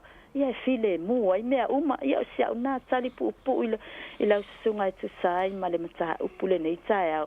Matango fiele upo le atua. Wha manuia atu le atua i lau susunga. Ka le sionga lue ai. A pele ofisa whasa lau ma le au whaafonga nei tae au. Ia le suafa Yesu. Amene. Te le whasua matango fie atu le tina penina. Te le fo ia lumanga le lei whale angango ni tae au i lau whasua mai. Ia wale tātou mta upu ni tai au, tau lawa ina ia whamunu ia tu le tua, ma wa pele ma losi e whaua wainga luenga whi au siri pele wha soa le angang. Ia wale fina ngalo le tua o lo utu ngaro lu e fo. Ia manuia tele tiu te ma whi au whi ngai mo ol tina ele ni asu. Ia whafti tele lava. Lo awa noa pele tātou leina e te wala au maiai, tolu walu lima lua o whatas, tolu walu lima lua o whatas, ia wā fo le wha soa o le ni tai au.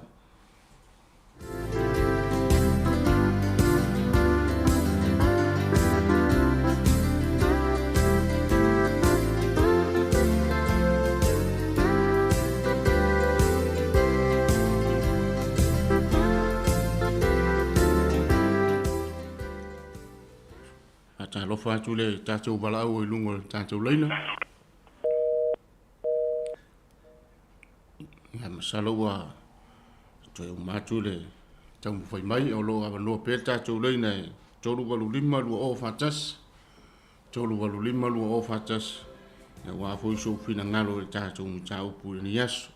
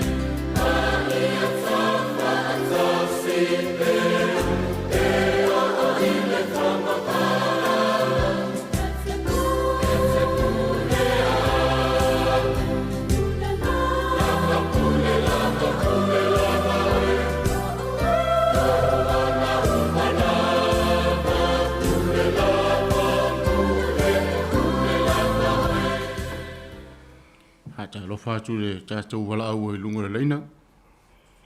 Ia whasalo fatu le nganga whalo alu lau sungai whawhiangai nei tai au fōu. Malo soi fō malang manuia. Ia malo Talo hoi le fatu fōi leo lo tu ili fōi. fua manuia. E mai se hia. E mai se fōi tātou porkala me matangofi. E nei tai au e alofa ile alofa mai le atua. E la vatstama itali lai titi. Ia po ile sau noa wha mole mole. O lo so ma va se fa stile la funga fa fianga. Sai fua manuia lo tu mai ni tai au fōu ia sau no ia mo la fa so ni tai au. E se matango fiam ta upo i lo sunga fa fianga inga mala fa longo. Ona wale to ya ngai yen amataina. Ya e sta uma Jakob. E fa stai to sunga fa fianga inga. E au mai pe fe stile mam ta upo. E fangu e le mato wola fa leanganga. Ato tu sauni atu le ola e whavau. Malanga lue ina lo mato ngalue ai. I e ka le sia le atua lo mato ngalue ai foi. Ile nei tu o le atu no. Iau ke la nei. Whaftai le atua o la o atala. O a au al sangata. O au mai e le atua le mawhau malangona. O te loa wha maulalo lo loto. O te maua i le alofa. A toa man loto maulalo.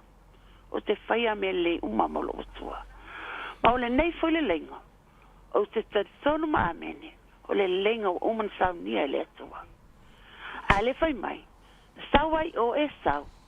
Ai sau fo ia kopo, wala ngona le pole. O sau nia uma ele atua ma faufaunga malangona e tu ia kopo. Mea uma e wha mua e muli pe o ia. Ua wa ai mai e sau, oka se manuia o le atua wailona uso. Mua atu la fumanu, piso atu maava, tu lo mana whanau. Muli atu lona uso, ale fai mai. Na ta mo e mai lava. Ai sea, langa lau fatu a wheloa e lona uso. Fai mai le, a mu ia e loto maulalo. A wala tau te ilo atu le atua. Loto maulalo le na mai le atua, tu le loto e sau. Le na la inta mo. Wa pe ana le afio le atua ya e sau, ma tu ia loto maulalo ta ilo. Na te le iloa le atua. Ma lona alofa, ma le pa ia o le atua soifua, wa va ai e le aso. E uina la vala, ona utulanga i le matua mea uma. Si la fia le ka ai la ustunga mai matou, tangata whalongolongo i tau whitalenga, ia sa maasa fontalo mea uma. A le wau mai, le ufa alia i le mamalu le atua. E moni ana fefe estia i akopo, e langa la wai e le atua e loto. Wa fio le atua, i le so alua le atua i lo lava. To va le atua i le alofa ma le whamani.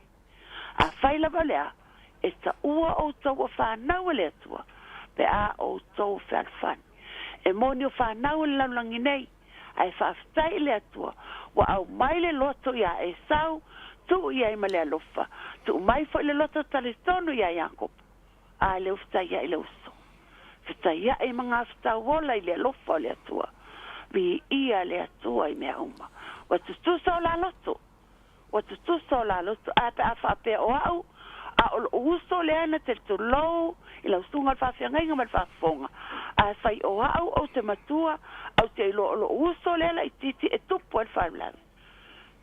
La usunga al whawhiangainga, o au al tangata matua, e te taun o tuli, o tuli vai le atua.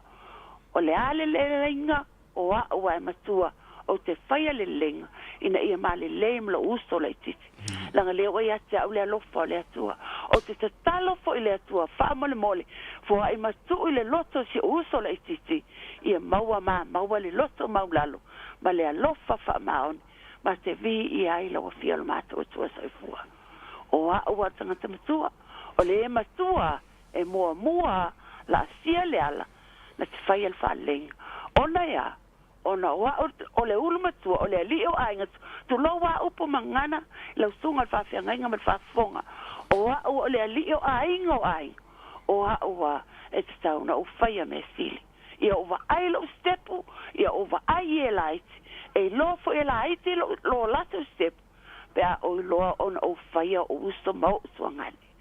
O le tonu fo e ngalue ngale atua, o ani whawhitauli, tu lo o le ulo ma ta fale o te tu lunga fai fato e senga sunga fa fenga le pa ia le silasi o le kalesia ona se me o fale ton mai lo ai o la o le tala o le ase me o fale tonu o tina amu ia se ainga o ia se tina a fai o tina a le samale ainga so na uso o tu le va e lo to alwa fa mangalo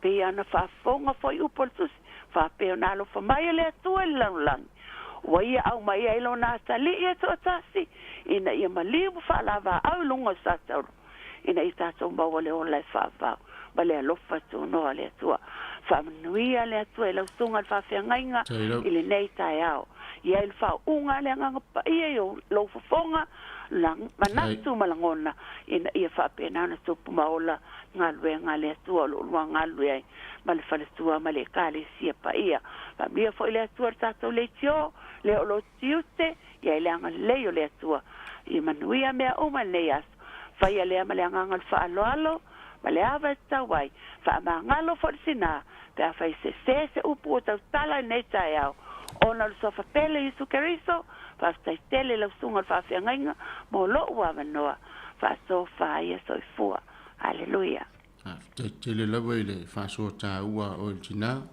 ma tango fia foile fa so mai tato por kalame ni tau ina ya tupu pelo tato ma losi lenga fai foi tātou mani e whātupu le file mu e pio na whina ngalo e lu tātou li. Ta wiene ia whaamui a te foi le tua ia te ol sina e mai se foi o le whanau male ainga. Ia maua pelo tū mālosi e ngā ruru ai so se pe au e whina ngalo e le tū. Sili peo na whao penga ina I mea lofa le nganga. Ia manuia whi au le ni aso male nganga wha lalu. Olo awa noa pel tātou leina. Tōru waru lima lua o whantasi. Ia wā fwaiso whina ngalo e ale tātou whasoa le ni te au.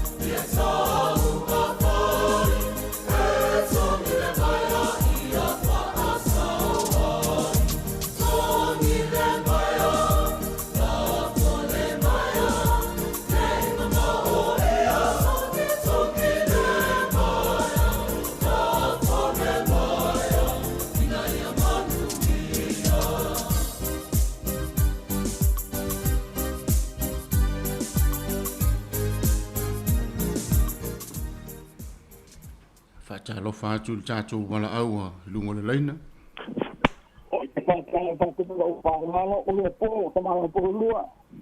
Ia malo le soi fuata malo foi le langi mai ni cha o fo.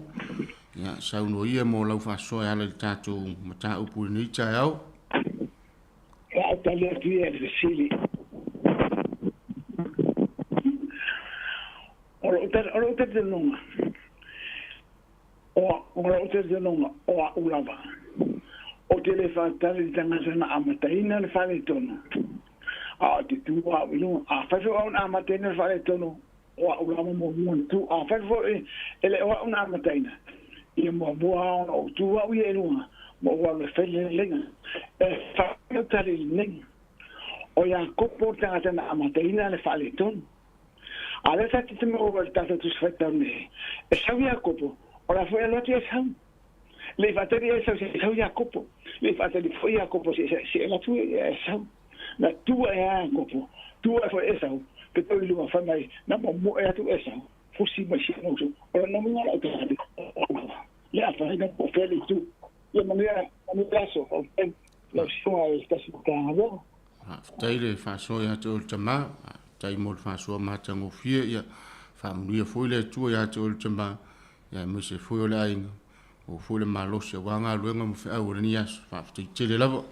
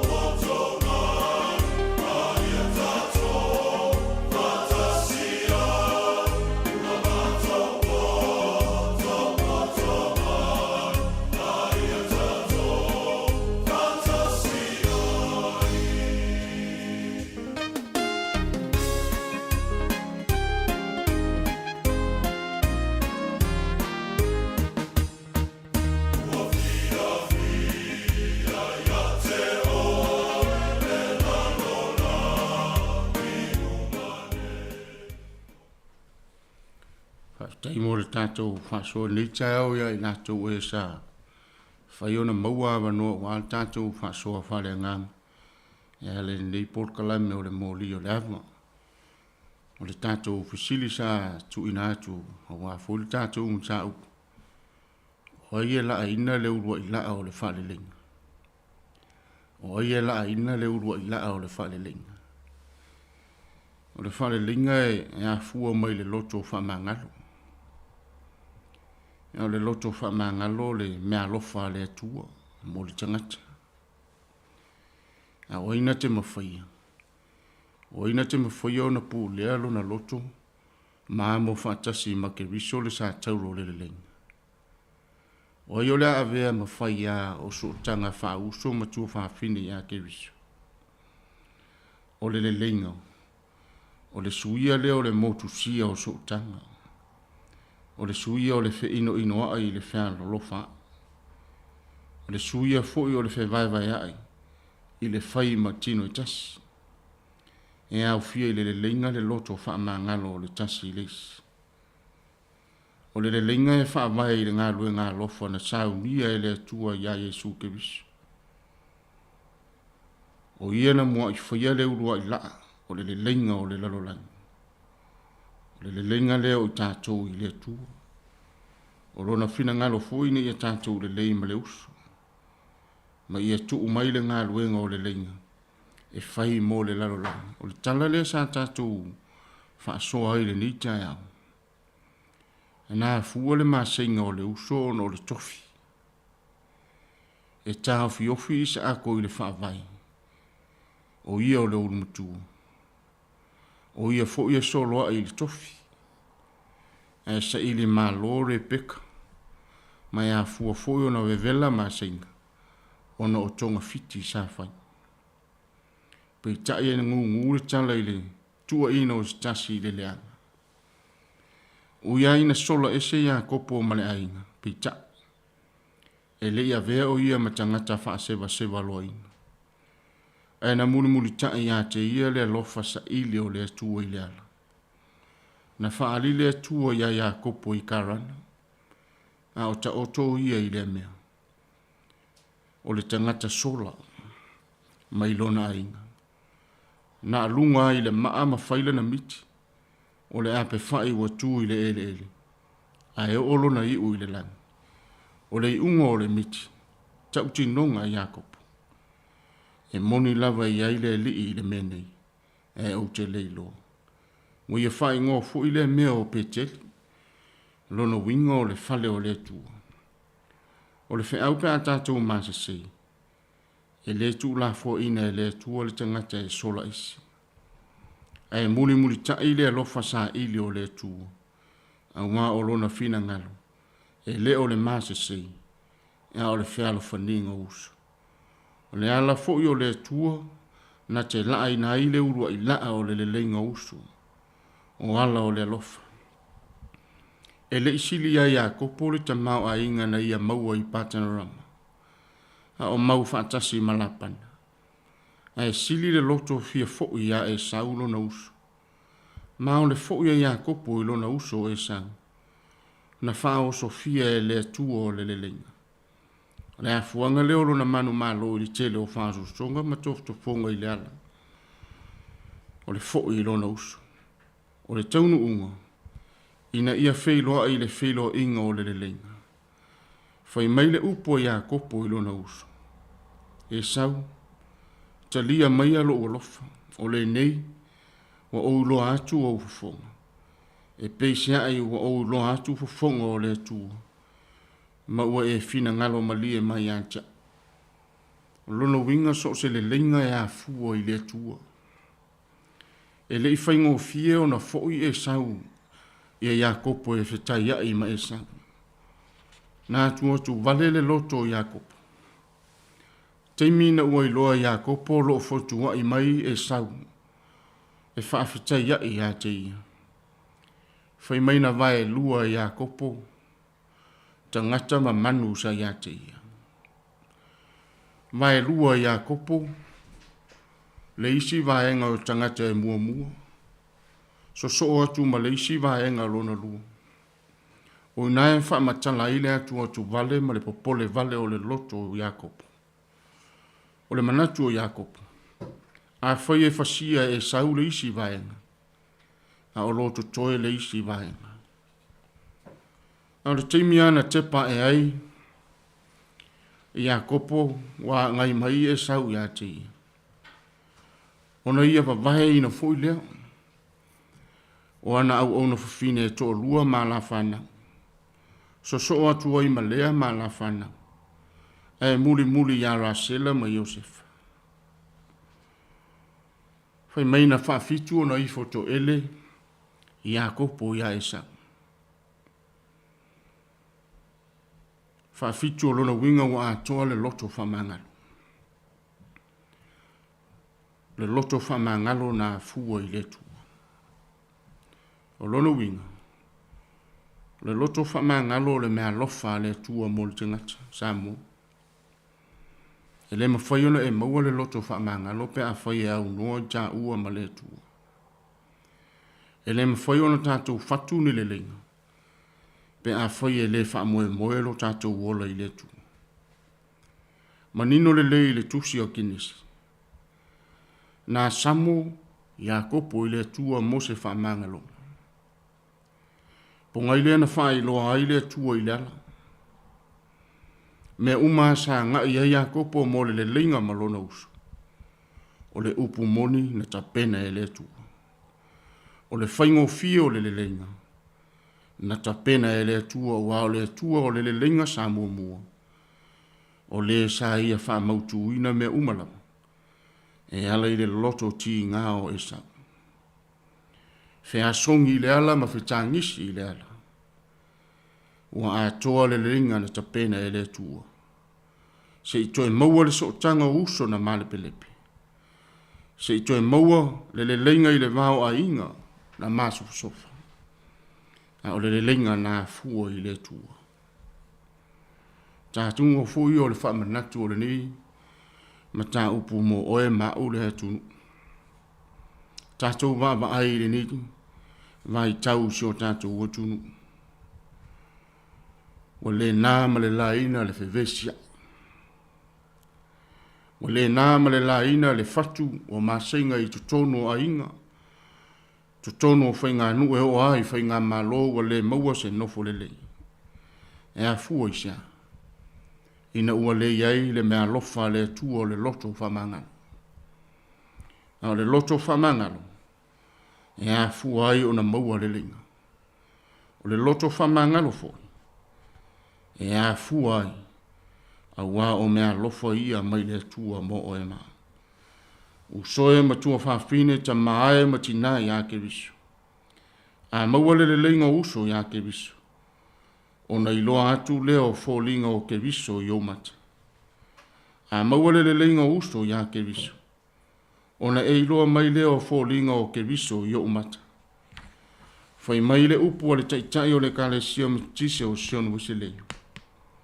A fai ua tonu lo loto i lo loto. Tu umai lo a ao i lo lima. U soe matua whawhine le kale sia e. E meise o Samoa. A ua tonu lo loto i lona loto. Tu uane lo a ao i lona lima. E matango fie uso aina nofo fantas. E malo losi uso e whialo fani. O a inga mabai vai. E maua ya ke viso sotanga. O nuu ua male pelepe. Ua na o le li na te fatu ina le lenga. O malo ua whewai vai ai. E tasi lava le maupoponga. Pe a whai e whaavai le loto whamangalo. E a fua ya ke viso Yesu. Tātou lava o tangata na ia tātou whatupu ina. Le vāmalo tātou wali. Au Yesu ke viso lava. Nā fio mai le lalolangi. Na te mua i laa ina le laa sanga o le lenga. Ina ia toe mamau lo tāso tanga i le tua. E ala i le maliu ma le toe soifua manu malo ke viso. Wa tātou mauso tanga i whaatasi maleli. Ia manuia tele sa mo i le ni aso. Ma ia tai i tātou le loto whamangalo e whinangalo ai ke viso. Ina ia maua le lenga. E whaavai ai ainga. e whawai ainu, e maisio le kalesia mātunu, ono Yesu, amen, si o tātou te talo. Whawhetei tele lava le tua i rene Yesu, e maisio la whasoa mai alo e tunu e ala i le mātou whasoa whaleanga. Wa malia le mātou whalongolongo i le whasoa o tangata. Tali tonu foi wa wha malia ina lo fina ngalo. Le taupati o la ngona wa le whasoa, ina ia tupu lo mātou mauti noa. O e lava o le atua e te tapena ina le leinga i le soifua mo lo mātou ola. Whaafitai lo waa o mai mo i mātou i le nei tai au. E ala iau o fionga ma lo fina ngalo whaeloa. O lo lava fina ngalo pa ia. Ina ia mātou maua le whaalo whaninga. E tusau na mawaya ina ai e ke riso lona lama uso. E iloa e le lalo langi outou. Pe a whai tū maulo outou whaalo whani. Whaafitai le tua ua manuia le hatu nuuma i mātou uma. Whaafitai e te le tu una mātou i whaingata. A e te tai pea i mātou i loa lofa whaola ma loa ao lawea. Whamangalo i mātou fantasi ma loa tunu. Pe a whai o whai mātou maala e tausolo mua na whatuina masainga. Ma whatuina le whewaiwai a i tutonu ainga. Tutonu o nuu mai ka le sia ma le atunu, le alii. Whamangalo i mātou le toto ke riso le alii o le leinga. Ina ia toe mauso tanga i mātou whatasi. Ma o tangata i le lalolangi. Alofa maia oe ta malo whai. Whaasoa le nei tai au i tupu pēr le tala le lei fina ngalo maloto o Samoa. Ina ia maua i mātou uma le whealo whaninga. E tusona e fina ngalo ai mo i mātou uma lava. A vea i mātou mani e whaatupu le leinga i tutonu ai. Tutonu anu, tutonu e ka le sia mle atunu. Ina ia maua le sootanga le lei e te fina ngalo ai. Ma ia maua le nofo whealo whani ma le maupoponga. Whaamanuia whiau, ma ngā luenga o whea ngai ma le atunu ui le ni aso. Whanau ia ongo le tampua inga ta māmati nai malu whani. O i fwoi o whea ngai ma mai ma ti ngā o le ore nei. I ai loa ao whaola.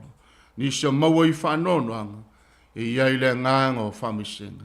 Ta i tai fwoi ngā luenga o whea ngai ma le nei ofisa ma whaamanuia lo latu so i fua ngā lului. E a vea maala e mori mawai o e ke riso i so se i tu o le lalolangi. Ia mafuta mai e le ni aso. A o fionga ma le whasoa whale nganga o le ni aso. Ina ia tupu pea lo mātou wola whatu tuo. Mātou muli pea e whaia lo fina ngalo i so se mea. Tu mau lungo i mātou uma whatasi ma le atunu. Le manuia le alofa le file mu.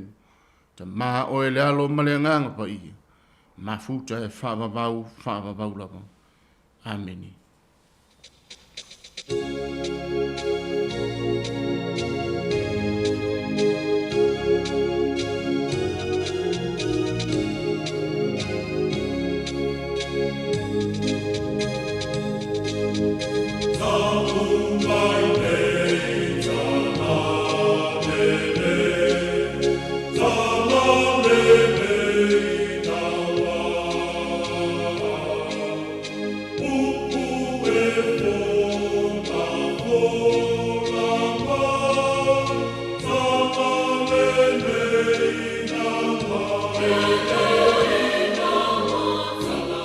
Ia le tua Samoa la tiro pele na ua e whaafonga i le tātou poloklame wha le nganga o le moni o le awa. Tā pena ina le songa le tausi matanga luenga, Reverend Fua Tuisane Tolo. E o le whaafenga ingo le ikane sia me tutisi Samoa i taita i low heart. Mo le nganga whaftai lau songa le tausi matanga luenga o no le tā penanga mātango fie nei tai au. E le u whaafonga le tātou tunu, mātango fie se whaasoa wha le nganga. Ia wale so i fua wha le nganga o tātou tangata o le talo. Ia a whamanuia tele le tue lau songa le tausi matanga luenga le whanatua. Ia le nofo alo. I whapea le tapo inga le kane. Sia manuia tele fuafuanga o nei aso. Whamanuia tele le tua. Le vingo le tua. Ia mai le kane sia metutisi mangele. Ia ona tātua ngai atu le tātou talafou. Tātou talamai Samoa. I le tātou no li tula e se furumare lua. I le nei tai a whaftai.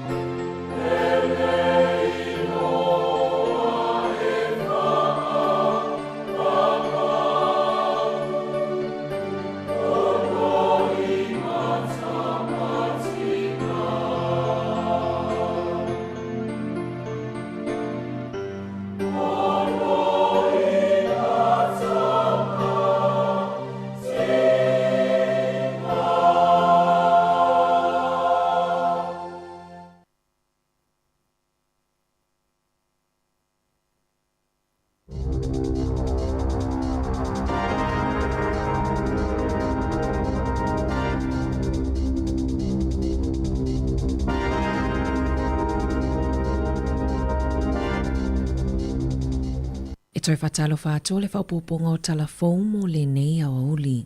O le tai awana leilana whaalawiloa ai e le palemia Chris Hipkins, ua toi si itia ma whaamalosia le puipuinga mo o ngā sami whaasao i le Hauraki Gulf i Aukilani e tusa ma le 18% na saunoa Hipkins. O se puna o a tāua e whaasao ai fo'i mo le fofonga tau mafa, ma o se vaenga tāua o lota tauta mau a inga mo pisinisi, tuurisi, o fe malanga inga ma vaenga tau i tau mafa mai le sami. Whaatasi ai ma se ilo ilonga la tamai e o atuai le tau atoa o le Gulf i ana a se tamata mau a inga i le se lau piliona tālā. Ua whaalauiloa mai ele vaenga whaupu whai ele National, se tasi o ala tau ana watau e tau fia ma whaasa ai le whaonga ina o telefonia whanau i totono a onga, pe a manu malo i le whainga pālota o lumana i nei, pe tai. Ua whaalia se finangalo ale asosio pule a onga, o lea fuafuanga e le talawhea ngai, ma e le langolangoina e le asosio pule a onga, ona ole a tele ina tula i mai ai ni fe ese a inga, ma whainga tā inga luenga a whai a onga i le vā matamaiti a onga. Na whailoa le taitai o le National Christopher Luxon, o lea polisi e whaamoemoe ina ia whaalele ai tūlanga tau i lea o onga a whanau, ma whaaititi ai le taimi e whaalu e tamaiti i lunga o telefoni. O le masina taluai na whaalauiloa whaalawa i tele mai ai e le UN se reporti. E whaapea e tusa male se fuluwha atu no una maua o lo opa maulalo le tūlanga i mata upu tau lea o onga a whanau. E mafua mai ona o le tele o taimi e alu i telefoni. E ai ni siokolisi ua whaiala tau polisi i totono a onga. E tāo fiai e le whaia onga telefoni i taimi o wasenga se i wangana aine malolonga ma le tuuanga o a onga. E tusama le tasi tesi ma le 2 miliona tālā le taua o whae o aseta a le peristeni o le keni a le Midlands Rebels James Duff i taupo. Na mawaise o sofa i ngā leo leo, o Duff na lokaina e leo leo i le tausanga taluai, ma o lo o tulilo na whaasalanga i se 5 tausanga, ma o lo na whaia o ni fe whaatawa inga o la au mafuala au whaasaina. O aseta e au fiai ta avale o fale, te unga tupe e silia ma le se lauiwa se fulu a whetala na te wina, o wa a whaangota maisi. Ua whaalawilo mai le suafa o le tina ono se fulu tausanga lea na maliu i se whaalavelave tau ta avale, na taiai e se ta avale na aveina e se talavou se fulu whaatausanga la na ta avale i kalai stete i le te au le se fulu tasi le pōla songa fua. O le tinaia Sandra Loveday e to alua na i ona alo, mana ripotia e le staff e whaapea, o le talavou sfuru whaatausanga na aveina malu e se mai le ta avale alona ainga, e au noa ma le silafia e lona ainga i lea pō, mana sau i le onga tutono le awala, ma feto ai ma le ta avale a le tina. O lo oile fale mai le talavou, sa ripotia e le eo oile tausanga e angava ai e ave le ta avale ma whaia le laisene, ma o lo o whaau su e suenga leo leo i lea mata upu. O lo o iai se popolinga i tangata lautele, o na o le CTI o le tau o le penisini ua iai nei, e whaatesi ma le 5% na CTI le tau o le penisini i watasi i totonu o le 2.8 aso ua tuanai, tusa lea ma le 2.7 sene i le lita, o le penisini i wavalu e 5.5% na CTI, ma e silia ma le 3 i le lita. O neisi i tanga na alia e mai ina ua ave e sea le fesosoani ale malo i le masina o yuni. O lo talo sanga ina i nisi le malo, ina ia toe au mai le fesosoani pei ona iai, le ana tau whaititi ma tau ngofie ai le tau o le penisini pei tai. Na whaamanino e le palemia Chris Hipkins, e le o iai se fuafuanga ale malo i se whai unga whaapea i se taimilata mai. E tusama le whaitau se laule numera o leo leo i New Zealand, e ono tu ua le atunu umo Australia, ona oni tutongi tetele o lo ofo mai ele malo Australia, e pe ona ripotia mai ele sui o le asosio leo leo i New Zealand, na whaalawi loa ele asosio leo leo i Queenselani ni tutongi mawalununga, whaaupopo ai ma le 2 fetala o se pōnesi a watu langa i le siitia ma le suinga o nofuanga e au mauai, na whaalia ele peristene o le asosio leo leo e whaapea, o se popolinga telelea mo le asosio leo leo i New Zealand, ona o le ato sina le aufaiga luenga i totongi uofo mai i Queenselani. Ua whailoa se whala putuputonga mo mata upu tau i le whaasao, o ta i whaue ta momoe mo le whaamalo stino e au noa ma se manoa e nonoa ai, O le mafua anga lea o le tele o manu o le kiwi e mamate, i whamatalanga lata mai, e lua se furu kiwi na mamate i le Bay of Islands, mai le masina o me, o le se furu o le afuainu mera e mafua mai ona o taifau, ma le valu e lavevea i taavale. O manu e ono na maua ua pepe i le tonga vao i o Pua Forest i le lua vai aso taluai, na mafua ona o taifau. O loo faa wauso e suenga i le faalavelave leana tula i mai le aso se fululua o me, leana maliwa i se tina matua i le fale maitele i whangarei, ina ua mamunu le moenga fale mai sa faa o ngā esi i ai ilunga, e valu se fulutolu le matua o le tina matua, na pa u ese ma le moenga, ma sa faa ina ai ma whaia tonga fitinga i le fale mai, a le i toifo i atu i le fale e tausi ai tangata matutua. E le o whaalawiloa i nau ili mai i le te whatuora ma le St. John Ambulance, vaenga uma o le faalavelave pe tai, inisio reporti sa whaapea, na pa u e sele tina ina ua mamunu le stretcher na awina tua i le tina anga ai i le taava le fale mai, ma tau na fofonga i lalo, ai pa ua i lunga le moenga whea vea ai. O ni nai aso mulmuliane na toi wha atope ai le tina i le fale mai mama liwai. O loo whai asu esuenga a le te whatuora, Work Safe, St. John, ma le fōma i asu esuena ma liulilo, le mafua anga o lea whaalavelave. Ua iai nisio awala e sao mai ai le au tau whaavalea e ngā oitu pea tangata, e awala mai lea i se whe autus tu sia fōu, e whaafolinga o se text e lafo mai e se tasio lau whanau, po o se isio lau ainga e whaapea le whaupunga, tina ua le iloa la o telefoni, ma e tau mai le isi numera ese e te wheso o taai atuai. E te lele awanoa e ono sao mai ai isi whainga tau whaavalea, pe a e tali atu i lea whe autus tu sia, ona e so o male fesili mai i le numera o lau te ngā tupe ina ia whaata waisa na telefoni fou. O loo whautua ina le atunu o ina ia awane itali atu i ia whe autustusia, ma a lea mauti noa le tangata moni, e mawhaiona la fofua le whe autustusia na e maua i le numera fitu lua ono, o se au nanga e lalo le waainga a le ofisa mo mata upo le loto i fale, e ilo ai ia whainga tau whaavalea.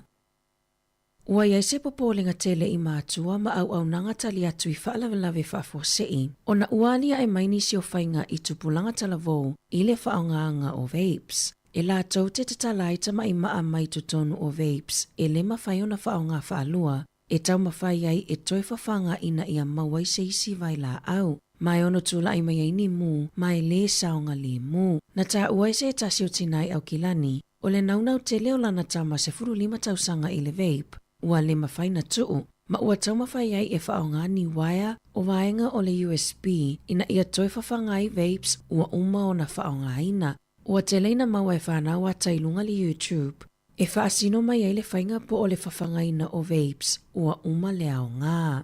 Tala fōu ia me le si ufofongo le lau mua mo le ni vaenga o le aso.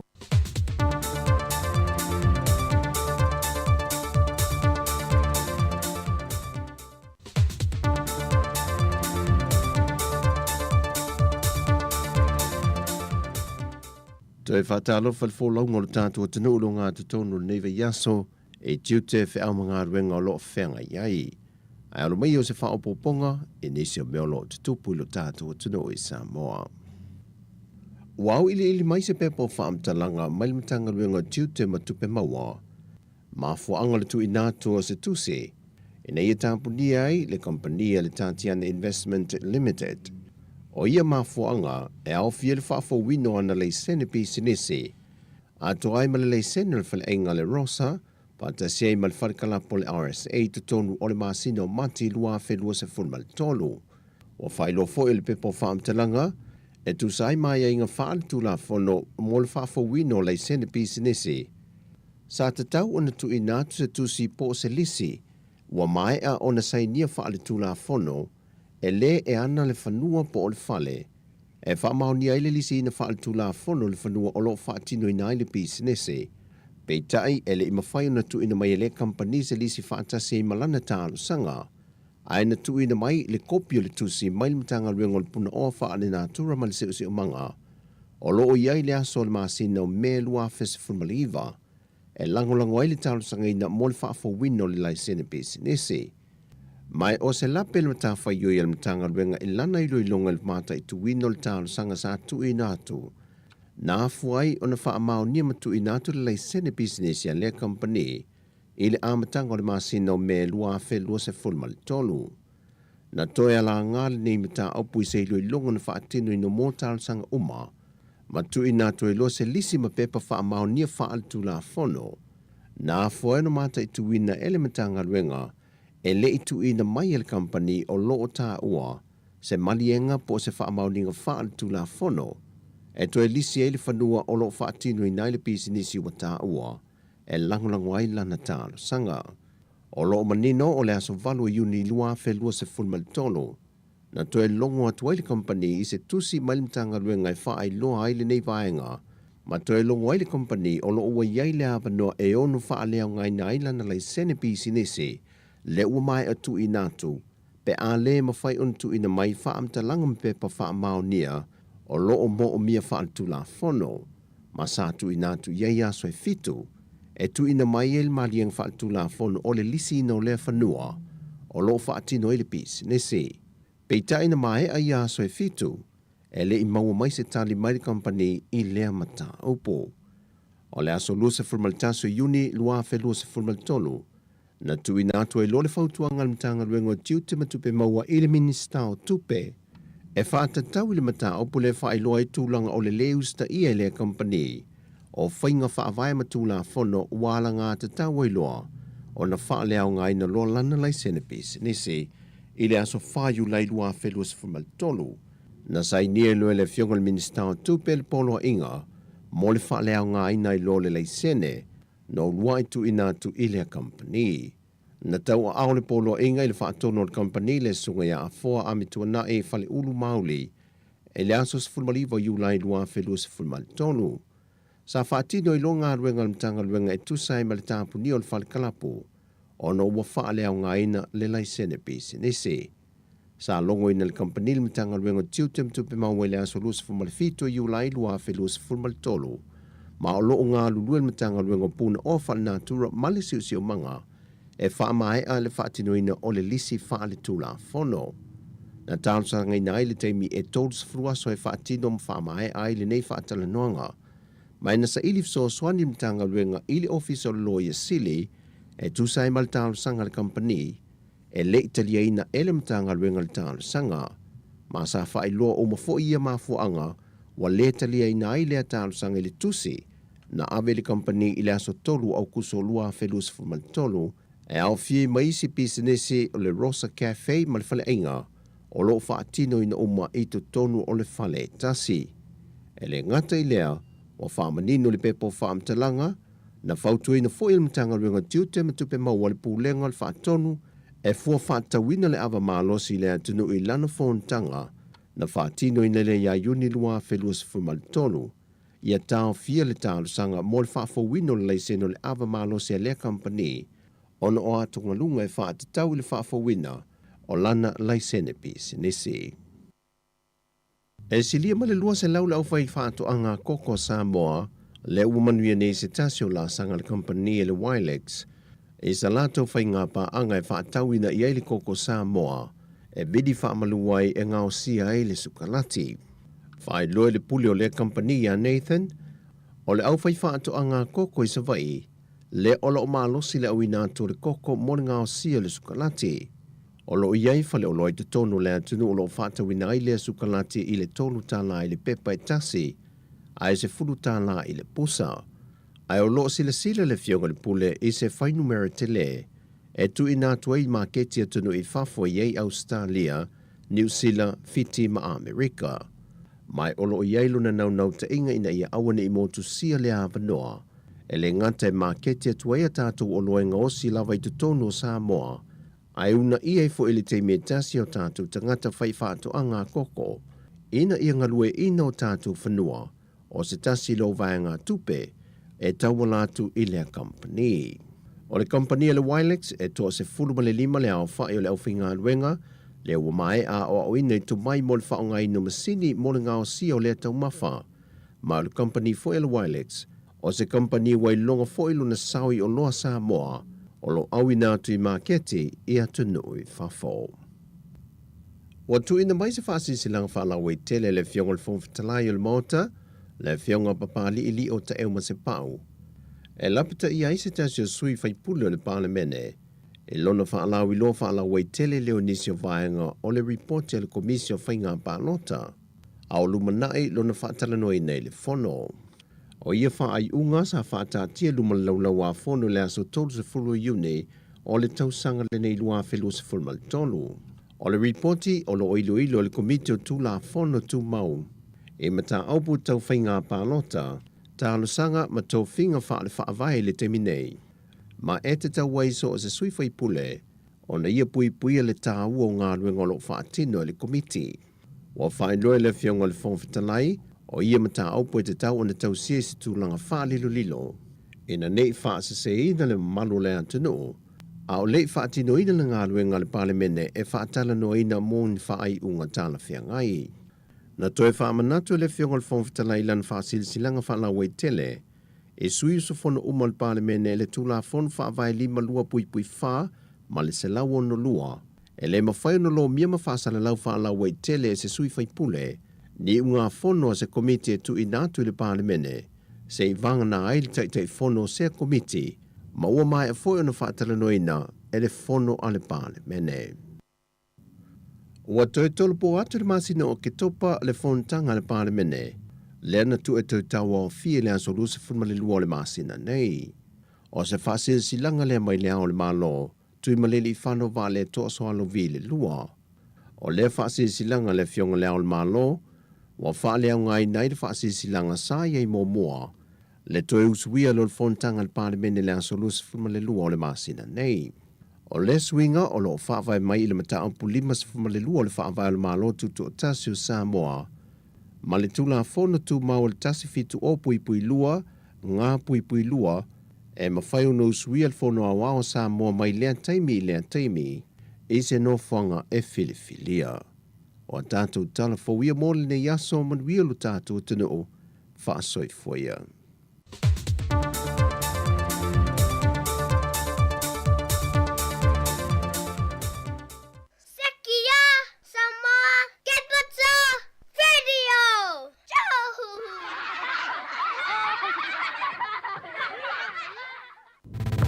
Sika o malo longa matau mafutanga o leo au si fofonga o le laumua.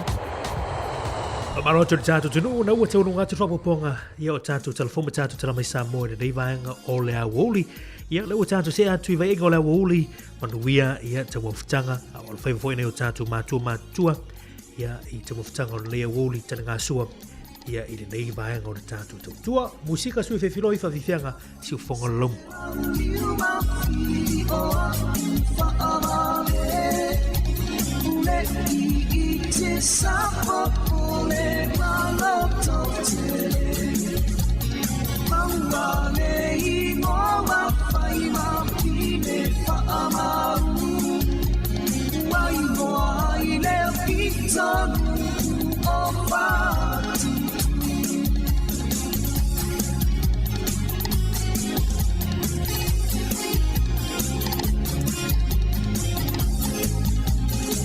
Solo peale malanga a ofai peale tama Waila na fa atonga atamu ia fa atalianga Awale fa afao ina ne ile ino mai o na folina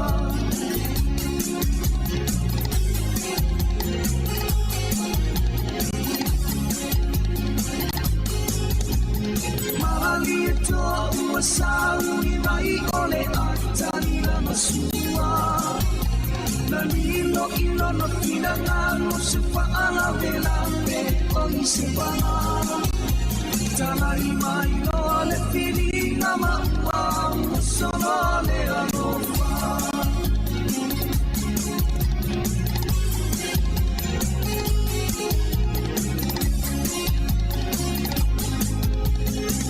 Solo peale malanga o savalia le alena Me alena e moa o matenga na matea I oleia Me malanga ua tua Isi o ulau ele Wa atani se e asia le whangarone o ai le tangatana na ia mawalo tu matilo tilo mawhakase tu matilo tilo masakari whaalela ina lela mei ulo le sumarai matoe po I whakase I le sami ai whaakua se iona maaya ole ua mutalali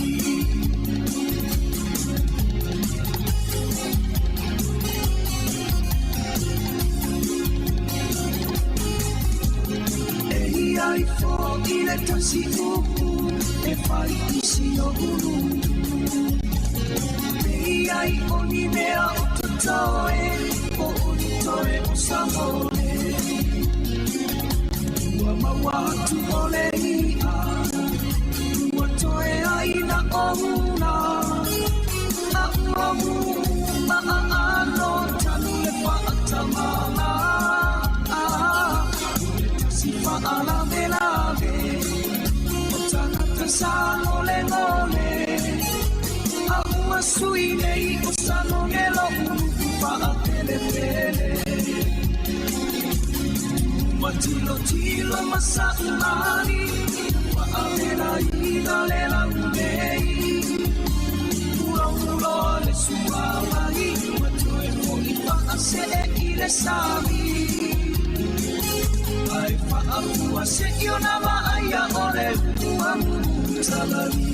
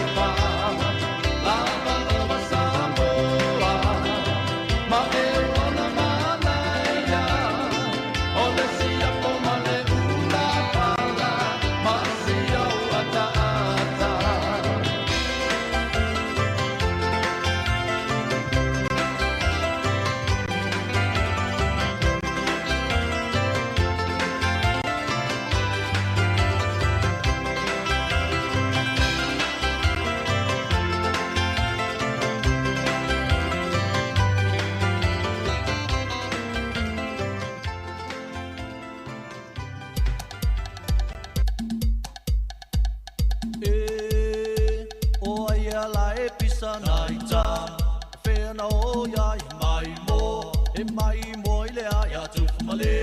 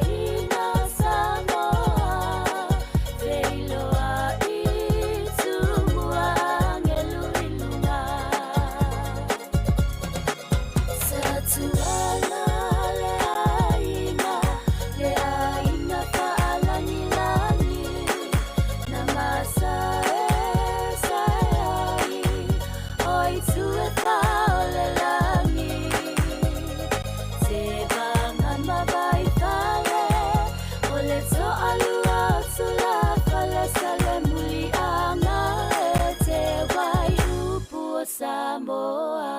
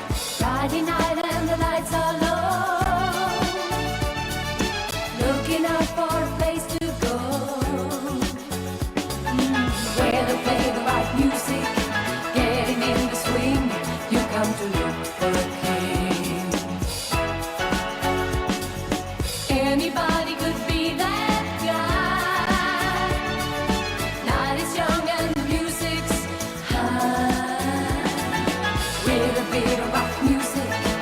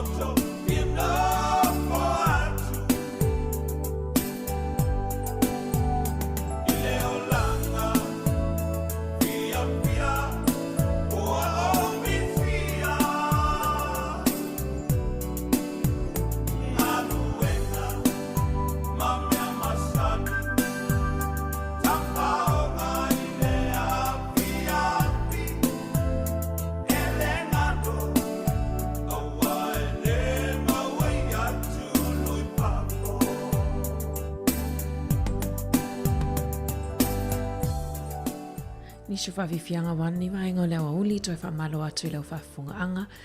Samoa ia i le nei awa uli. Leo toi swiminu te whamuta tato tautua i nungo le tato wala leo. O le tasi o no te sima le tasi whamo. Whaawa watoi pia leo tato talafoli i tula e tasi. Nungo le YouTube ma le Facebook. Ia whatoa whamuta tato tautua i le itula i lua. I nungo tato wala ata ia ai.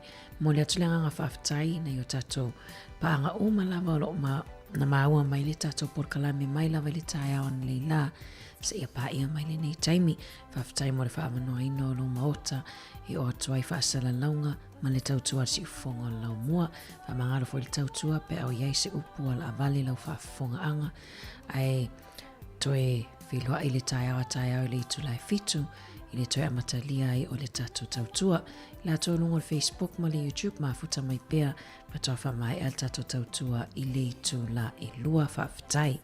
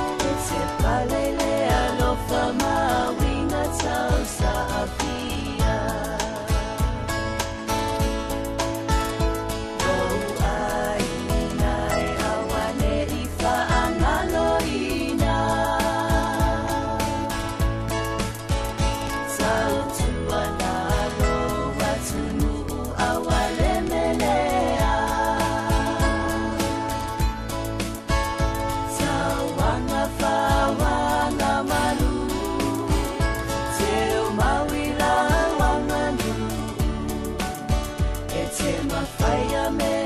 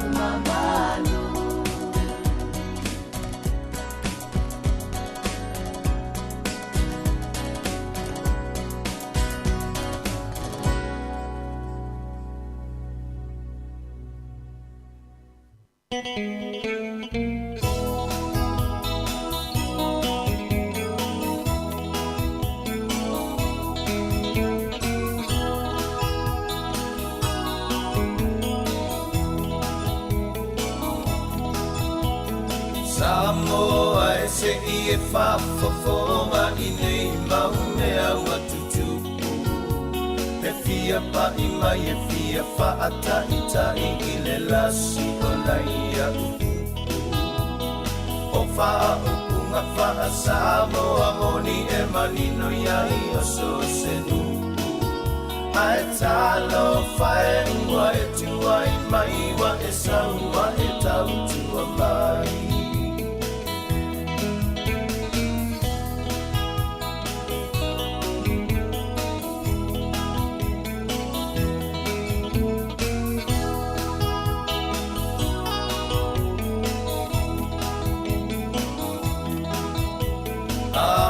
Manatu iau upu whai whai a olea ua e a apa mai.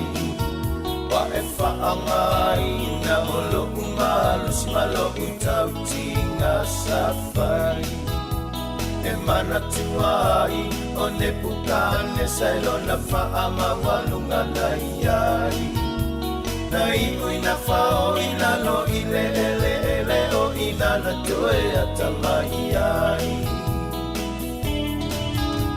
Mali e ia la whaafofonga Samoa o na pangolo o whaano anoa. Amasua tu lava fo I ua uma o te leto e fia manatua le Samoa lea. E whaabae I lea tua.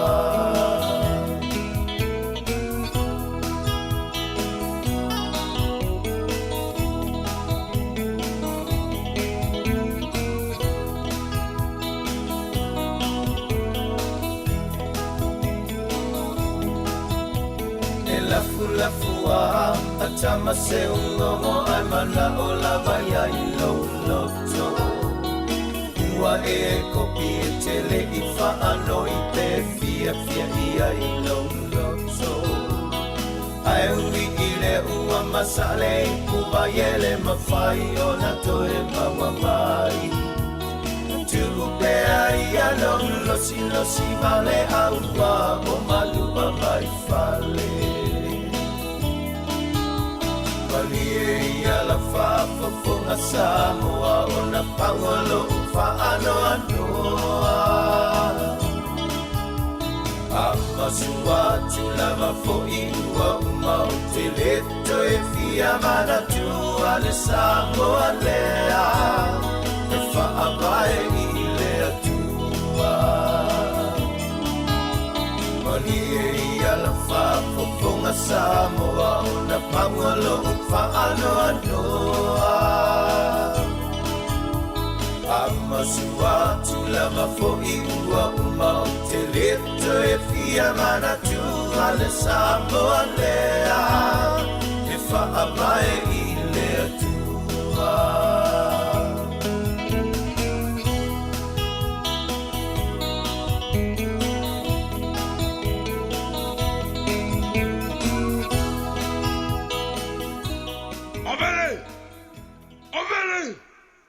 Saumi Tamalela ma'alili e tato io vitana Tamalela ma'alili e tato io vitana Tamale puatano fotango io fai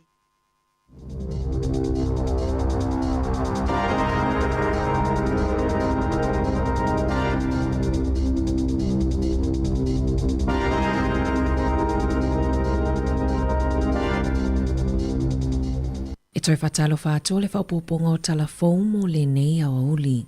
O le tai awana le lana whaalawiloa ai e le palemia Chris Hipkins, ua toi si itia ma whaamalosia le puipuinga mo o ngā sami whaasao i le Hauraki Gulf i Aukilani e tusa ma le 18% na saunoa Hipkins. O se puna o a tāua e whaasao ai fo i mo le fofonga tau mafa, ma o se vaenga tāua o lota tauta mau a inga mo pisinisi, tuurisi, o fe malanga inga ma vaenga tau i tau mafa mai le sami. Whaatasi ai ma se ilo ilonga la tamai, e o atuai le tau atoa o le Gulf i ana a se tamata mau a inga i le se lau piliona tālā.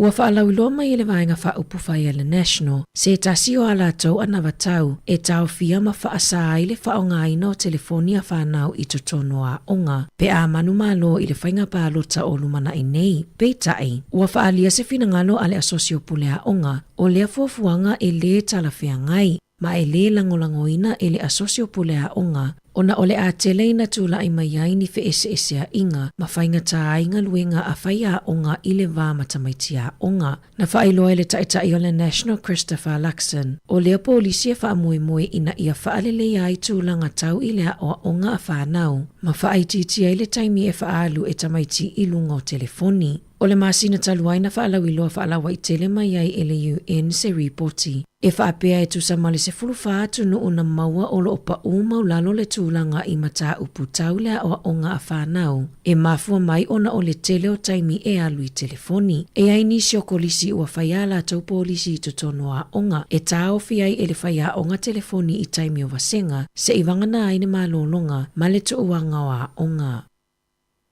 E tusama le tasi tesi ma le 2 miliona tāla le taua o whaio a seta a le peristeni o le keni a le Midlands Rebels James Duff i taupo. Na mawaise o so whainga leo o Duff na lokaina e leo i le tausanga taluai, ma olo o tulilo na whaasalanga i se 5 tausanga, ma olo na whaia o ni fe whaatawa inga o la au mafuala au whaasaina. O a seta e a o fiai ta avale o fale, te unga tupe e silia ma le se lauiwa se fulua whetala na te wina, o wa a whaangota maisi.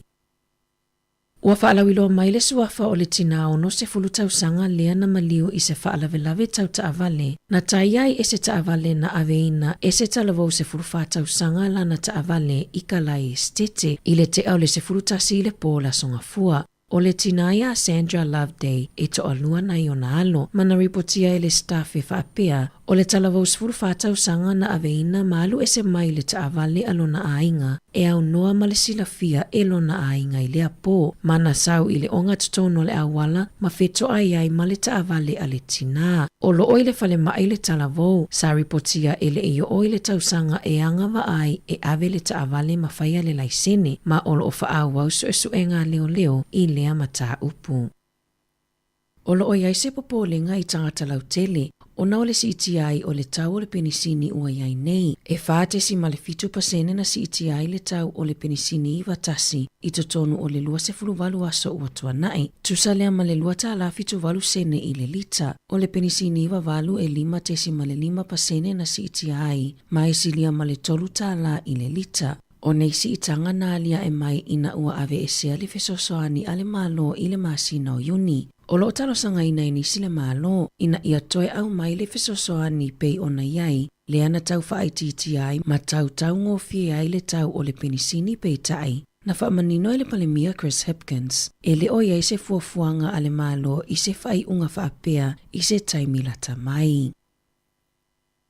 E tu sama le whaitau se lau le numera o leo i New Zealand, e ono tu ua le atunu umo Australia, ona oni tutongi tetele o lo ofo mai ele malo Australia, e pe ona ripotia mai ele sui o le asosio leo i New Zealand, na whaalau iloa le asosio leo i Queensland ni tutongi mawalununga, whaaupopo ai ma le 20 whetala o se ponesi a watu langa i le siitia ma le suinga o nofuanga e au mauai, na whaalia ele presidente o le asosio leo e whaapea, o se popolinga telelea mo le asosio leo i New Zealand, ona o le ato sina le au whainga luenga i totongi uofo mai i Queensland. Ua whailoa se whala putuputonga mo mata o putau i le whaasao, o taifau e tamamoe mo le whaamalo stino e au noa masemanoa e nonoa ai. O le mafua angalea o le tele o manu o le kiwi e mamate, i whamatalanga lata mai, e lua se furu kiwi na mamate i le Bay of Islands, mai le masina o me, o le se furu o le afua inu mera e mafua mai ona o taifau, ma le valu e lavevea i taavale. O manu e ono na maua ua pepe i le tonga avao i o Pua Forest i le lua vai aso taluai na mafua ona o taifau. O loo wha au suenga i le whaalavelave le ana tūla i mai le aso se fululua o me, le ana maliwa i se tina matua i le whale mai tele i whangarei, ina ua mamunu le moenga whale mai sa whaau ngā esi ia i lunga. E valu se fulutolu le matua o le tina matua, na pa u ese ma le moenga, ma sa whaina ai ma whaia tonga fitinga i le whale mai, ai le itoi fo i atu i le whale e tausi ai tangata matutua. E le o whalau iloa i nau ili mai e le te whatuora ma le St. John Ambulance, vaenga uma o le whaalavelave pe tai, inisio reporti sa whaapea, na pa u e se le tina ina ua mamunu le stretcher na awina tuai le tina anga ai i le taawa le whale mai, ma tau na fofonga i lalo, ai pa ua i lunga le moenga whea ai. O ni nai aso mulmuliane na toi whaatopitope ai le tina ai le whale mai mama liwai. O loo whai asu esuenga a le te whatuora, Work Safe, St. John, ma le fōma e asu esuena ma liulilo, le mafua anga o lea whaalavelave. Ua iai nisio awala e sao mai ai le au tau whaavalea e ngā oitu pea tangata, e awala mai lea i se whe autustusia fōu, e whaafolinga o se text e lafo mai e se tasi o lau whanau, po o se isi o lau ainga e whaapea le whaupunga, tina ua le iloa lau telefoni, ma e tau mai le isi numera ese e te wheso o tai atuai. E te lele awanoa e ono sao mai ai isi whainga tau whaavalea, pe a e tali atu i lea whe autustusia, ona e so o male fesili mai i le numera o lau teo ngā tupe ina ia whaatau waisa na telefoni fōu. O loo whautua ina le atunu o ina ia awane itali atu i ia whe autustusia, ma a le mautinoa le tangata moni, e mawhaiona la fofua le whe autustusia na e maua i le numera fitu lua ono, o se au nanga e lalo le waainga a le ofisa mo mata upo le lotoi fale, e ilo ai ia whainga tau whaavalea. Ua iai se popolenga tele i mātua ma au nanga tali atu i whaalavelave whaafosei, o na ualia e mainisi o whainga i tupulanga talavou i le whaongaanga o vapes. E la tau te tatalaita ma i maa mai tutonu o vapes, e le mawhaiona whaonga whaalua, e tau mawhai ai e toi whawhanga ina ia mawai se isi vai la au. Mai ono tula i mai ni mu, mai le saonga le mu. Na ta uai se tasi o tinai au kilani, o le naunau te leo lana tama se 5 tausanga i le vape, ua le mawhaina tuu, ma ua tau mawhai ai e whaonga ni wire o vaenga o le USB ina ia toi whawhangai vapes ua uma o na whaonga ina. Ua te leina maua e whanau a tailunga li YouTube, e whaasino mai ai le whainga po o le whawhangai na o vapes ua uma le ao ngā. Tala fōwia me le si ufofongo le lau mua mo le ni vaenga o le aso.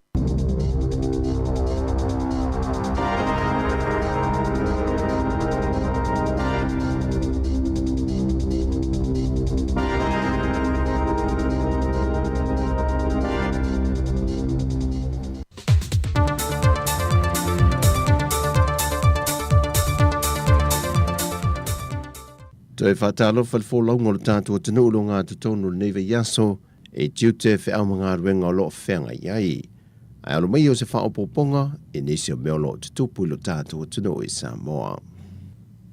Wau ili mai se pepo whaamtalanga mailimatanga ruenga tiute matupe maua.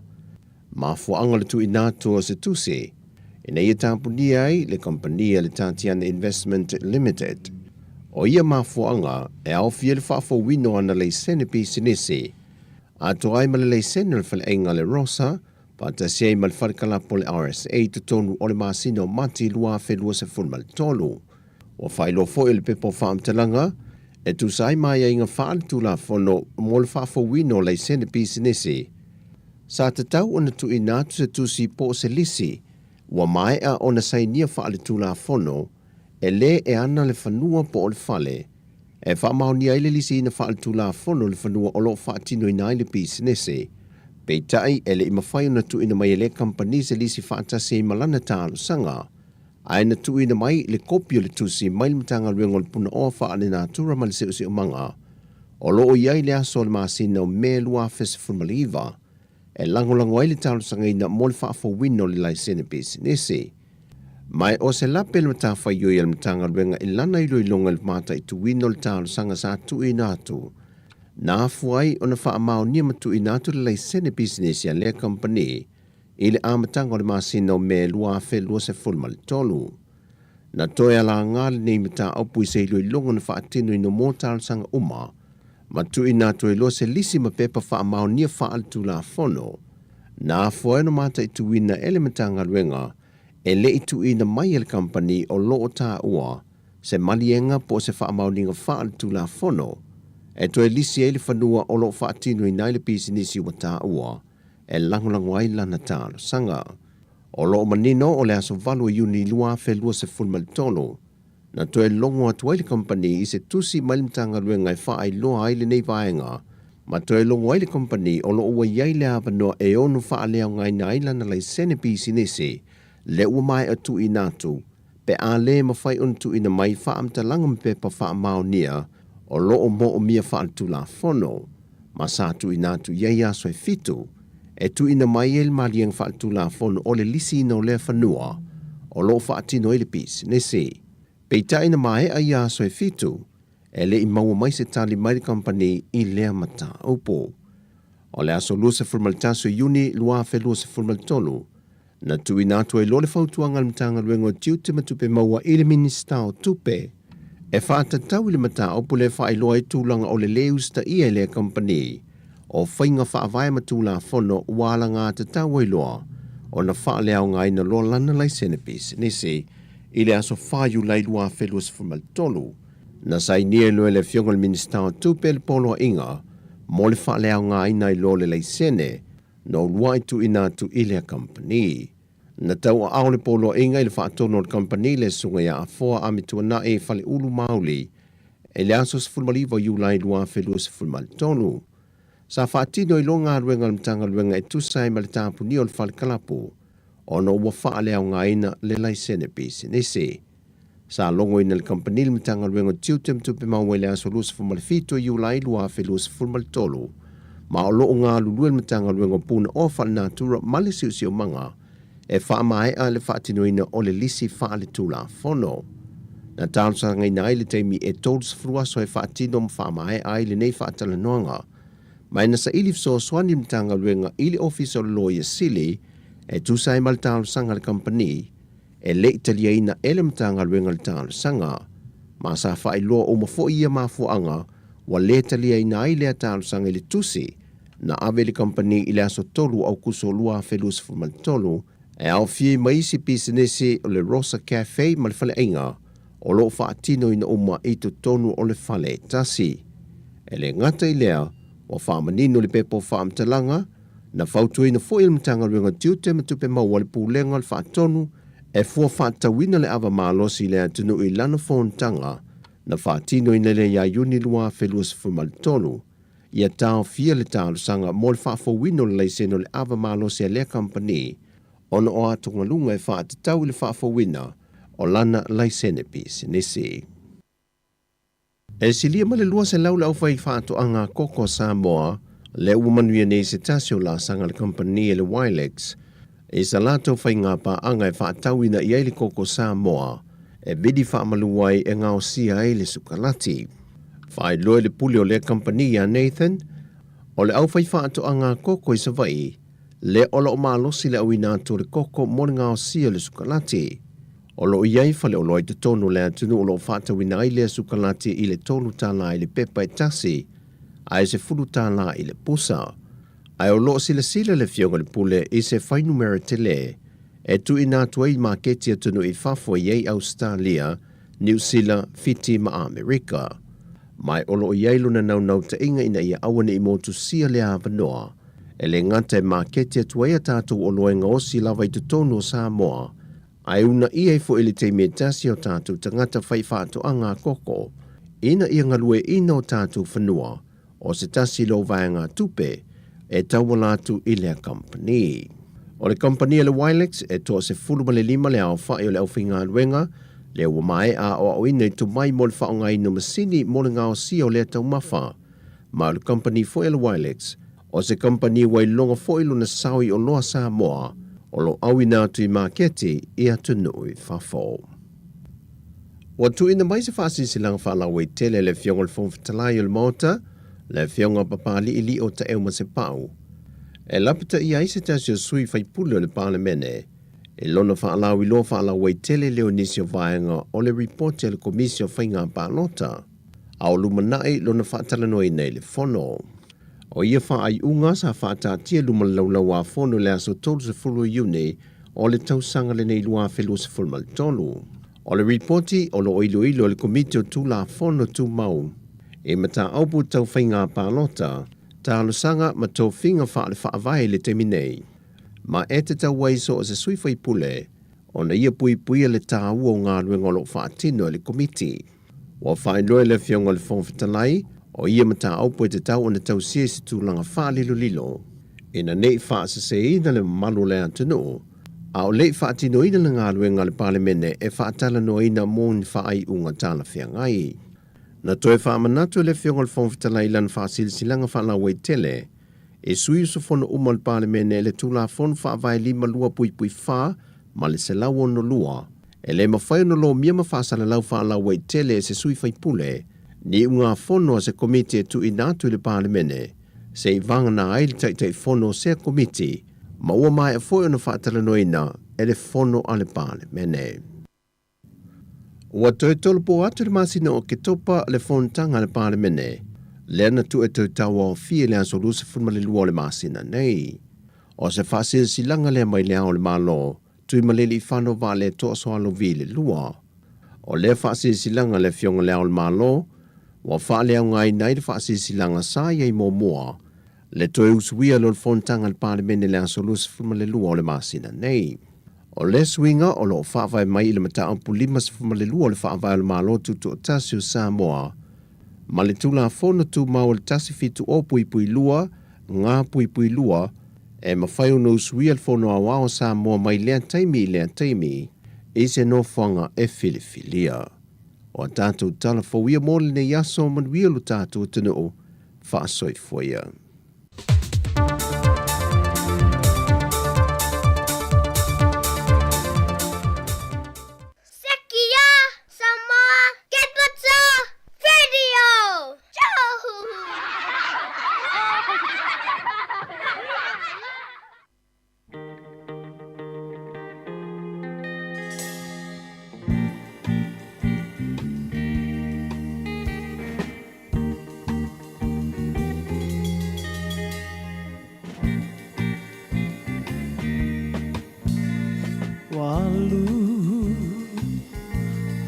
po atoa E maua sa umoe ilo manatu atu ya oe Ua e tu ua u Ai ua sili atu se ta silo manatu Apa yo lea Ua lava lea musu sa se fai mai se upu ne te wa pe o le tasi upu moa moa lulu niu niu bulu asili ona fa apupu nei e tongi le moa ai upu lona apa ne pe o le tasi moangangana e pasia o le ngata a e pupula nai o na mata e pasia o le ngata a e pupula nai o na mata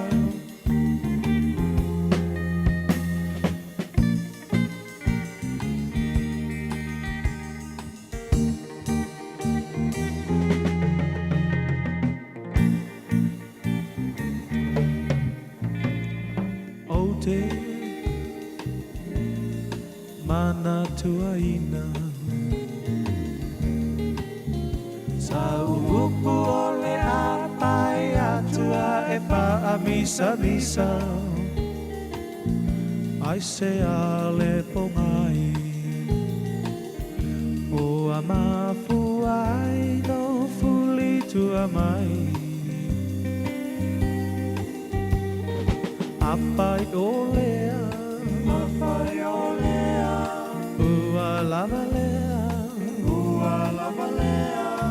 apai ua e musu sa se fai mai se upu ne te ua pei ole tasi upu moa moa lulu niu niu pulu asili ona pa apupu ne e tongi le moa ai ulo napa e mei ole tasi moangangana e pasia ole ngata ai bubula nai ona mata e pasia ole ngata ai bubula nai ona mata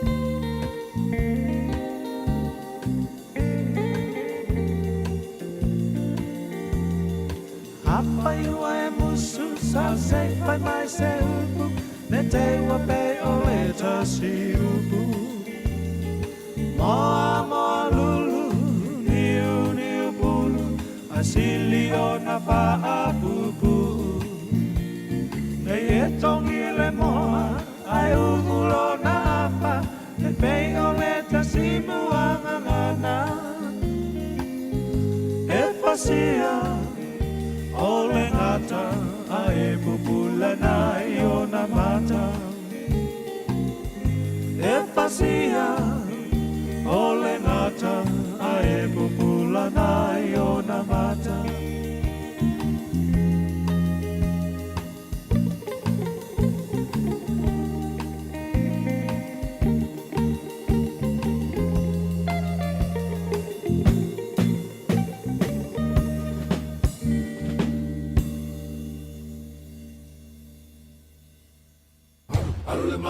le manu samo alu male ato iai alu le manu samo tama tama to e to tama alu le manu samo alu male ato iai alu le manu samo tama to e to tama o e fali ile la lolangi le loto tele bolo watu nuku e mafuai le malosi male minita e toia titi ai tanu le fasinga o le liona e lai titi ai maini fa maulunga ai le pasifika e e ese pasese ile ingo Samoa e ese pasese le sui mawalungo Samoa alu le manu Samoa alu male ato iai alu le manu Samoa tama to e to tama alu le manu Samoa alu male ato iai alu le manu Samoa tama to e to tama o vai iai le lalo langi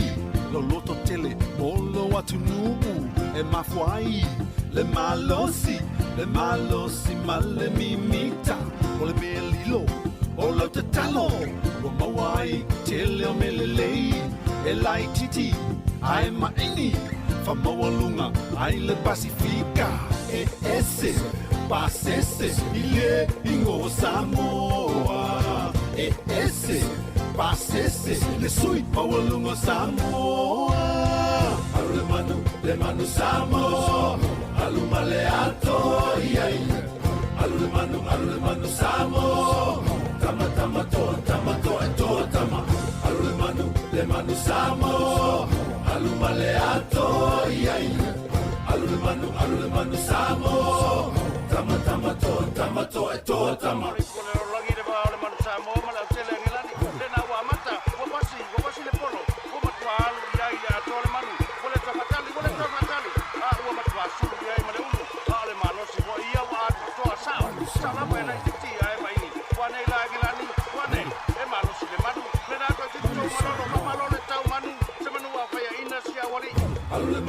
le manu Samoa alu male ato iai alu le manu Samoa tama to e to tama alu le manu Samoa alu male ato iai alu le manu Samoa tama to e to tama alu le manu Samoa alu male ato iai alu le manu Samoa tama to e to tama alu le manu Samoa alu male ato iai alu le manu Samoa tama to e to tama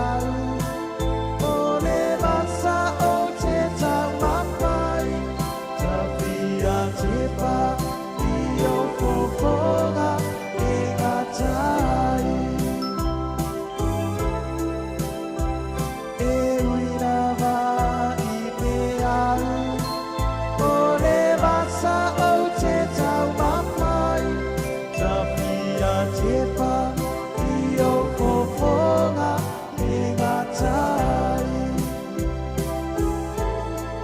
Tawhia te pa I o fofonga e ngā tai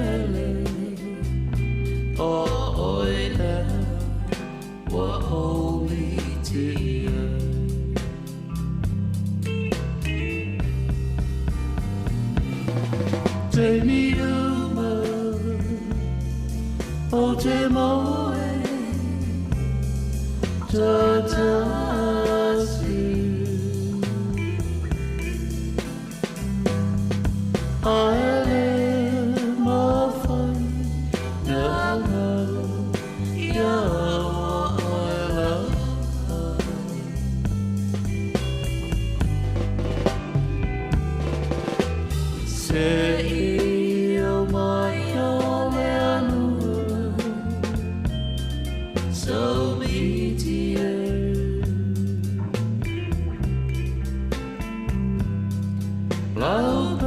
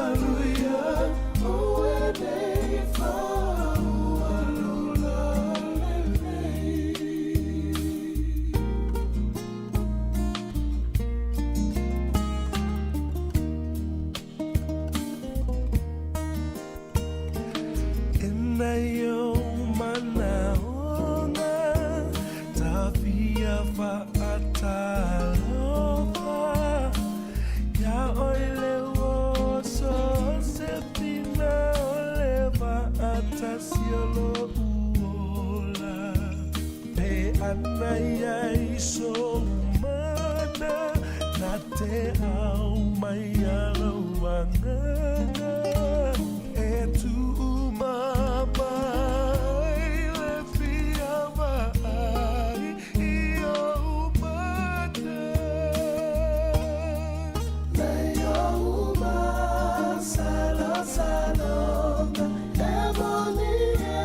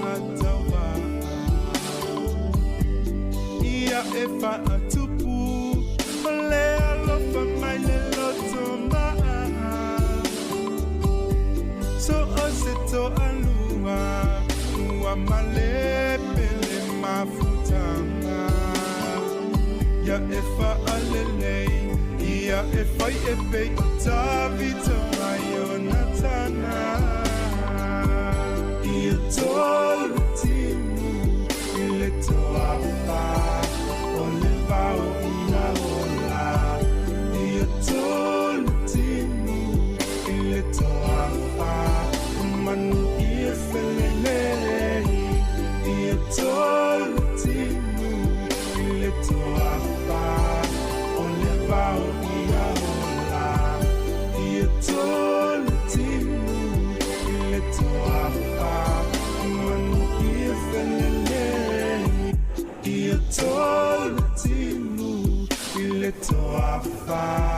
o le vao ia ola ia tolu tinu i le toa wha manu ia felelei ia tolu tinu i le toa wha o le vao ia ola ia tolu tinu i le toa wha manu ia felelei.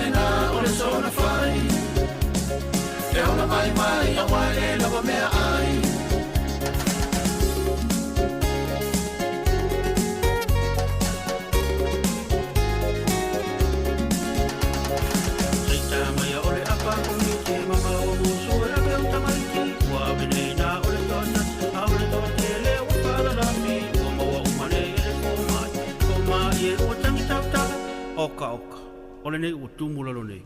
Nei la ole lua funga le me nei. O tau nu ua ila le upo le talo. Wafala la solo amene. Wafala la solo amene.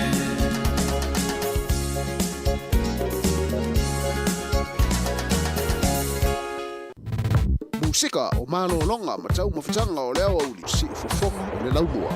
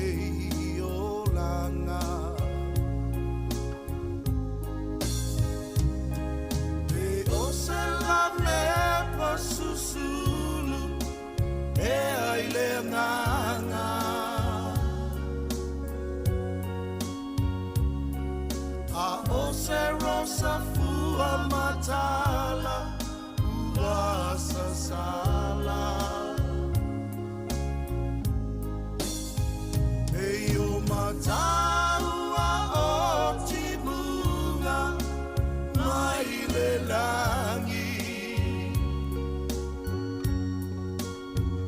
Ua whapena loa lofa, una ta ia oe hani.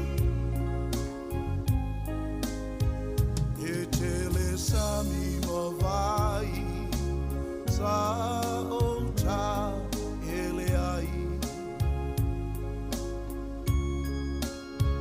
Whaato anga fua manongi,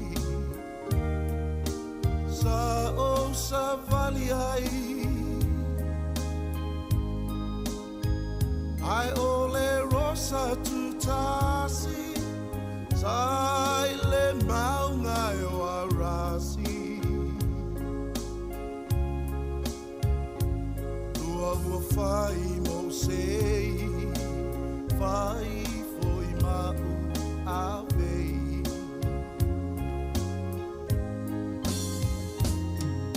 Ei o se la me papusulu, e ai le nganga.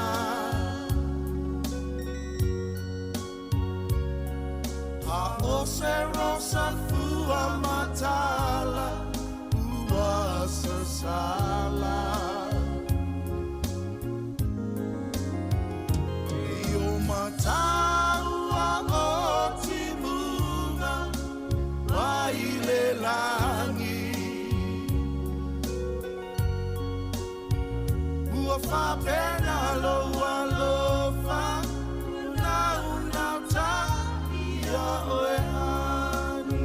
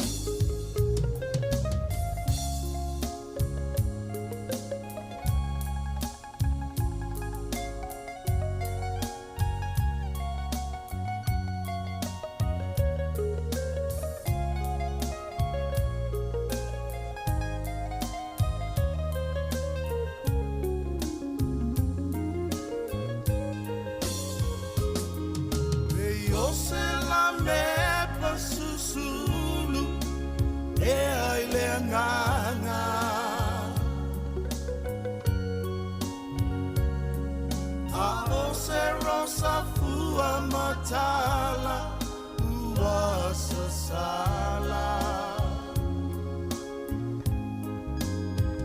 Ei o mataua o timunga, mai le langi.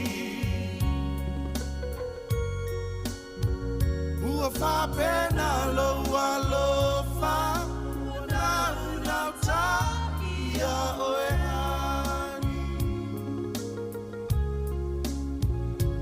Fa